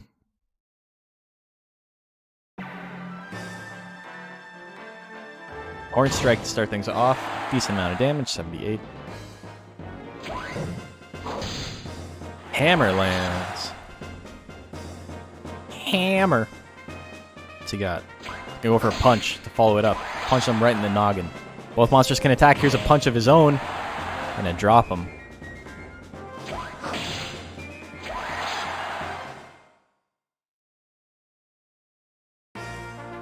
Mana font and mana ward.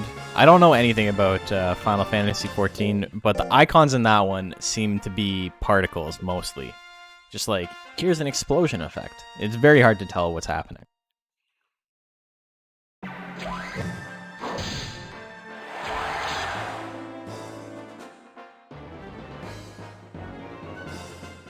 Goes for the Horn Strike, that misses. Goes for the Horn Strike again, that misses again. Amuro looking like he's going to clean up a 2-0 here, but that one misses.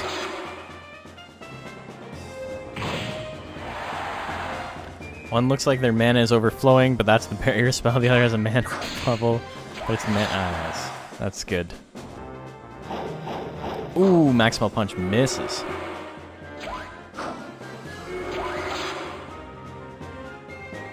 One of Bard's songs looks like Sonic but yellow.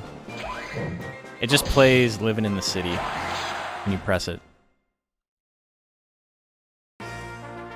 So that is a 2-0. The hammer's been falling. Real wore off. Made a real big difference.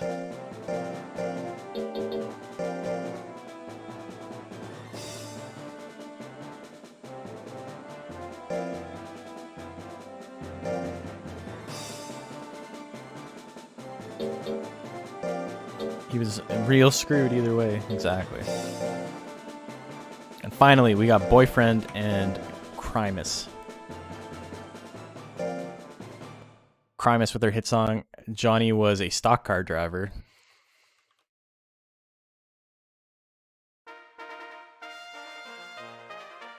Who you like? All in on Boyfriend? Sexy. Hell yeah, it's not that kind of stream, but, you know, you do you.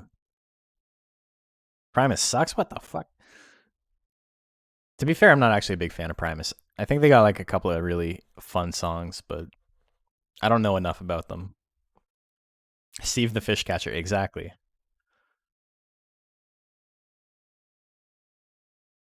Don't like them? Dude, they're so good though.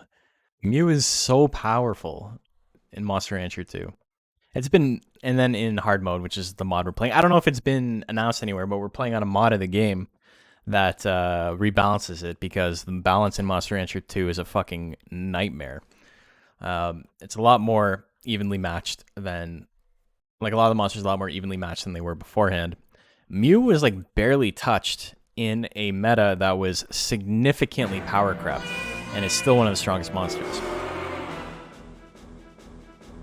Prime sucks in there, this band rules thing. I don't know what that means. I don't know what you mean by that. 96 miss happens. Wouldn't have done much damage anyway. There we go. 37 damage minus 31 guts. Meow actually does damage now, which is nice. The crowd booed Mew singing. Get off the stage, dipshit. Did you tone down Metal Nur? Yeah, Metal Nur was significantly weakened and is still the strongest monster in the game. Hard mode is a ongoing process. Raki was made too powerful. Raki is banned right now. Raki is banned, Metal Nur is still banned, and Cocooned Soberos, like Cocoon Monol, is banned right now, because Monol is made much, much better. But with the extremely fast guts rate you can get on a, I say extremely fast, I mean extremely fast for a Monol that you can get on a Cocoon Soberos, it is so powerful. So it's banned as well. Because you can't really You have to balance around the strongest of the breed, but balancing mono around a cocooned version of itself is kind of, I think, bad game design. I think the way it's balanced right now gives its other subbreeds more of a chance to shine. And you can still run a Sobros if you want, so nothing is lost, really. Mono's a very good monster. Mono's like a top 10 monster for sure in hard mode.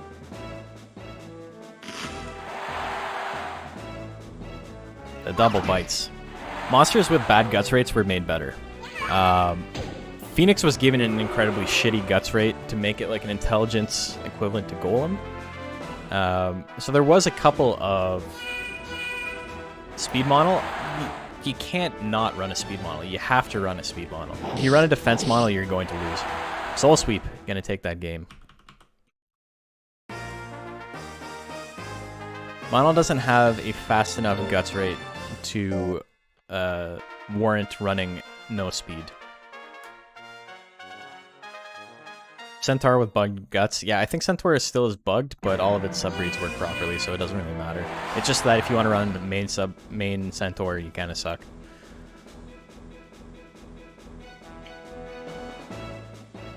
I really like the normal Centaur, so that kind of is unfortunate. Meow misses at 97 again? Are you kidding me? Leg sweep.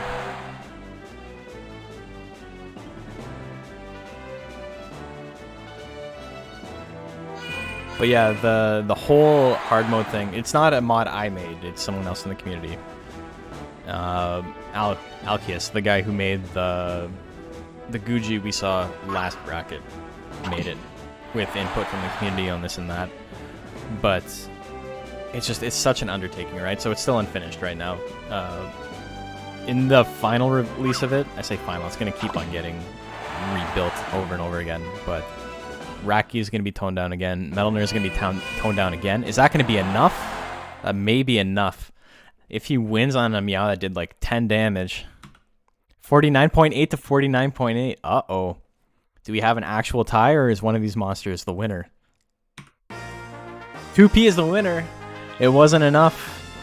It was not enough. You needed to do one more damage, probably. 2-1 for the worm. Unfortunate. Let's take a look at bracket.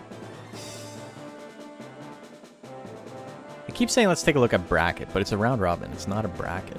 I think I would know these things. So Society beats Mace Windude. Jape gets its win over Bellatrix. Excalibug loses very quickly to a Muro.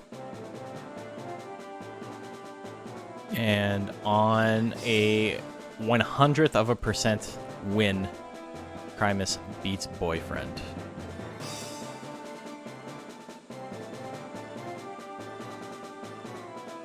Literally, if he had rolled slightly better on Meow, that would have done it. Unfortunate. Blue balled for sure.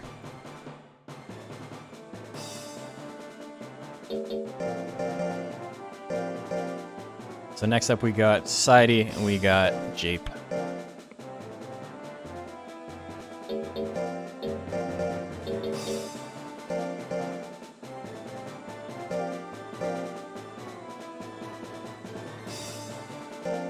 There's a couple of changes in hard mode that if you're not new to the series, but you haven't played hard mode yet, you're gonna be like, that's weird. Like, why would you make that choice or whatever? Some of the changes are a little bit experimental in an attempt to give a monster a niche where, as before, the things it did were just significantly worse than what other monsters could do. So for example, like Jill was basically like a weaker, I don't want to say weaker. Weaker is the wrong word. But Jill was kind of like Dragon.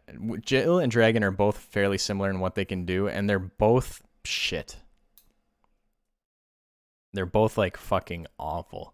So Tiger or Dragon. Was I talking about Tiger? Was I talking what? My brain is just on fire right now. Anyway, so you can say it was a milquetoast dragon. It's technically a better monster than dragon, but it was a little bit harder to build than dragon. But they were both awful, and so dragon was made to be like a better version of itself, and Jill was given a completely different niche where it's kind of a slow guts monster with really heavy withering. Some of its attacks are a little bit OP, but it's still not great. It's still like it got power crept a little bit, but it's usable now, and it has more than like 3 good techs. Heard the swim bug is gone. Poor plants. Yeah, unfortunate.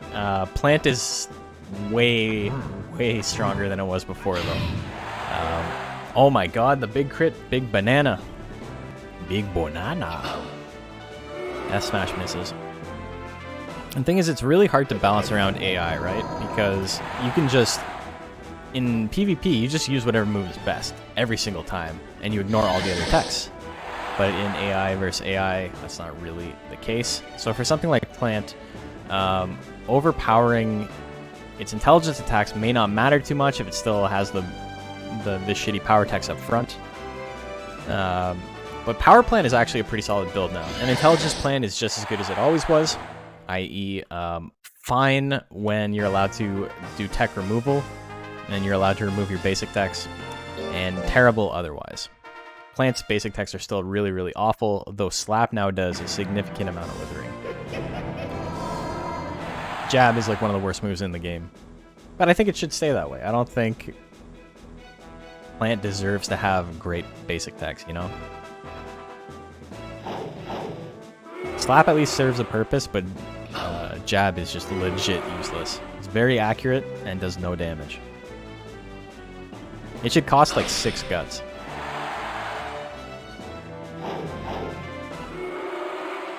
You're the Banana King. Oh, banana. Death Cutter.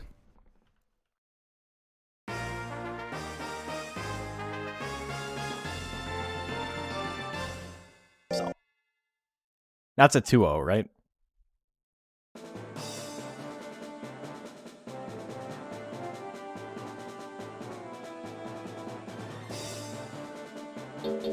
Yes, 2-0. Bellatrix. Ah, I messed up again. You guys know what to do. Society beats JP. That's wrong, monk. The thing is that... I'm sorry, I'm terrible with the details. Flower. I'm terrible with the details. Whoops.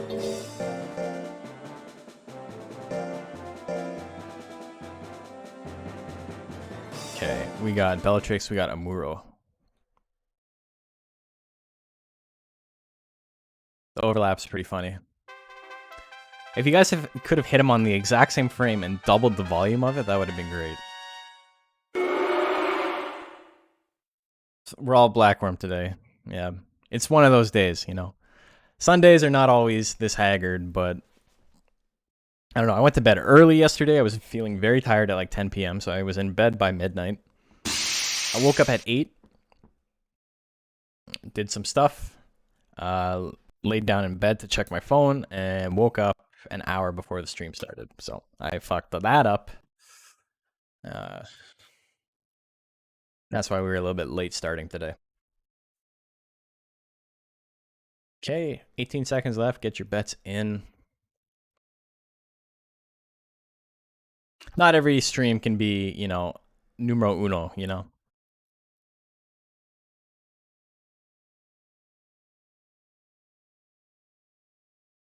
We had that stream last week where we just said fuck it to commentary and we're just talking about shitty jobs we had all had. The punch misses.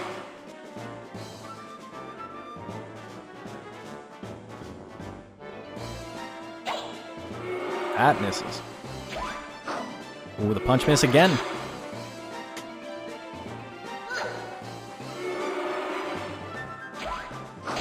There's the punch. Bellatrix with 99 guts. I hope it does not kick so many times in a row, but that's where we're going to see poor Bellatrix. Look at the size difference in these two monsters. Literally knee-high.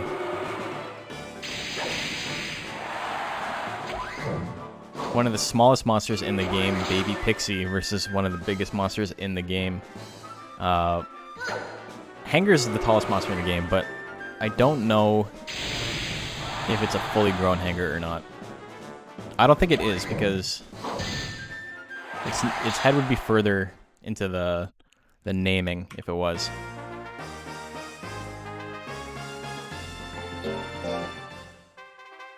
Hate raising precocious monsters? Worst time for that foolery, yeah. We all know he's got 96 now. Does foolery again. Amuro actually does not have max loyalty, I don't believe. I think Muro's got like 76. There's a couple of monsters that have less than 80 loyalty for some reason. I don't remember which ones they are though. But yeah, that was a really rough time to get foolery. Muro's done foolery in both of these matches so far. Another bolt comes out, 68 damage. Hat misses. Bolt misses at 71. Flame at 40, very spooky. Bolt hits, it's not enough to KO. Muro has a chance, goes for Laser Cutter of all things, misses it. I love that he's got a red laser. He's got the Sith lightsaber. Kick. Gets out of the way of that. Muro has a shot here. Goes for Laser Cutter with 0 on the clock, and it misses. Bellatrix wins game number 2. I think hair is normal.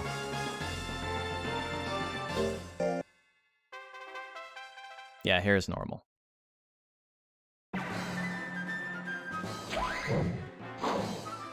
This cutoff is not working fast enough. Kick misses. Oh, the bolt misses as well. Here comes Flame though, but you know, 0-3.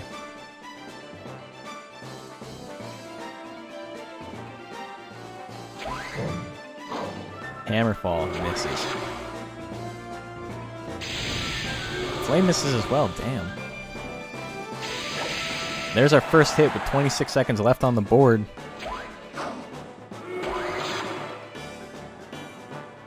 Pixie finally landing something, but Muro yet to land a single attack. The basics missing is actually good, because it pushes her back, yeah.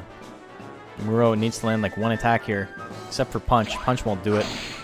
A little bit of damage, it's not enough. He can keep attacking. Is he going to? He goes for another punch, it misses. Bellatrix dodges when she needs to, wins that 1-2-1. Damn, you guys fucked up on those bets. Yikes.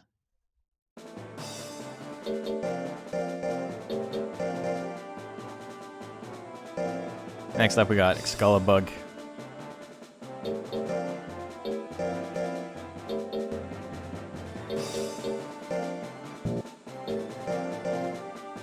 And we got Boyfriend.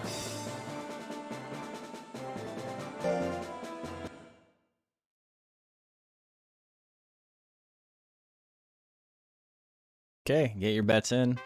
Prediction is live.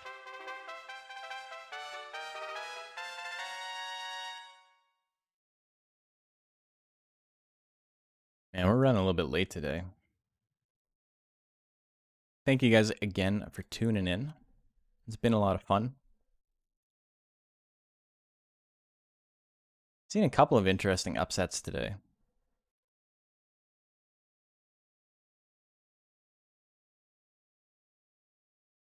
It's always nice when it's not like guaranteed one monster is going to win. Happens sometimes, but you know, not always. You were gonna bet more, but you didn't have time? Well, you ended up winning, so.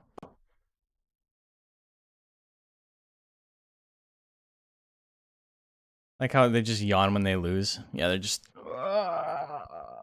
stretch.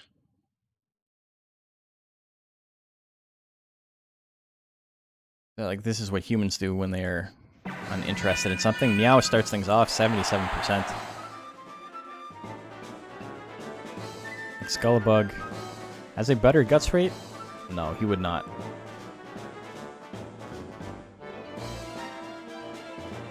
But Boyfriend is catching up, gets hit with the Horn Strike. Ooh, leaping kick. Only monster to stand out today is Okumom. Okumom is only 1 win ahead of the 5-way tie for 2nd place. Ooh. The double diving press. The double decker dunk diving press.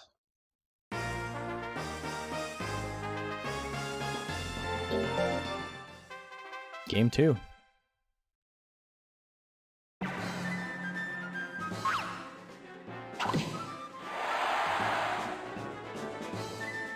Dominated the finals. Had to fight the same monster in both winners finals and grands though. And when you have a good matchup, it looks a lot more one-sided than it is. So he had a good matchup against the Overture.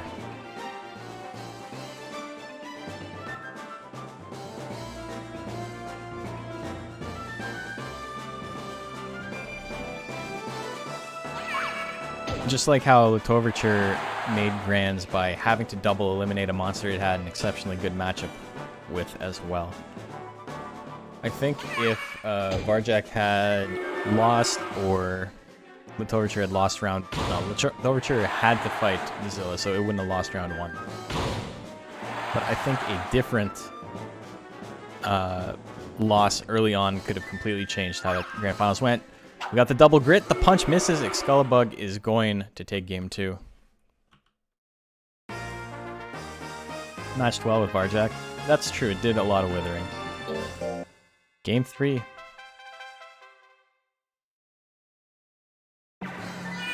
Meow misses. We've seen Meow miss more times than it's hit, which is wild because it's like, what, plus 19 or something?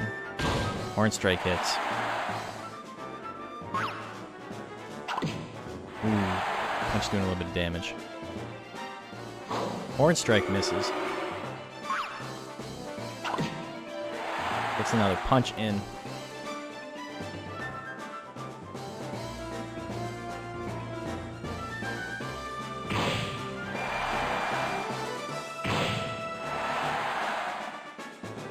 It's power. What's it got to do with the power? Goes for another punch. Oh my god. That's a big punch. Fury. Oh, both these monsters can win right here. The punch misses. Uh-oh. Both monsters can attack. Who's going to go? Diving Press misses at 52. 7 seconds left. Excalibur will absolutely kill with whatever he attacks with. But he decides not to. Meow. Meow for the kill? Wow. The Meow KO. The not often seen Meow KO. So our final match of round 3 coming up right now. We got Mesa Wind Dude.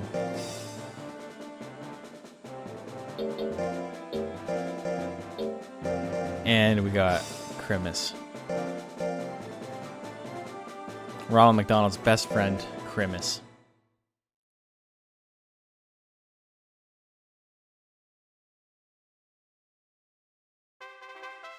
You'd think with an AI like this, single player would be easy.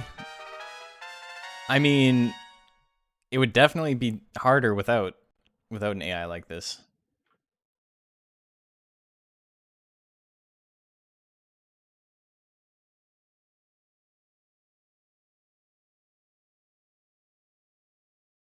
The thing is, a lot of players play at a level worse than random input.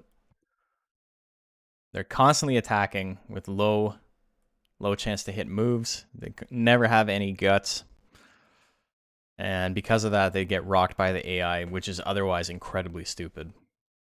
There's also not like stat caps or anything, and none of the builds are as wonky in vanilla play, right? Like they don't have anything like this where the monster is a Beaklon with attacks in one slot and nothing else.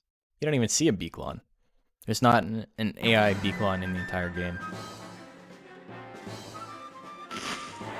Bites him in the ankles. Little ankle biter. Goes for the hyper thrust. Misses at 92. Krimis is incredibly lucky. It's already dodged 3 moves above 90%. Bite misses. Ooh, another hyper thrust. Gets him down to half health.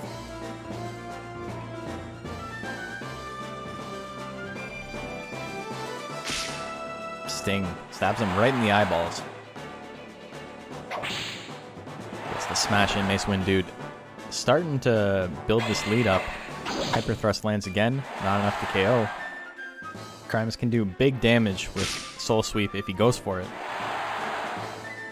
He's gotta go for it though.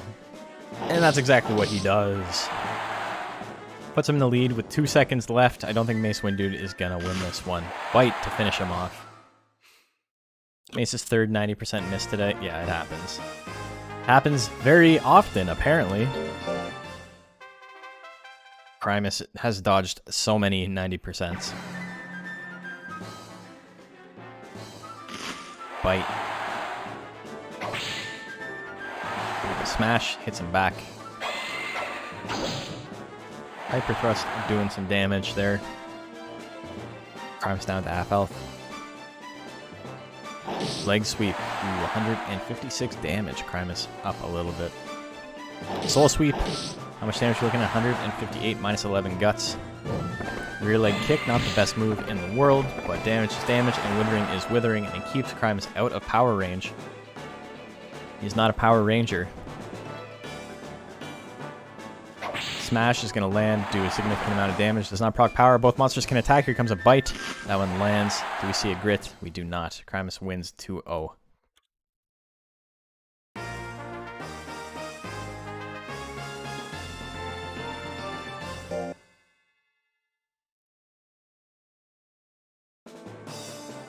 So, unlucky break for Mace Wind Dude.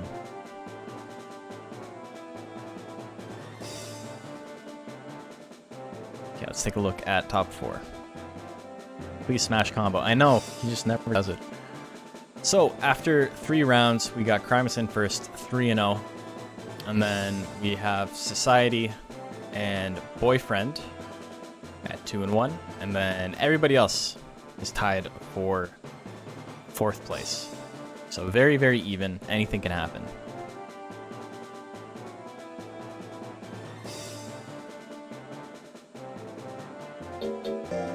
You were the only one to bet Crimus and no one else did? Next up we got Society and Amuro.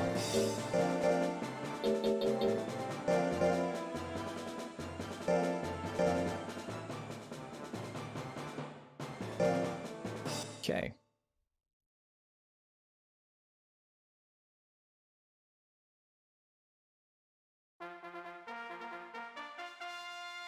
Here we go.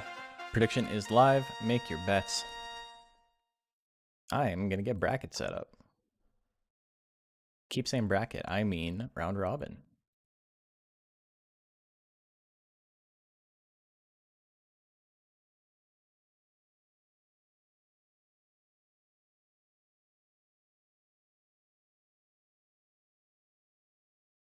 Thought that was going to get big bets because of how balanced it was last match. I guess not. You can never tell, you know. People's betting habits are strange.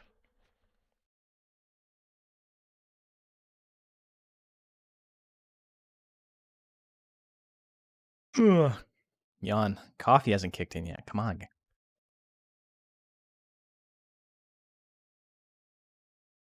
I'm doing my best, Coffee. It's time for you to hold up your end of the bargain, you know.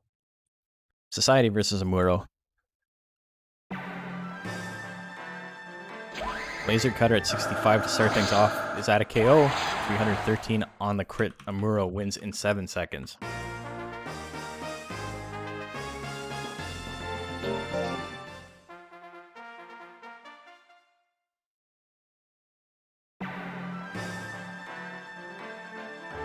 Game 2 underway already. Gets hit with a punch. 65 damage. Punch of his own for 172, saying this is how you punch. I don't even wind up. I got a stick in my hand. Don't even move my body. Using Death Energy. And that's going to do it. 268. Enough to KO from full health on a crit. Having a massive Guts lead helps as well, though. I don't think we would see that off the bat if both these monsters were to start swinging frame 1. Hammerfall lands. How much damage? 129 minus 10 Guts. Society with a 20 Guts lead, though. Death Smash misses at 56. Death Cutter lands. Big crit, 235. Amuro still in it. Oh, Society gets real. Does not have close to 45 guts. But may by the time it's over. And the thing is, he doesn't need to do a lot of damage. Here comes the Death Cutter. It misses. Now he is in trouble. Hammerfall misses, but look at his guts regen now. That is terrible. Terrible, terrible. And he's a sitting duck. He needs to dodge everything coming in because he is going to get rocked. Hammerfall at 73 lands. 300 damage. There's the grit. He grits through it, but his opponent is going to have 45 guts before he will. Just slightly, technically before though.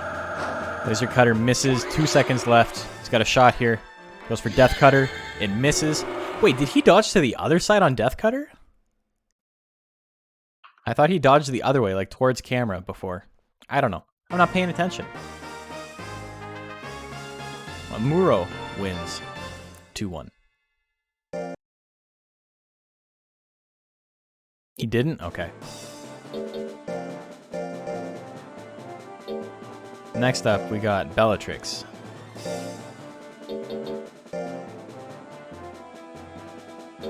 Bellatrix. And who do we got?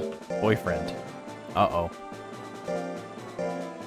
Boyfriend's hardest struggle yet. A pretty girl.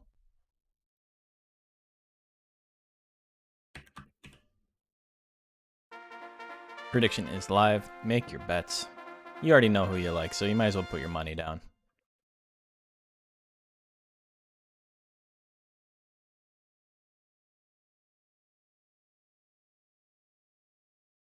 So with that, Society is now tied with Amuro. Bellatrix and Boyfriend. If Boyfriend were to lose this, Bellatrix and Boyfriend would also be tied. And that would mean we have a 4+ way tie for second place at the moment. A lot of stuff going on in this tournament. Very exciting round robins for both so far. Last one, I can't believe we had a 5-way tie for second place. That's wild. And only 1 way, only 1 point off of first place too.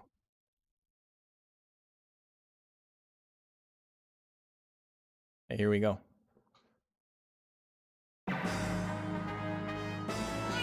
Oh, the Meow hits at 77, minus 39 guts. That is a lot of withering.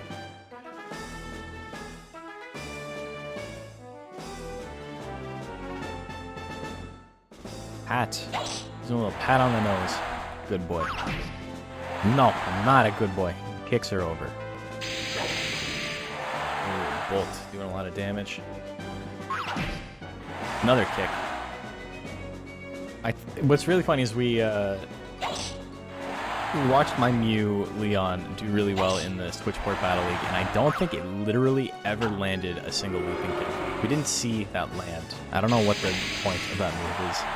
It just doesn't do anything. Kick. Kick. Punch. It's all in the mind. It's not a KO quite yet. And now it is. Boyfriend wins game 1.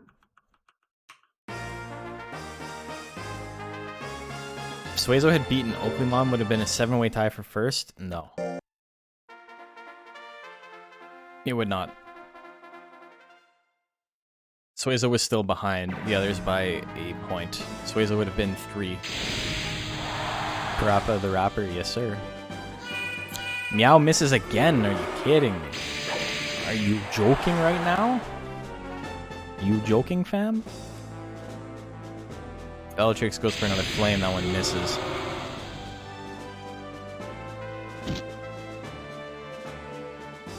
Meow lands 80%. Not bad. A lot of withering on that. Bellatrix gets anger, though. No, I'm pretty sure he only won 2. I don't think it's mathematically possible to have a 7-way tie. It may be. But I don't know. I do not know. Diving press lands. It's a lot of damage. Boyfriend goes up. Bellatrix needs something big here. Bolt's not going to be enough. But 1 is nice. Has a couple of seconds left. Can go again. Goes for the flame last second, and it misses. Boyfriend is going to win that one 2-0.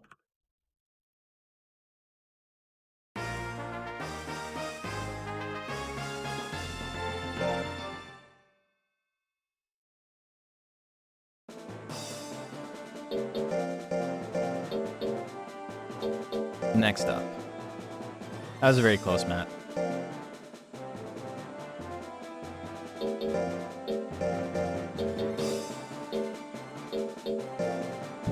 Actually, I don't know who he's fighting. 3 and 7. Scullabug versus Mace Wind Dude.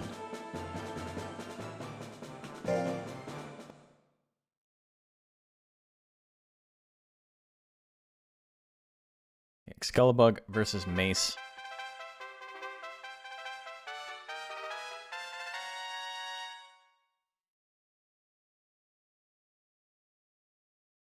$50 seconds. Get your bets in. Who do you like?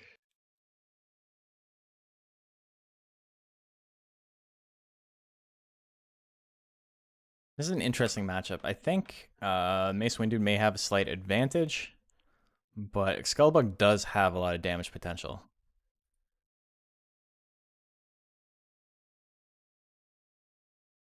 So if Boyfriend had lost that, we'd be in a very different predicament than we are right now in the standings. As it stands, Boyfriend is in second place, and neither of these monsters can tie it. So he's guaranteed second place after 4 rounds. Whereas if he had lost, we'd have probably a 6-way tie, or a 5-way tie at least for second. Okay, Scullabug and Mace Wind Dude. Scullabug with only attacks in the first slot, but he's got Maximal Punch, which is pretty strong.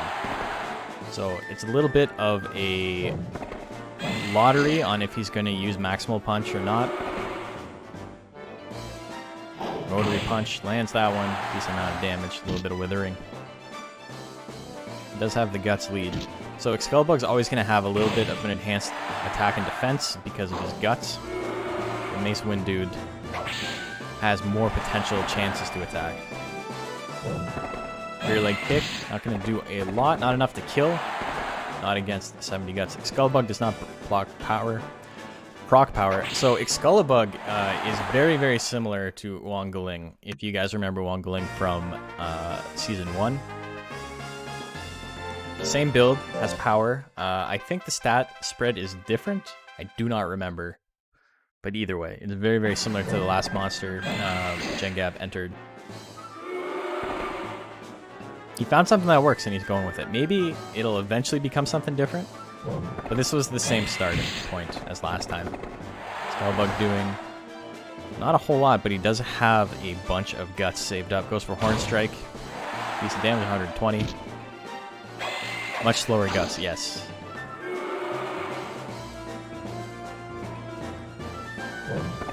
Rear leg kick hits. Decent amount of damage there. But now he's got 95 Guts. What's he going to do with it?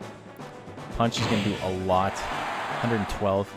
Just multiple punches. Punch him right in the front of the horse. 5? Is that 5 in a row? That'll do it. Scullabug wins game 2.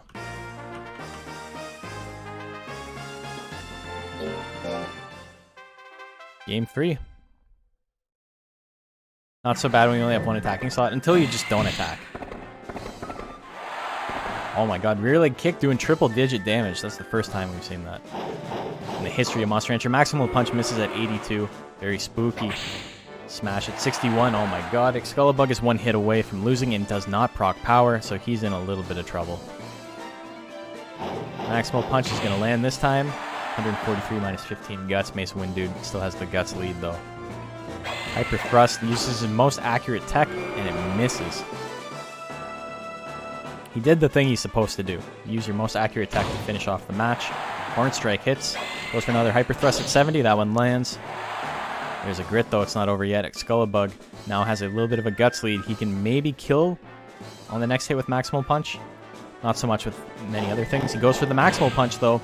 It's not enough. Both monsters can attack. Who's going to go first? Rear leg kick at 67. It hits. Hit or miss, it would have run down the clock. Mace Wind Dude wins that one 2-1.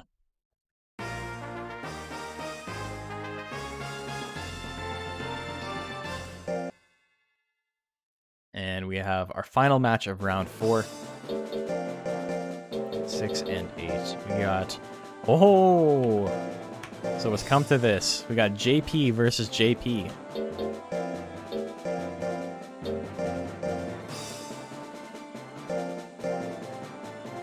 Uh-oh.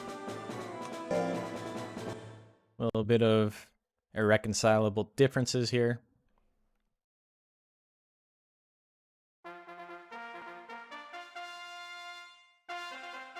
Who do you like?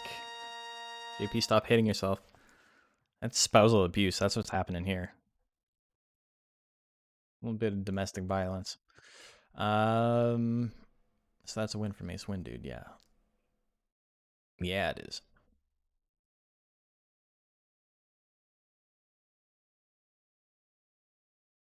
Trust nobody, not even yourself. What should you bet? I don't know. Bet whatever you think is going to win. That's normally what I bet. I don't make bad bets to appease my girlfriend.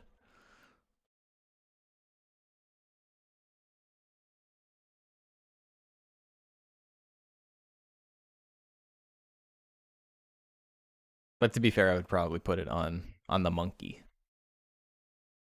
On the monkey. With the monkey, anything is possible. Don't bet, be a Scrooge. That's also a potential outcome, you know? Big banana. Banana ring hits, goes for the slap, misses the slap. The big ol' slap. Leg sweep, that one lands. 162 damage, damn. JP not looking so hot, but JP is looking hot, so that's where we are. You bet on good value. The Walmart brand. Banana Rang at 86. Hits for 188 on the crit, wow.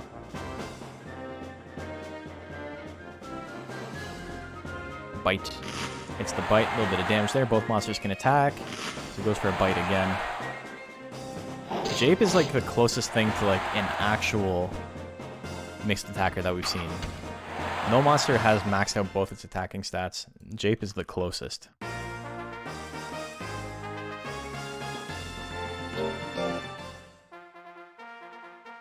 .450 intelligence and 400 power.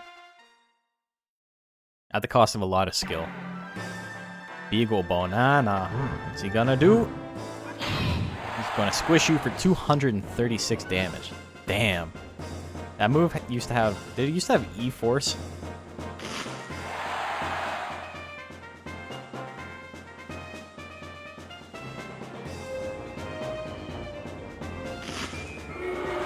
It was something like that, right? Ooh.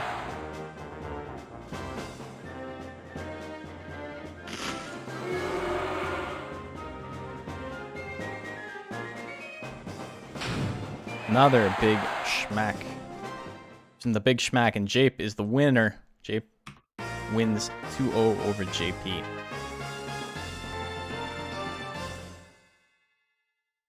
Match? No.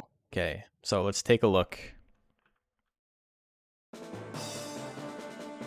Also hasn't done anything but bite. It used soul sweep or tail leg sweep, whatever it was, in the first game. Or no, in the second game he used it. No, it was the first game. It was just a very quick 2-0. Crimus loses its first one. Yes, it did.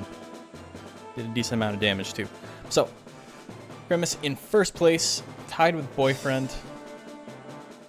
And then in second place we have a tie between Society, Amuro, Jape, and Mace Windude. Bellatrix and Excalibug falling a little bit behind. Round 5. We got Society and Boyfriend. Will Boyfriend survive Society?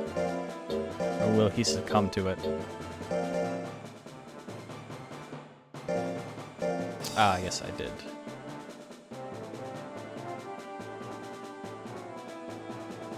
That goes over here. Okay, so I fixed it. Thank you for pointing that out.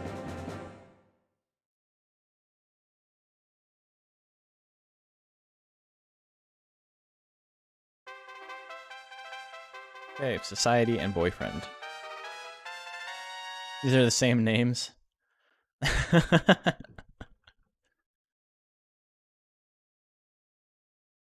real boss was the friends we made along the way, you know?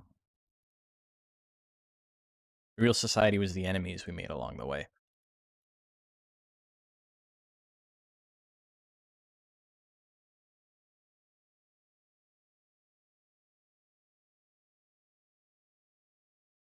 A Mew for once? Yeah, we don't see a lot of Mews. I don't get it. I don't think it's a very popular monster, despite being adorable and also incredibly powerful.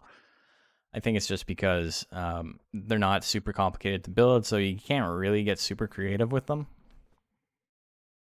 Though, to be fair, the build on this is absolutely not what I would have gone with if I was making a Mew, and it's doing well. So, you know, that's the beauty of a powerful monster with more than one build, is that you can do some fun stuff. I think it's the slow guts rate that scares people away. Mew has a pretty bad guts regeneration rate.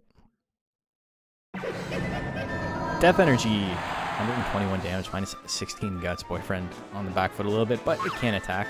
It goes for a punch. Decent damage there. One Withering, completely useless.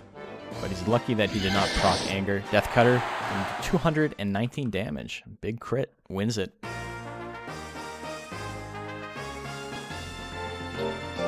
Game 2, here we go.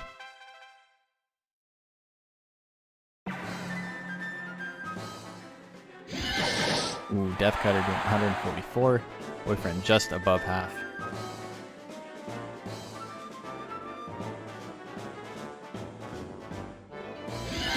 Death Cutter landing again? God, that is a quick 2-0. Holy.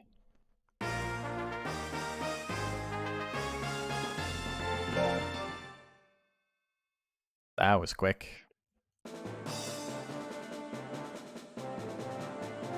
So Society wins. Boyfriend struggles against Society. He didn't get to attack. He used Punch once. He hit a punch for 55 damage and minus 1 Withering. Oops. Wrong. Well, one too many. Bellatrix and Excalibur.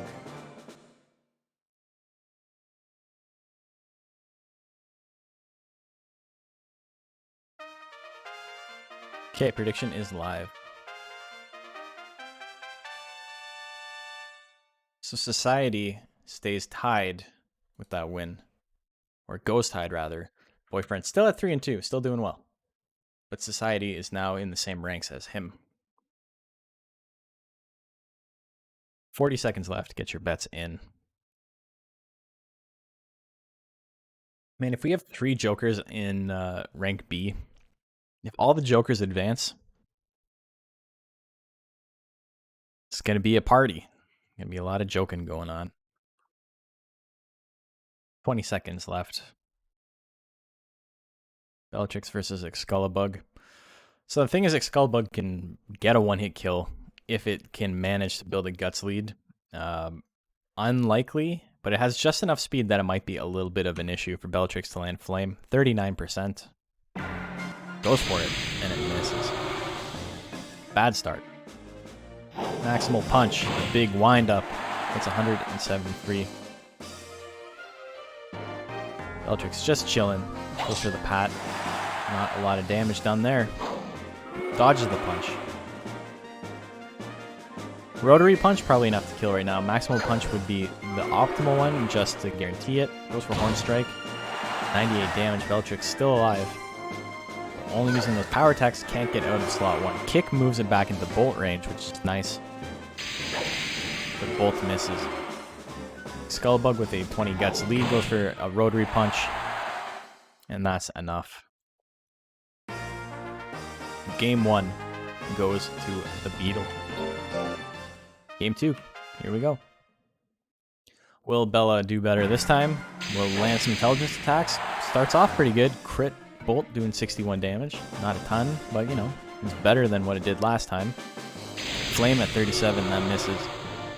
Skullbug now has a 40 guts lead. What's it going to do with it? It's going to get hit by Flame. It's going to shrug off the attack, and now it has a significant Gust advantage. Horn Strike misses at 60. Hey, how are you doing, Ariados?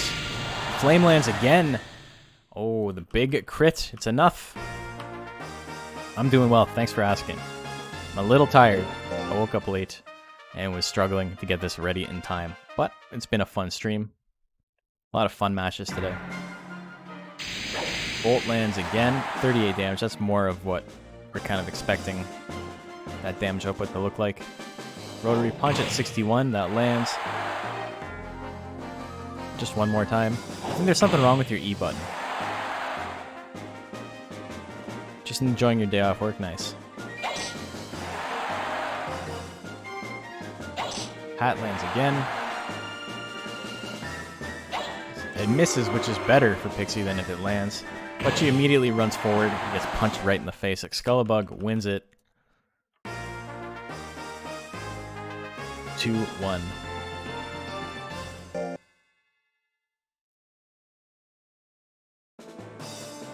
Next up, we got 5 and 8.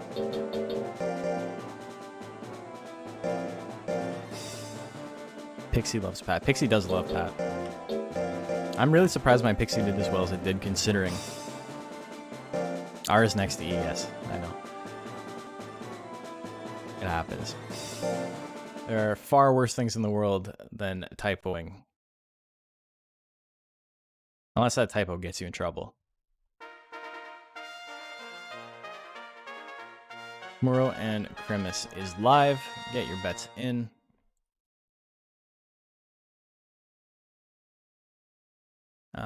Okay. Updating bracket while we do this. So that's Skullbug's second win.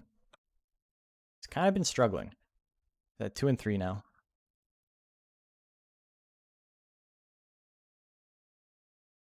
For some reason, your Suezo's nature shifted toward neutral while training. You don't know why.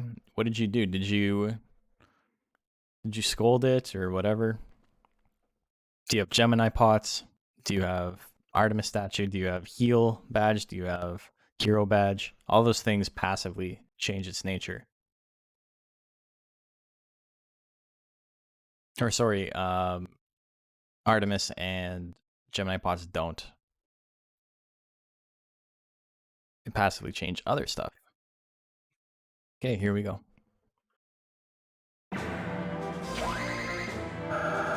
Laser cutter misses. New sting hits. Shout out to the time your boss was typing directions, accidentally wrote ass instead of ad. Your boss sounds like a fucking failure. Have no badges and there were no grades or cheats. I'm sure something else happened. Nature doesn't just change on its own.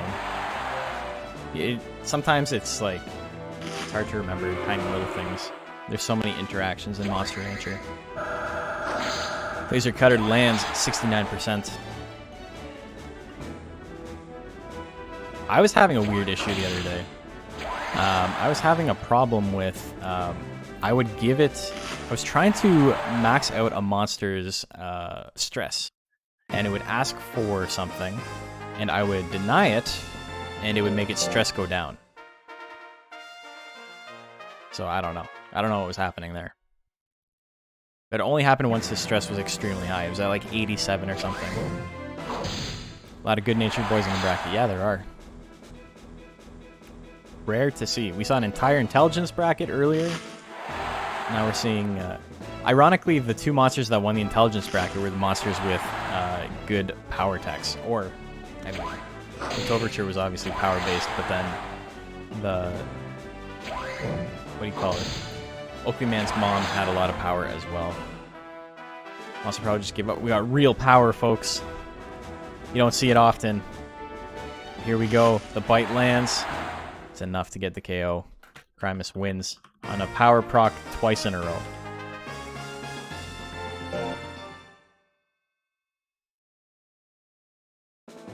Monster like, I never get what I want. No use stressing out over it. Yeah, exactly. Real power is such a... It sounds like a something that would like pop up in the intro of an Arc Sys game or something.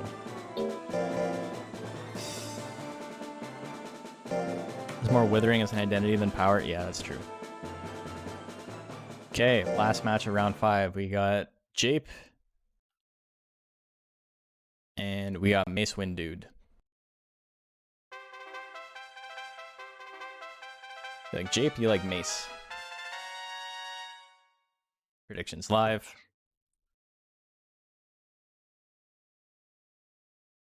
So that means Crimus is now at 4-1.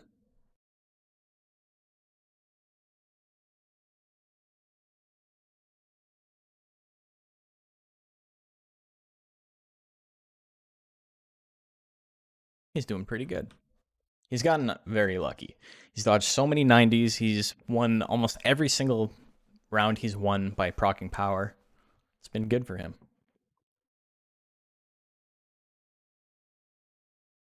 I feel obligated to keep it. Interesting. Interdasting. You get 15 seconds left to put your bets in.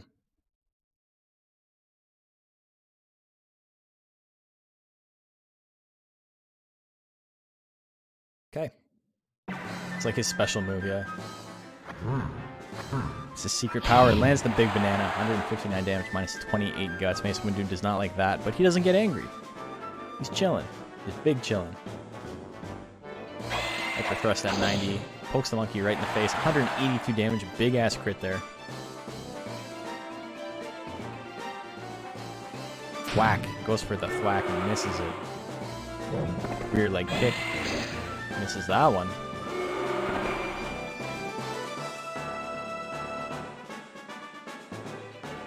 Banana Rang. Hits the Banana Rang. 100 damage. Minus 10. Rear leg kick. Gonna do a lot there. Not really. Never does, but you know. It was enough. Smash combo would be huge here. Goes for it. Gets him.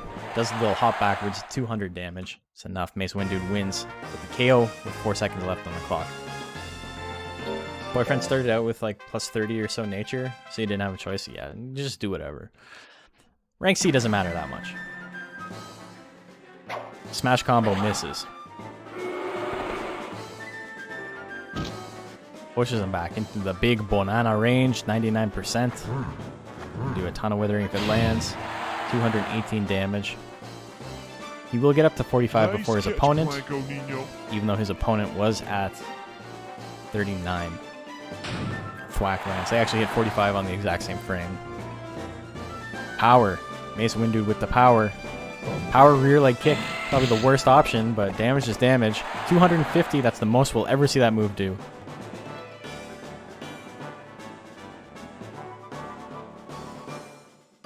Both monsters can attack. Who's got it first, though?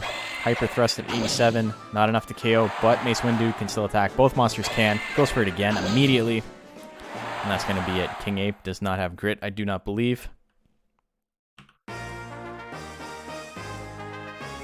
That's a 2-1 for Mace Wind Dude. And that's it for round 5.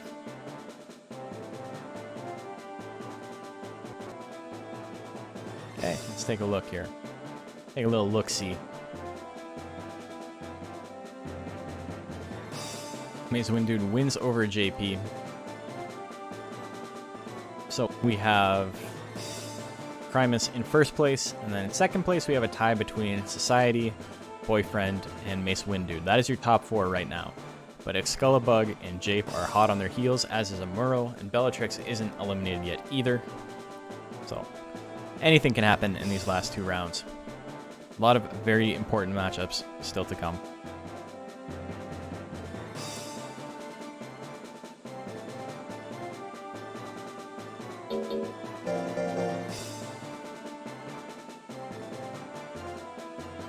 Said enemy monsters have to have the same specials. True, that's true actually. Forgot that it was a, this is not Gold Dust.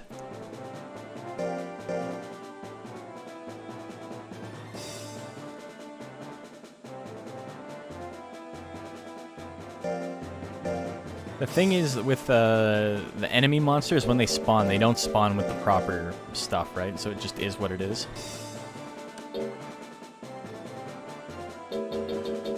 But with the actual special breeds, they spawn with their proper battle specials.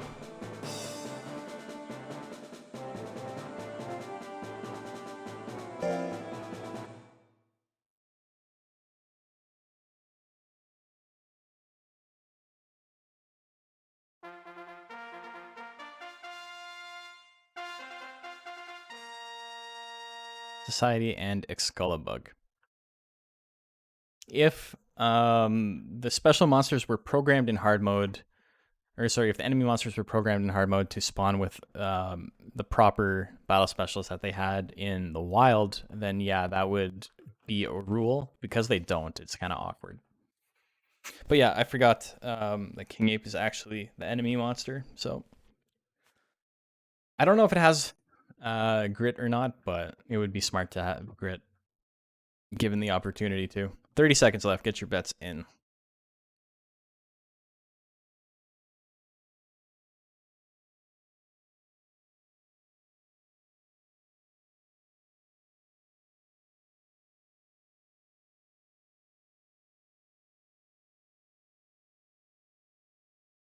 Okay, so here we go.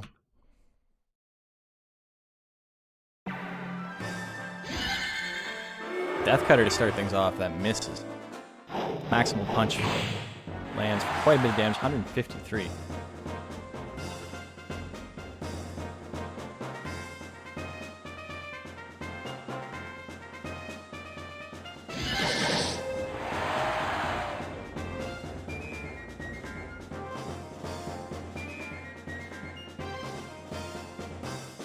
Pretty even match right now. Society and Excalibur both about one big hit on a crit or two small hits away from victory.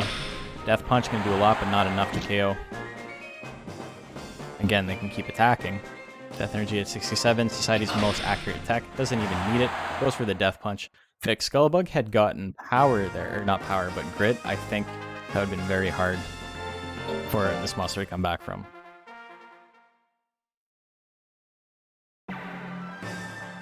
So only having moves in the first slot is a double-edged sword. Sometimes your monster just doesn't attack often, which is unfortunate, but they will always build up guts. In a match like this where they get withered a lot, it can be a little bit of an issue. Society. Jesus.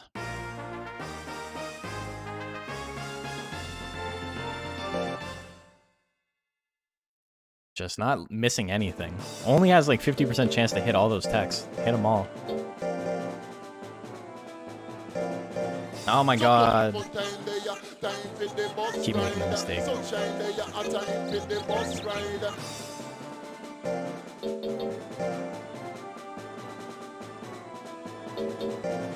and 8.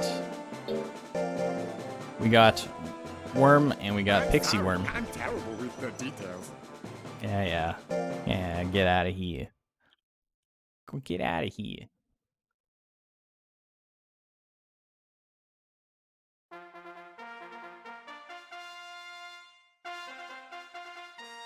Bellatrix and Grimace. Grimace. Crimbo. Kimbo Slice. I think I just wrote a script for Sherlock right now. I just freestyled a Sherlock script. What a stupid fucking show. I don't know why it was like as popular as it was. This whole like word web segments on it were the funniest thing. It looks like fan edits because it's just so stupid. Society's basically, I don't know who's winning. We're not taking 60 seconds to find out. I have places to be. I gotta go pick up my daughter from soccer practice. You know. My next tournament monster is gonna be a black worm named Details. That's good.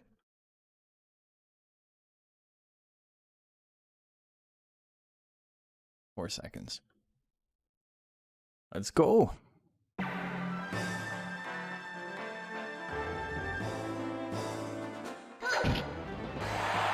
Kick lands. It's been a while since we had a bot. Hello. Vanadrill Kringle Bottom. Yeah, he's he looked like an alien and they're like, that's hot. That's what I want.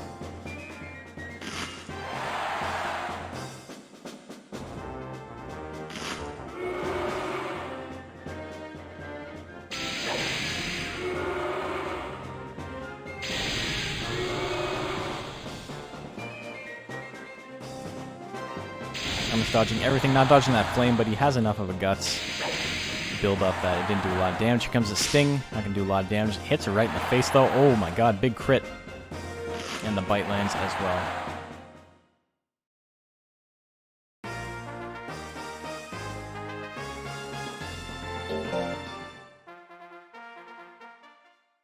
Round 2, here we go. Flame lands, 113 damage off the bat is not too bad. Gets hit with that though, that's gonna do a lot of damage. 182. Bellatrix with the guts lead. If you can do anything, goes for the bolt. Just a little bit. Chip damage. Better than kick and pat though. Goes for the kick. Misses. Another bolt. Primus has 60 guts and a slight lead. Primus is kind of taking control of this match. Kick misses again at 74.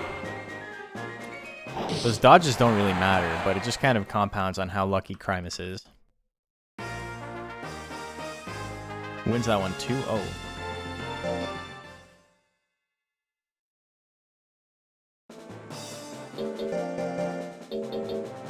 Next up, we got Boyfriend.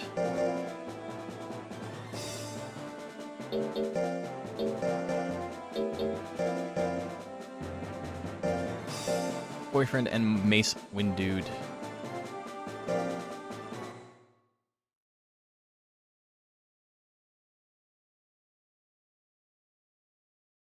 Okay, predictions live. Make your bets.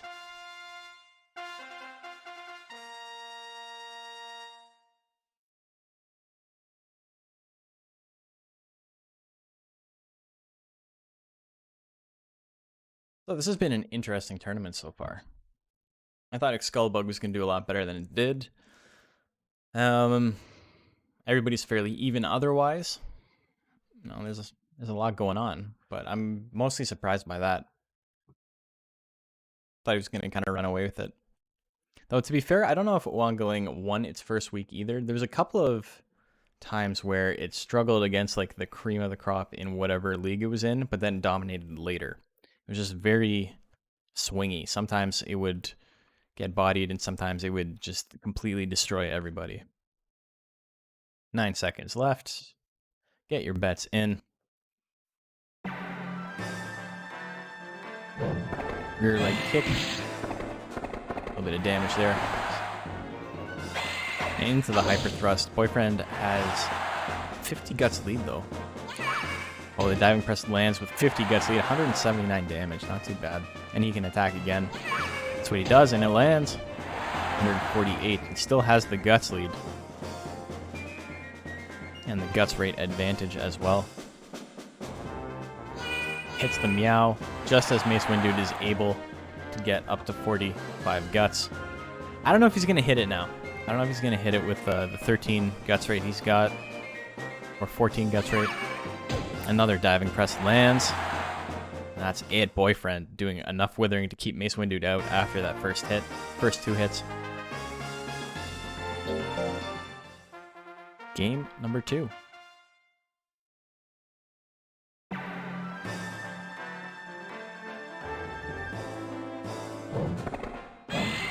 Hits the rear leg kick, decent amount of damage there.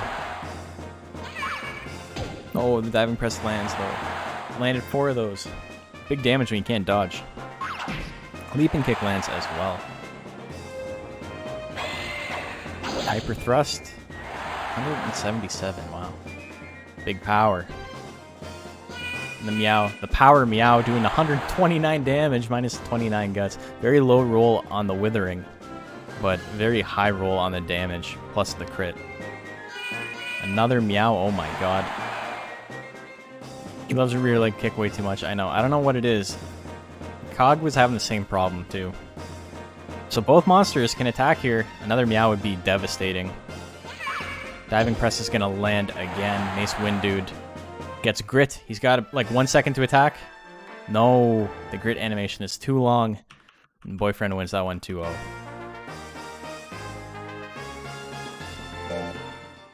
Kind of a whoever hits first, but the thing is Boyfriend, I believe, had a little bit more comeback potential with just how much withering everything he did.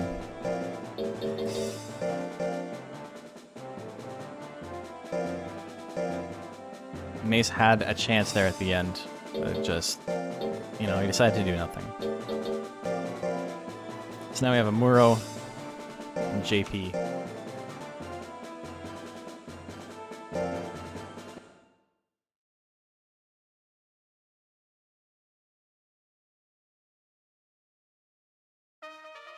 Okay, bets are live. Make your prediction.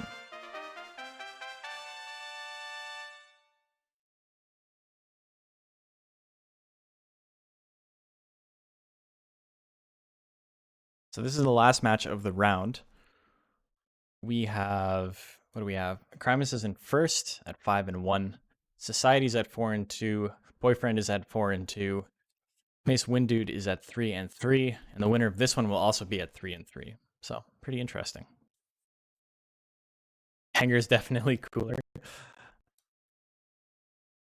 Yeah, I like Hanger.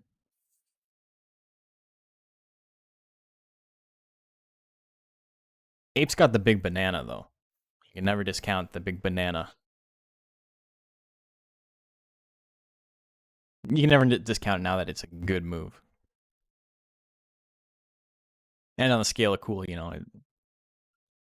When I think of cool, I think of this specific attack. The goofiest fucking attack in the game.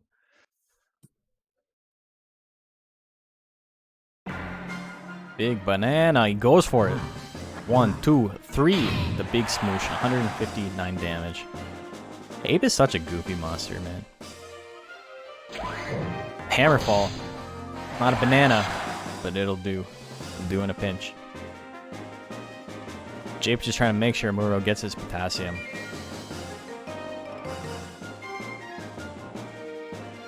Works for the Chiquita company. Slap knocking him down.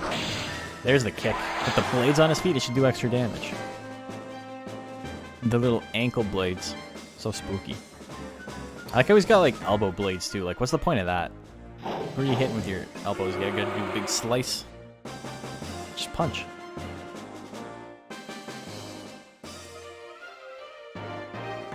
Another thwack. 54, that one misses. Muro's got a shot here. Laser cutter at 67, he goes for it. That misses as well, though. He's only landed one all day. Jape wins game 1.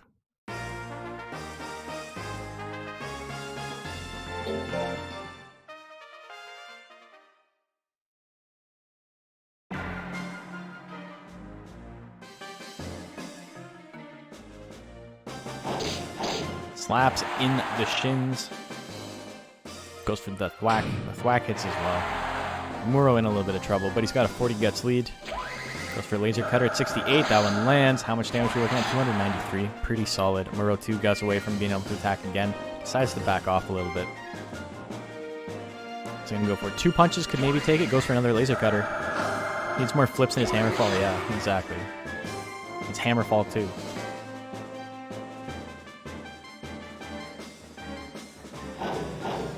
The forward momentum backflip is sick though. It's no sledge fall, you know. Oh, and it lands how much damage? 167. Muro takes it.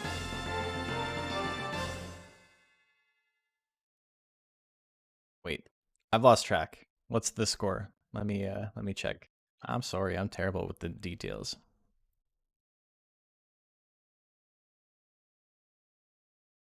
It's 1-1, right? Yeah, it is. Exactly what I thought.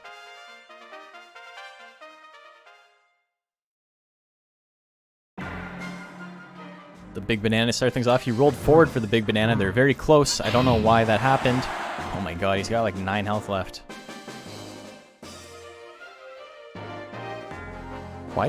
Does he always roll forward? He doesn't, right? He normally stays far back. I don't get it. It's weird. Animation in this game is strange.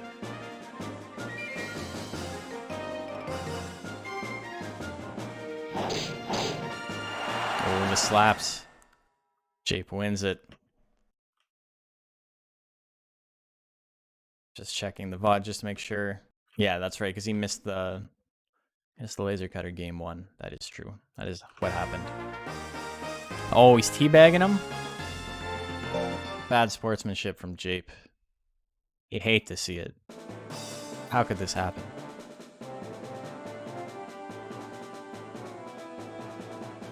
Quazo's ask for shit so much. It's just any monster with a lot of spoil will ask for stuff. Okay, so that's a win for Jape over Muro.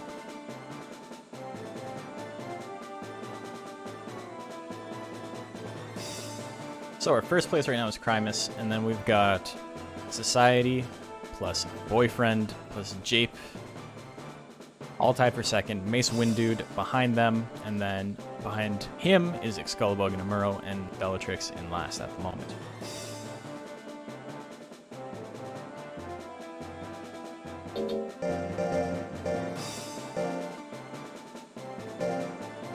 Okay, so we managed to actually catch up on schedule a little bit behind, but better than I thought I was going to do. I thought it was going to take us until like 7:30 tonight, but I think we'll be done within an hour. Consulter versus Bellatrix. Here we go.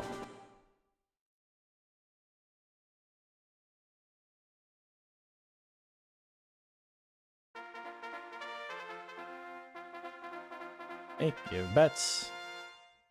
You think the fear aspect of having 100 loyalty would make the monster afraid to ask for stuff? You'd think.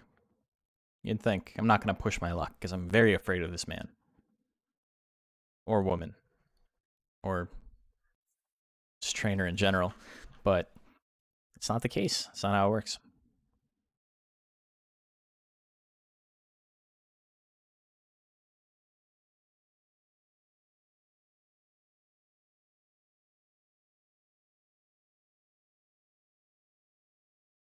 Okay, place your bets. I have a feeling bets may be a little bit one-sided here. Doesn't look like it. Despite, you know, one monster having a much better record than the other.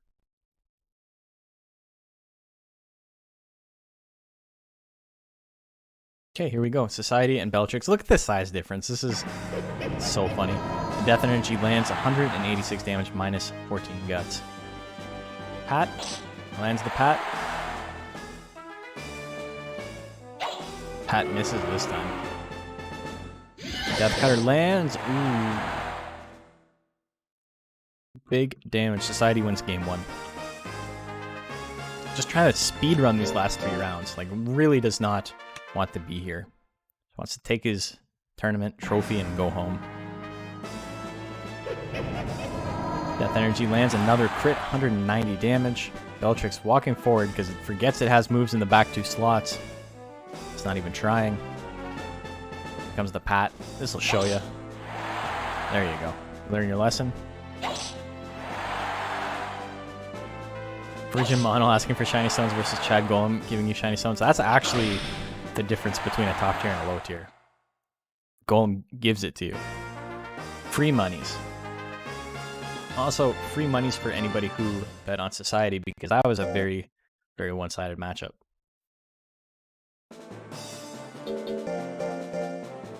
Next up, we got Excalibur.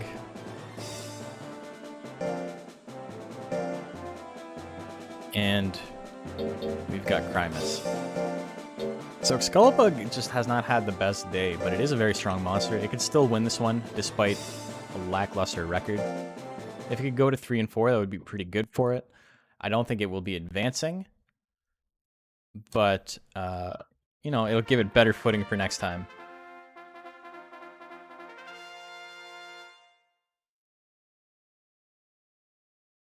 Haven't gotten to watch all day? Well, welcome. Welcome, Bruckner. How are you doing?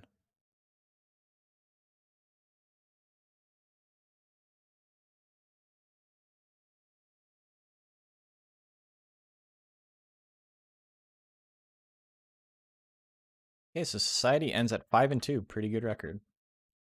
Will definitely be in the top 4. Bellatrix, unfortunately, ends at 1 and 6. Same record as MCGM from earlier today, Matt Moore's other monster.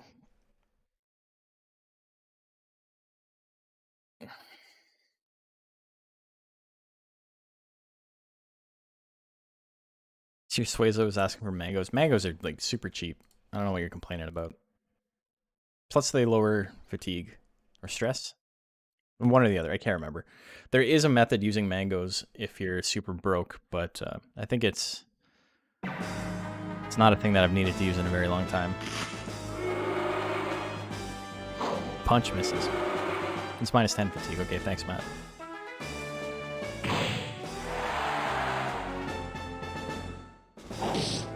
Ooh, the double soul sweep, 186. Not bad. Not bad. Oh, soul sweep misses this time. Excalibur has a pretty big guts lead, and his opponent can't attack for quite a while. So he can just kind of sit on this lead and then go ham, because he does have the faster guts rate. He needs to actually attack though. Oh, maximal punch on 99 guts. 213 pushes him really far back.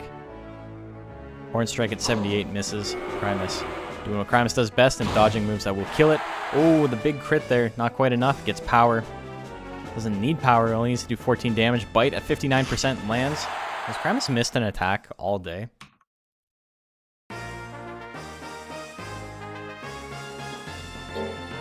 Rematch.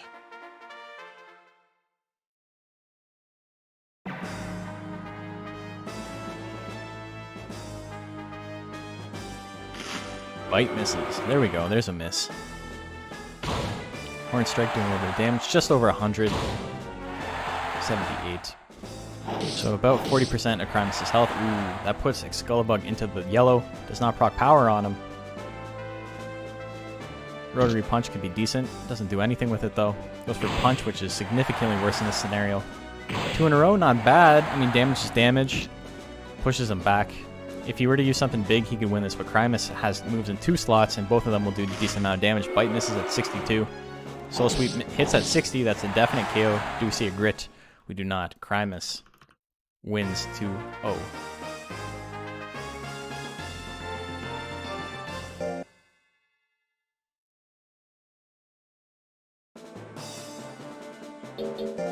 Next up, we got 4 and 6. We got Boyfriend.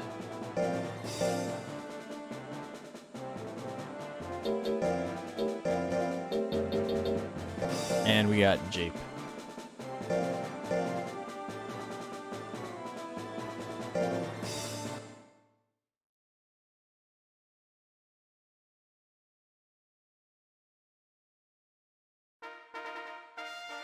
Okay, prediction is live. Make your bets.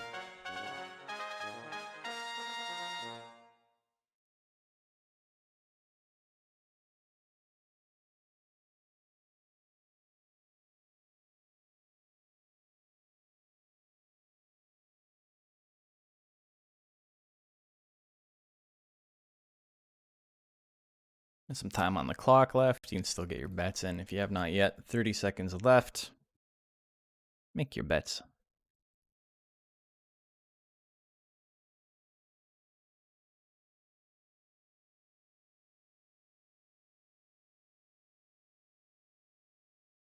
I don't know who's going to win this one. This one's pretty... Boyfriend does have a lot more skill, but it's at the cost of life. And Jape, even though it doesn't have much skill, it does have that extremely powerful big banana. And do something with that. Big bets, damn. Where are we at? It's quite a bit. Procs anger already.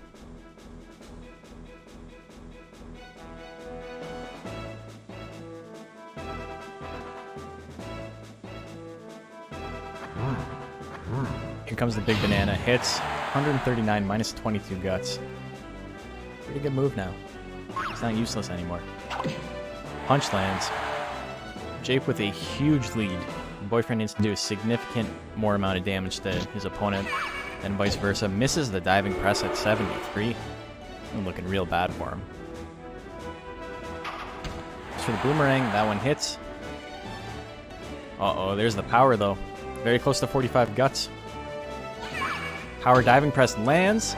257. It's not enough to put him in the lead, I don't think. Maybe slightly. Yeah, maybe very slightly. Both monsters can attack. No one's going to go for anything, though. Time runs out. Who won this one? 20.4 to 22. Jape wins. 1.6%. It's hard to tell when it gets that small.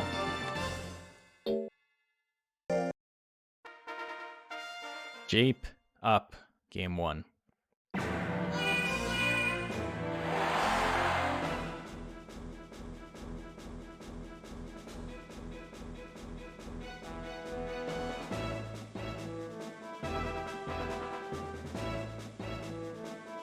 got Boyfriend goes for another attack. Jape just at 45 gets anger. Perfect time to get anger. Goes for the thwack. Do a decent amount of damage and withering. Minus 18 guts. Damn. Boyfriend again does not have anger. So it is a very calm boyfriend. Minus 39 guts.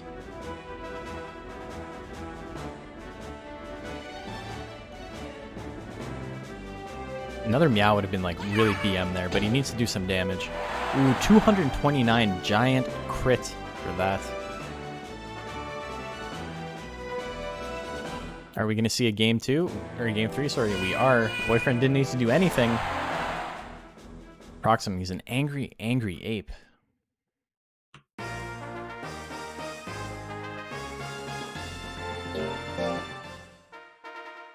Game 3, here we go.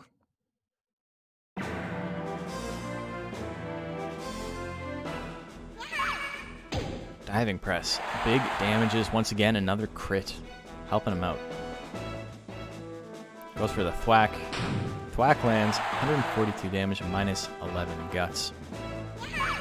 Goes for another diving press. Diving press is doing wonders for Boyfriend right now.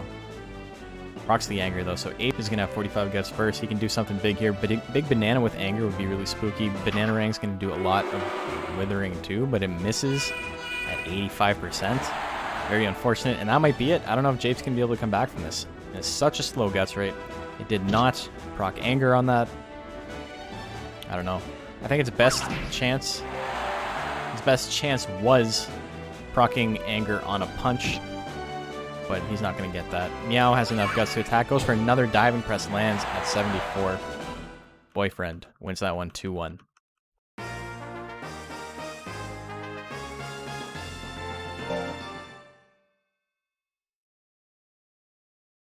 And so our final match of pool number 2 of the day. We've got Amuro.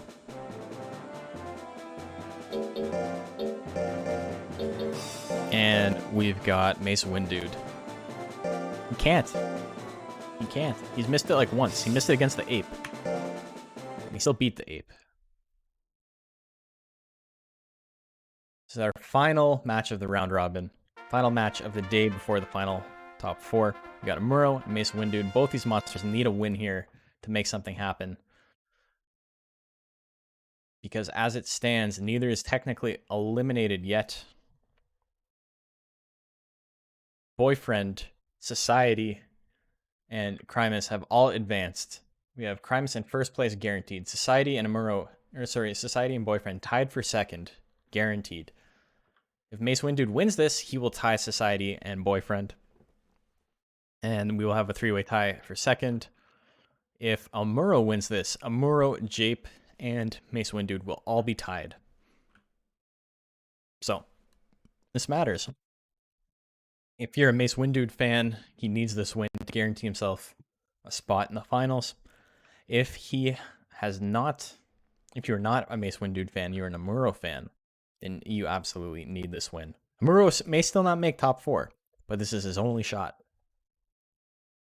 He missed one against Amuro? Yeah, so he's missed like 1 or 2. Like, he's really not missed many. It's been very good for him. It's the beauty of meta with no speed. Oh my god, that was just smash? He's got enough guts to attack. What's he going to go for? He can go for rear leg kick right now. Rear leg kick's not a bad option. Hyper thrust at 74. He gets him right in the balls, right between the legs. I don't know. With Henger's thigh gap, it's totally possible that that whiffed.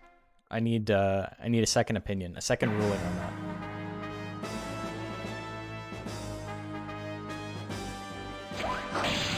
Low kick. Oh, there's the smash combo. How much damage are we looking at? 212, no crit. Macho, you got your wish. It's not over yet. He gets hit with the hammer fall. A little bit of withering, but Mace Wind Dude is looking strong right now. Both monsters about one big hit away from winning. Low kick's not going to kill. Procs power, which doesn't do a whole lot in this situation, but does give him a chance to build up more guts. Smash is going to end it, and that is a 2-0.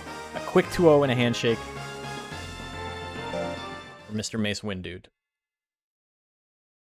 So with that, we have our top 4, but we need to figure out seeding. So let's take a look.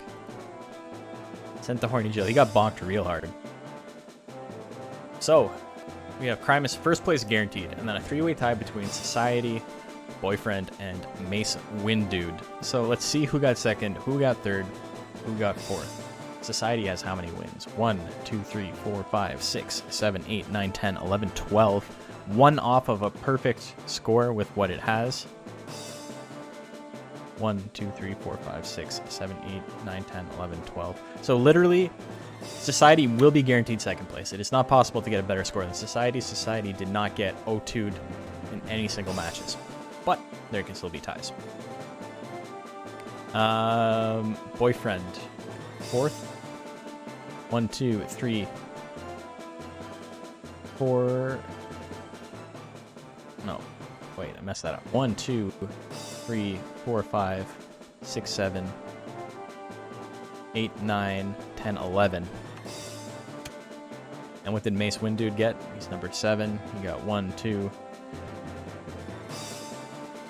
Wait a minute. 1, 2, 3, 4, 5, 6, 7, 8.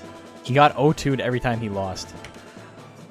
So he got 2-0'd every time he lost, sorry. So that means that Crimus and Mace Wind Dude are going to face each other, and Society and Boyfriend are going to face each other. I have to get that bracket ready. I'll be gone for about a minute, and then we'll be back with more Monster Rancher Battle League.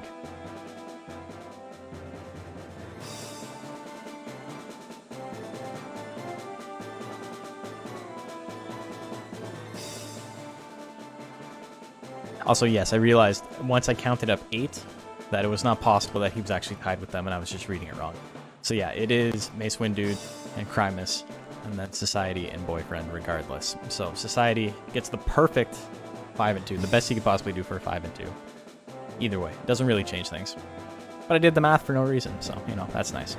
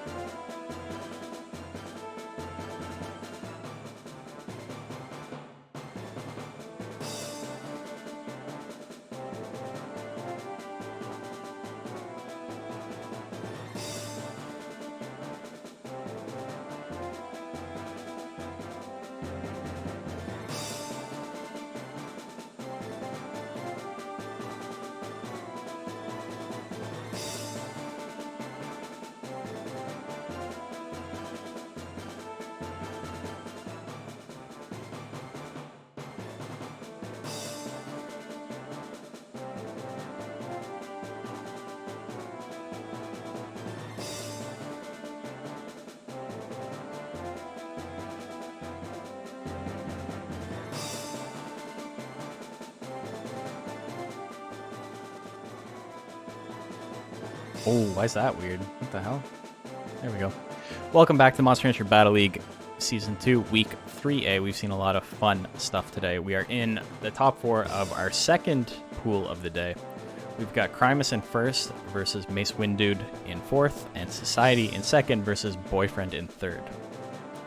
You have interesting Monster Hunter 1 news. I was hoping to catch you. Did you see the prototype drop on Hidden Place? Not for Monster Hunter 1. That's interesting.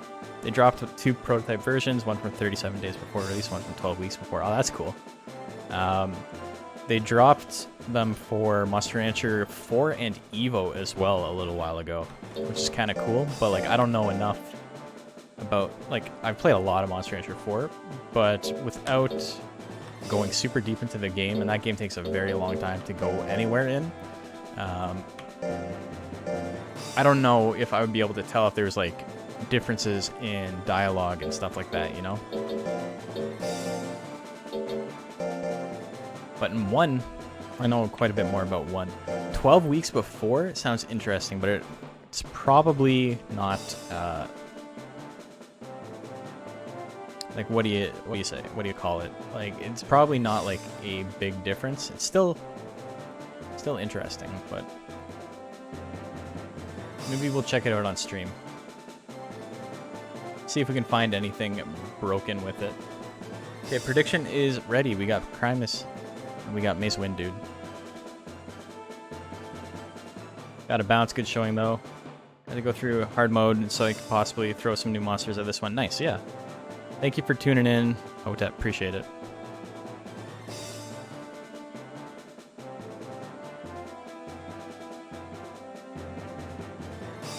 There's a review copy of Digimon World 3 as well. I'll be playing through it as the data is different. Oh, that's neat. Yeah, for Monster Hunter 4 and Evo, they were uploaded and it says that there's like no distinguishing like differences found, but I also feel like they probably spent like 20 seconds in it, because when you're going through like 700 games or whatever, whenever they did the last big leak, they're not going to play the whole game through, right? They're not going to play a 60, 80, 100 hour game start to finish. They're just going to check load up and maybe play it for like 20 seconds and see if anything is like significantly different. So there may be stuff to find. Monster Hunter 1, I know enough about that. I could probably play through it.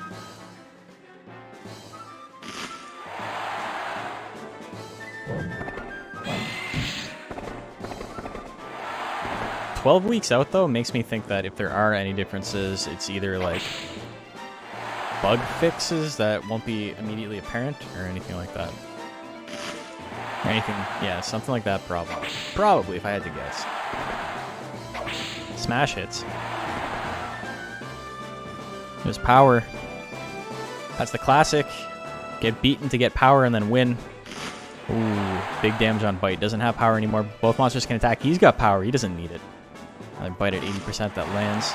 Will we see a grit? We do. Both monsters have enough guts to attack. Next hit wins. Another bite at 77. That'll do it. Crimus wins. Game 1.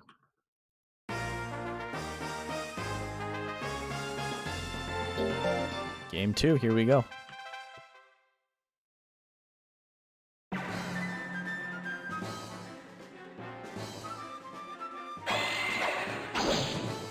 Ooh, big hyper thrust. Rear leg kick. That misses though. Crimus has a huge guts lead. Soul sweep here would do an insane amount of damage.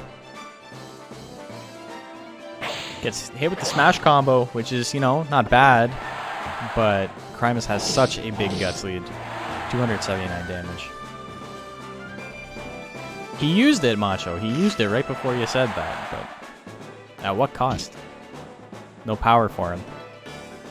Bite at 83, lands again. Do we see another grit? We do. And we see equal guts. Both monsters can attack. Smash combo. He decides not to do anything, but he dodges the bite. Hyper thrust can do a little bit, but probably not what he wants to be using here. 197, I stand corrected. Any hit will win. Goes for rear leg kick at 86. That lands. And we see a grit. So that is a guaranteed tie. We have a grit tie, folks. Who's gonna win the head-to-head? I'm doing a drum roll, but you can't hear it because it's being taken out by my my RTX. 80% hit. Just barely beating the 75% hit. And Guts Consumed goes to Mace Windude as well. Game 3, here we go. What a fun thing to base the tiebreaker on.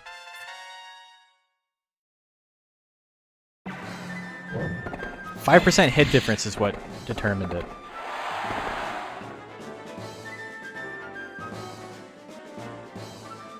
Bite at 81, that misses. Hyper thrust at 90. A little bit of damage there. No crit this time. Grimace still at half health. Still healthy, can do quite a bit. Goes for the bite. Pretty solid damage on bite. Misses the smash combo at 80. Sting. Uh-oh. Sting is a very long animation for like 0 damage. Grimace still in this. He's losing, but he's still in it. Goes for another bite. He's got a bit of a guts lead. 2 bites in a row. Does not put Mace Windude into power. Gets hit with the smash combo. 190. Both monsters still alive. Grimace has 2 seconds left. Goes for another bite.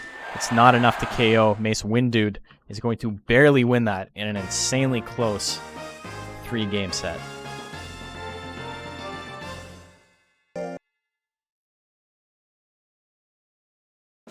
That was wild. That was one of the closest sets I've ever seen. Next up, we got Society and Boyfriend. Boyfriend fucking got bodied by Society, just like in real life. Boyfriend is now an incel. How could this happen? But we got the rematch. Boyfriend's not down yet. You know, he's showered. He's ready to go back out.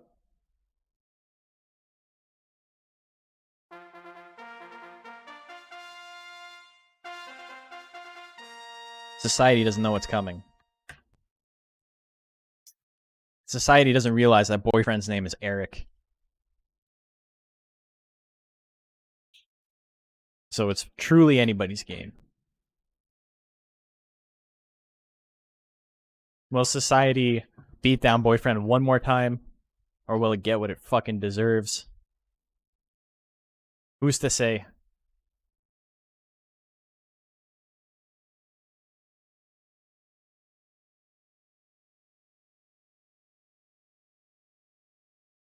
I love the Society jokes, man.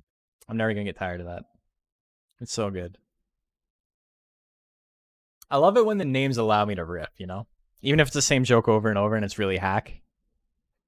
You know, I'm not a comedian, so I'll take it where I can get it. Okay, here we go. Society and Boyfriend. It's closing. Death Energy misses 90%. Hits the diving press, 155 damage. Boyfriend doing big smoosh. Punch. Punch lands. Death smash. Big old backhand to the face of Boyfriend. Society is not fucking around. He's got 45 guts of his own, but he gets hit with the meow. I don't know. They both are very close to 45. Who's going to attack first? Society has a chance to, but will he? Leaping kick. 106 damage. Big crit leaping kick. Society gets back up. Leaping kick is, interestingly, one of the only... No crit. Close. Good call, but no crit. Gets real. Uh-oh. Real power. We've seen it twice in the same day. We never see that. 336, and there's the crit death cutter. There's the crit death cutter doing enough to one-hit KO. We've seen real power twice today. We never see it. Go like 12 weeks, 14 weeks, 26 weeks in the league without seeing it. And we've seen it twice today. It happens. 123 damage. Boyfriend still above half health.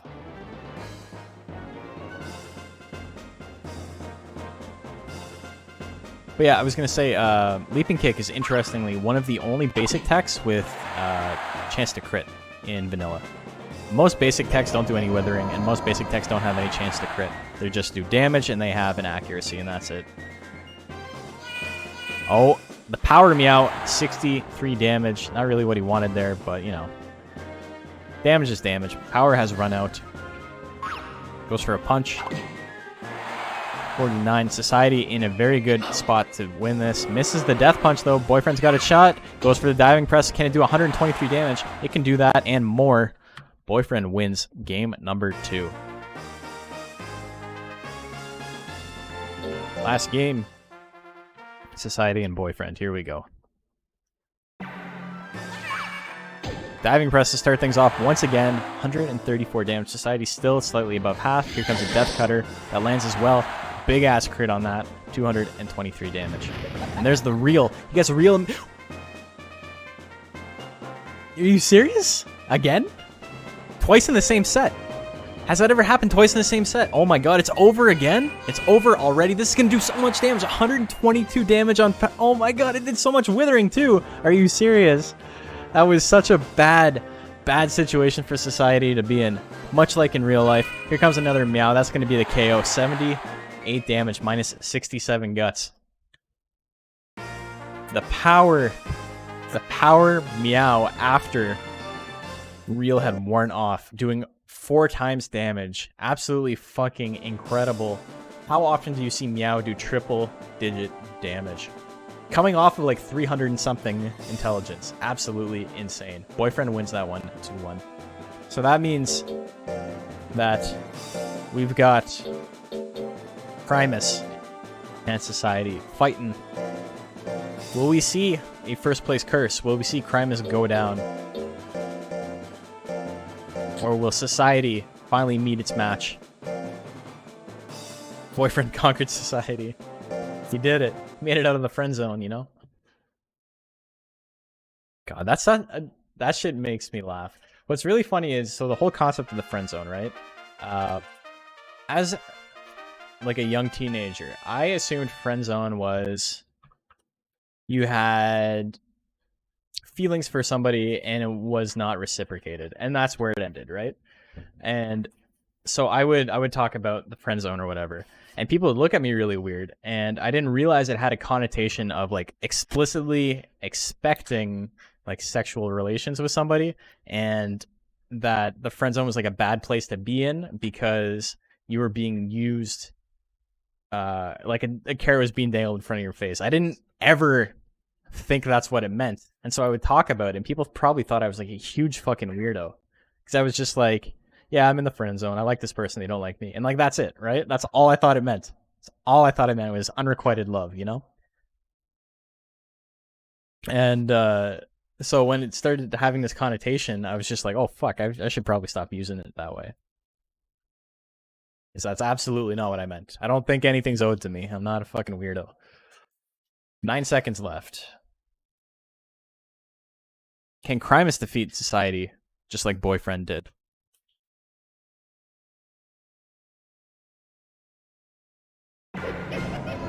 Death Energy misses.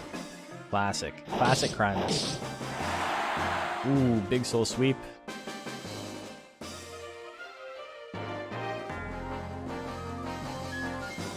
Dang, high school Nash rocking a fedora. I actually owned a fedora. I'm not gonna lie. I had two different fedoras. Again, before it became like a huge fucking thing. Remember how old I am. You have to remember how old I am. But yes, I own 2 fedoras. I don't know what happened to them, and I could not care less.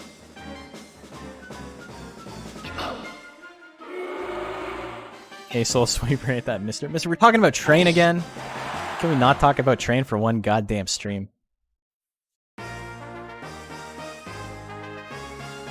The thing about the fedora, and why it has such a negative connotation with it, is that it only looks good in a very, very specific scenario, and that scenario is not with a fucking t-shirt. If you're trying to look like Indiana Jones, or you're trying to look like, you know, like you're in a Zoot Suit band, those are like, I don't know. If you're playing Zydeco, you can get away with it, is what I'm saying.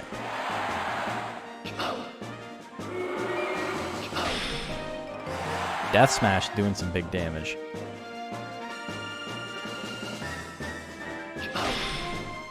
Oh my god, the death smash. Society wins.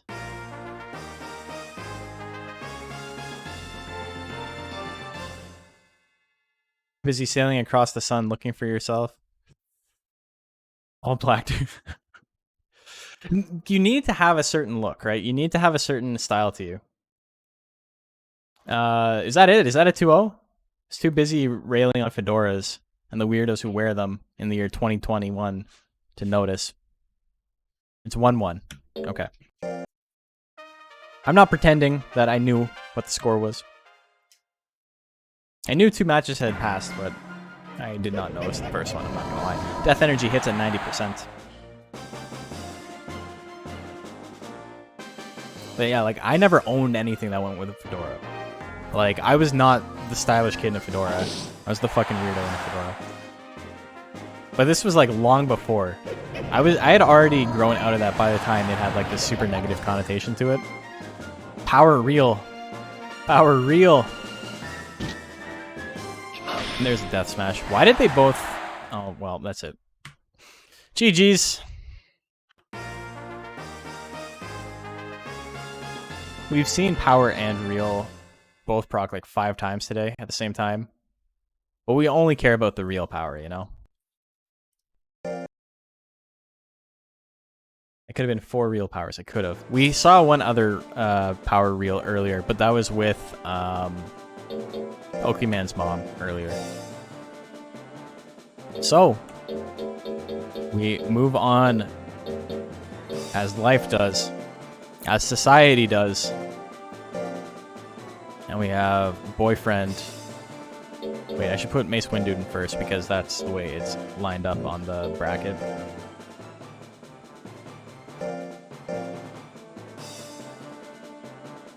I've seen real Vigor before, which is funny, because Vigor only procs in the first, if you land an attack in the first 5 seconds of a match, and real only procs if they're down to like no health. So, first guy, the Vigor guy, landed an attack, and then got the absolute shit kicked out of him in like the next like 5 seconds. It's very unlikely to happen. A lot of things gotta go right. We got to get a Joker versus a color Pandora to heal the left, get some real unity, you know?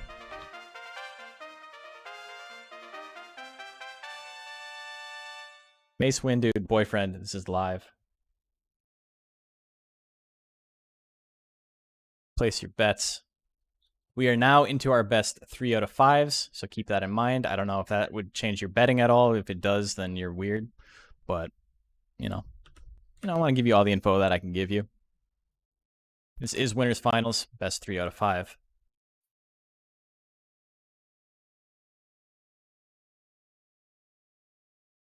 $30 seconds left, get your bets in. We got Mace Windude, the 4th seed, upsetting the 1st seed to make it here. Boyfriend, tied for 2nd. Still kind of an unlikely win, though. While they were technically seeded 3rd and 4th, Boyfriend was not really 3rd seed. Or he was. He had less wins overall. But, I mean, he had the same win-loss as his opponent. Okay, here we go. Mace Windude and Boyfriend.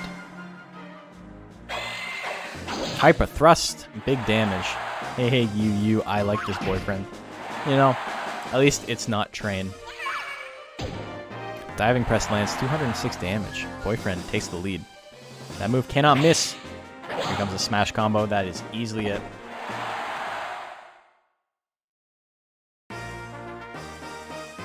Mace Windude wins game number 1. Game 2, here we go.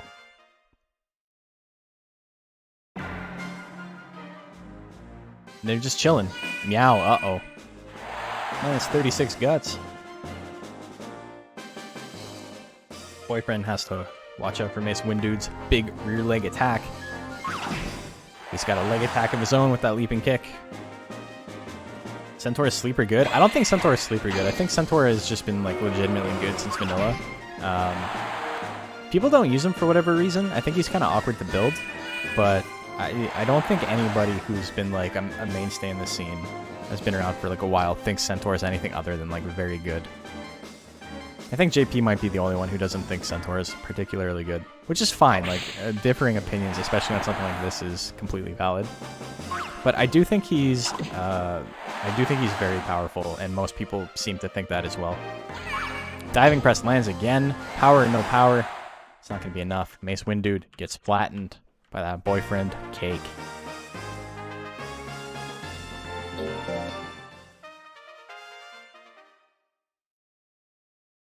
You have a lot of whack opinions. If you think they're whack, then maybe you should work on it. But I don't think they're whack. I mean, I disagree with you on a lot of stuff. I'm not going to lie. But I think that's completely valid.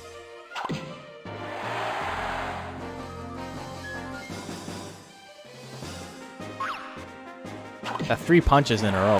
The classic 3 punches. Here comes the smash misses at 83%. Here comes a rear leg kick. You don't think they're whack. You just mean that, like, in general, people disagree with you. Yeah, when you posted your tier list, I was like, I don't agree with any of this. But that's fine. It is what it is. It doesn't matter. Missing a lot of 90s today. Most of them against Crimus. But Mace Wind Dude wins game number 2.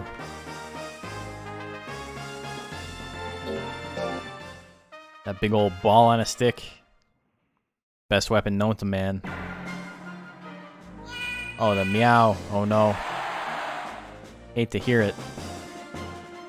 I wonder if it, like, secretly hits, like, the brown note or something and makes them, like, shit themselves, and that's why it does so much withering. It's like, I cannot believe this happened to me. Ooh. Hyper Thrust does a decent amount of damage. Leaping Kick. Big damage as well.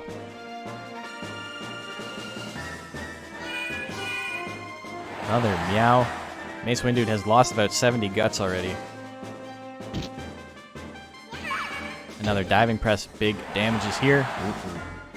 Mace Wind Dude can proc power, and he does. And he's got enough guts to attack. Rear leg kick, probably not what he wants to use. Goes for Hyper Thrust. 92%. That lands. That is a guaranteed KO. 229 damage. Mace Wind Dude 1 win away from advancing to B rank.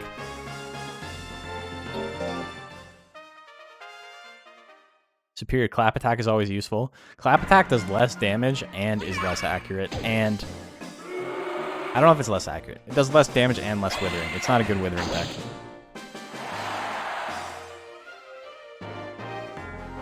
I think if you were to run like a mixed attacker build Jill with Jill combo and Snowstorm, that would be very strong. Punch lands. Another punch. He's got power. You can do multiple punches right in the front of the horse. That's the most vulnerable part. But now his opponent has power and enough guts to attack. Smash combo. Is he going to do like 400 damage? It would have done 400 without the crit. So, you know, that was a pretty good guess on my part. But the crit kind of put me in my place. Mace Wind Dude wins that one 3-1. Next up, we got our losers match, our losers finals. We've got Boyfriend once again up against Society.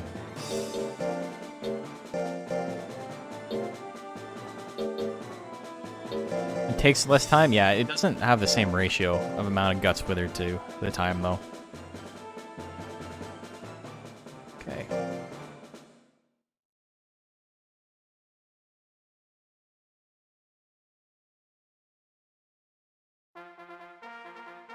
And Boyfriend topples Society again, twice in one day? Oh. We won't see real power today anymore. We may see power real, though. I messed up the order. Society is on the left, Boyfriend is on the right. Or I should say, Society is choice 1, Boyfriend is choice 2. If you mess it up, you know, that's your own fault because it's basic English. And even the people who English is not their first language in my chat can figure it out. So, you got no excuse.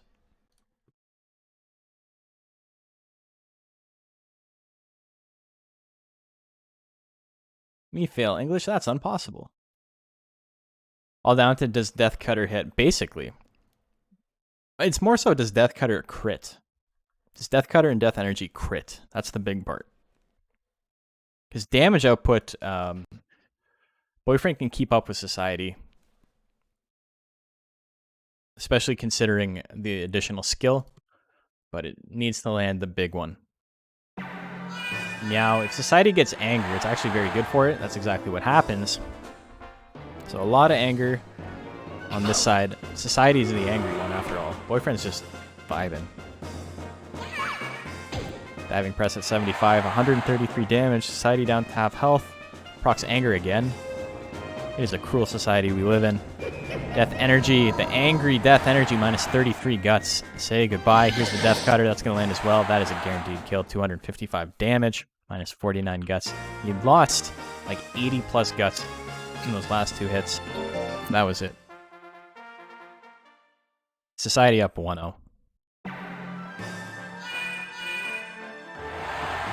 Ooh, minus 38 guts. No anger this time, so Boyfriend's got a bit of an edge at the moment. Thinking both attack. Who's going to go first? Punch at 92, do a tiny bit of damage, but it misses. Did the tiniest amount of damage. Did 0. Death energy doing significantly more damage. 192. He can still attack again. Hits the death punch. That's going to be a lot of withering too, but he can proc power here. He doesn't. It's going to be hard for Boyfriend to come back, as he does not really have a way to dodge this stuff. You voted wrong. I specifically mentioned that would be the case. I got one guy. I got one person. Society up 2-0. Boyfriend not doing so well in this rematch. Oh no, the meow. The big meow.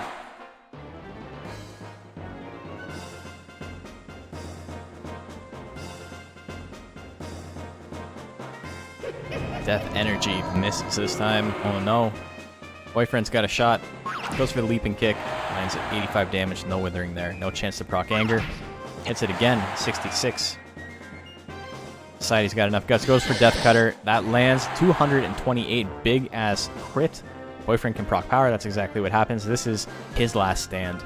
He's got to land something here. Finish him off before that power runs out. He can do it. Goes for leaping kick. Misses at 82%. Buttermuse basics. Punch and leaping kick. Death punch lands. There's the grit. It's not over yet. Both monsters will be able to attack by the time grit ends. Who's going to go first? Diving press would be fantastic. Meow is going to lose Boyfriend the game, but maybe it's a moral victory. 3-0 for Society.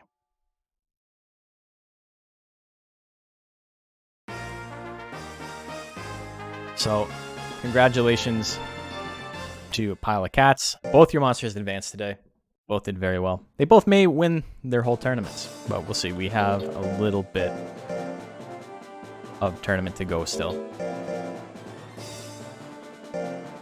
He just wanted to vibe with Society. Society was constantly beating him down. Angriest thing I've ever seen in my life.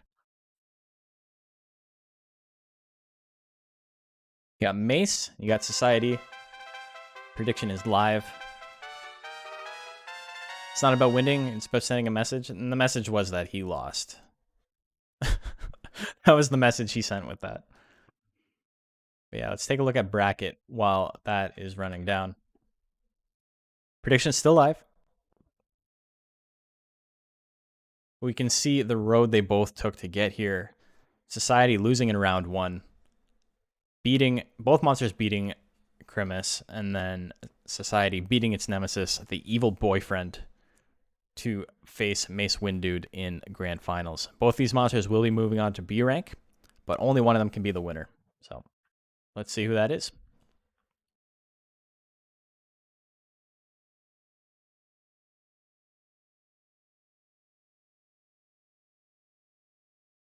I think all Jokers advanced to B so far. Yes, they have. All 3 Jokers have advanced. We've got 2 Centaurs in rank B. We've got 2 Gaboos. We have 1 Ape. Do we have 1 Ape? This is the first Ape that did not make top 4. And it didn't do terribly. It was just outclassed a little bit. Smash. A little bit of damage. Society's still in the lead. 1 Ape made it, yeah. The other 3.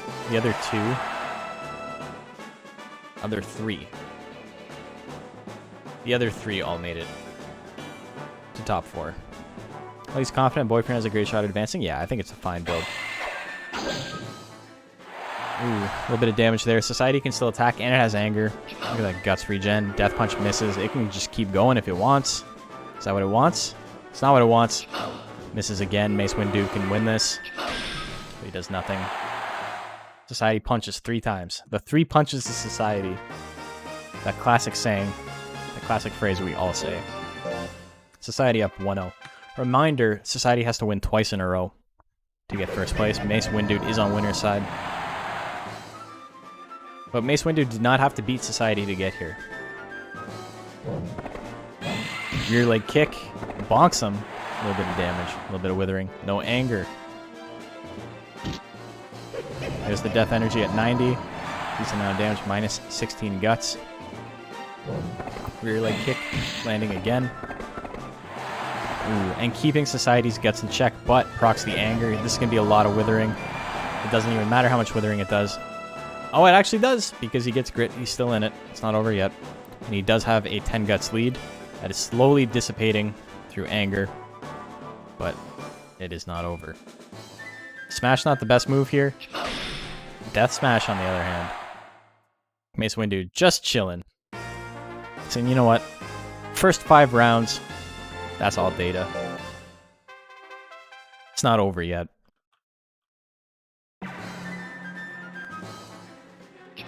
Ooh, Death Punch doing a big damage there. Death Smash misses. I think all 4 years will make it to rank B. Most monsters are going to make it to rank B, unless you made something like really awkward or they have like really, really bad luck, which is totally possible. I think most monsters that are like competent will move up. I think we're going to have it so 72 monsters will move on from rank C onto rank B. So that leaves about, what do we have, 89? So it leaves about 17 monsters. Ooh. Society wins that game. So, 3-0 and a handshake. We have a bracket reset. Mace Wind Dude spending more time just watching than actually fighting. Big crit there on Smash. Oh my god. Big, big crit on Death Cutter as well. And he has the guts lead. Death Punch lands, pretty solid damage. A little bit of withering. Society can keep attacking. It's not in Mace Wind Dude's favor right now. Lands another one. There's the grit. He can attack and his opponent can't. Smash combo will kill. He's got a shot here. He goes for rear leg kick though, which is not the best option. But it does a lot. Both monsters can attack. Who's going to attack first? There's the Death Smash. Society wins game 1 of the reset. Game 2, here we go.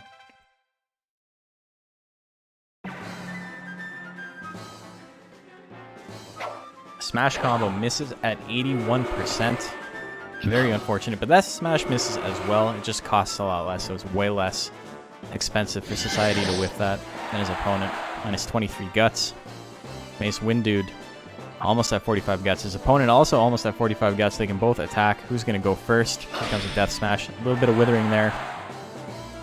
Does not put him into power range, so very good for Society. Smash combo could be very good here. He does not want to attack, though. He goes for rear leg kick, and it misses at 89% anyway. This is the most unlucky monster I've ever seen. He made it to top 2, despite having probably the worst luck I've ever seen on a monster. Society about to get a 6-0. There's the Death Smash. It is a really bad matchup for Mace Wind Dude, though. He can't recover from all of the withering Society does, and he has no speed to dodge any of it. But on top of that, he keeps missing 90%. There's the anger. Death Smash going to do minus 20, minus 24 guts. That's so much. There's the Fury, though. Death Cutter going to do a lot of damage. The crit's enough, minus 52. Society with the quick 6-0. Wow. Very, very unlucky if you're a fan of Mace Wind Dude. But let's take a look at bracket as we play a song, my people, and find someone to raid. So, From losers round 1, Society makes it all the way to tournament champion. Who would have thought? Who would have thought, you know? Mace had a chance there. It's a kind of a bad matchup for him because, like I said, he gets withered a lot and he can't deal with that. But, dude, he was so unlucky. He missed game-winning 90s over and over again, all tournament. Still made top 2. Still advances to B rank. It's one of those things where it's bittersweet. You want your monster to win, of course, right? Like, you want to be the champion, but you still advance. So, there are worse things out there. Congratulations to Pile of Cats, or a Can Selter person in chat, and congratulations to Macho Cheese for your first monster moving on to B rank. A lot of fun. Good day. There was a lot of really neat matches today. I'm glad we got to see all the builds we did. Let's see who we can raid to keep up this fun. Is anybody in the world currently streaming Monster Rancher 2?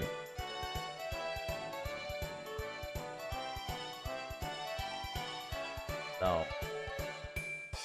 Monster Rancher 3? No.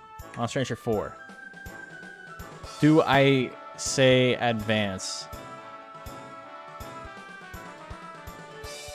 No. 2. DS.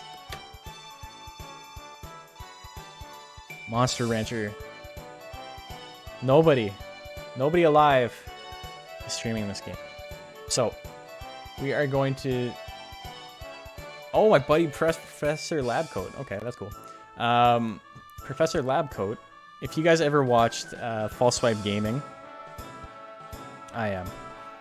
But yeah, GG's boys and girls was a lot of fun. But yeah, if you ever watched False Swipe Gaming, we make fun of my buddy Professor Labcoat because he keeps getting mentioned on the stream, on the videos, because he did really, really well in Canadian finals for VGC for Pokemon a bunch of times. And it's always with the stupidest fucking builds. So whenever it's like, how good is Executor? It's like, we can find one example. You person who just subscribed, thank you, man. Appreciate your support. It means a lot. But it's always Jeff. It's always Professor Labcoat. Also, fun little tie-in. That little story we told earlier about the... What do you call it? We told about the guy bringing Animal Crossing to a party to fuck around with us was Professor Labcoat. He almost never streams, so this is serendipitous. Yeah, I told a story about Animal Crossing, about how a friend of mine brought it to a party, and while everybody, like, as a joke, and he's like, I gotta do my dailies, I brought Animal Crossing, I hope that's okay. And it killed me. It's the funniest fucking thing in the world. But anyway, that's him. Thank you guys. I will see you tomorrow, 8 p.m. Eastern Standard Time, with more Monster Rancher Battle League. And until then, I am going to take a break, and... You were answering, but delay. Animal Crossing. Oh, sorry, my bad. Yeah, I got you. Yeah. Thank you guys. I will see you tomorrow.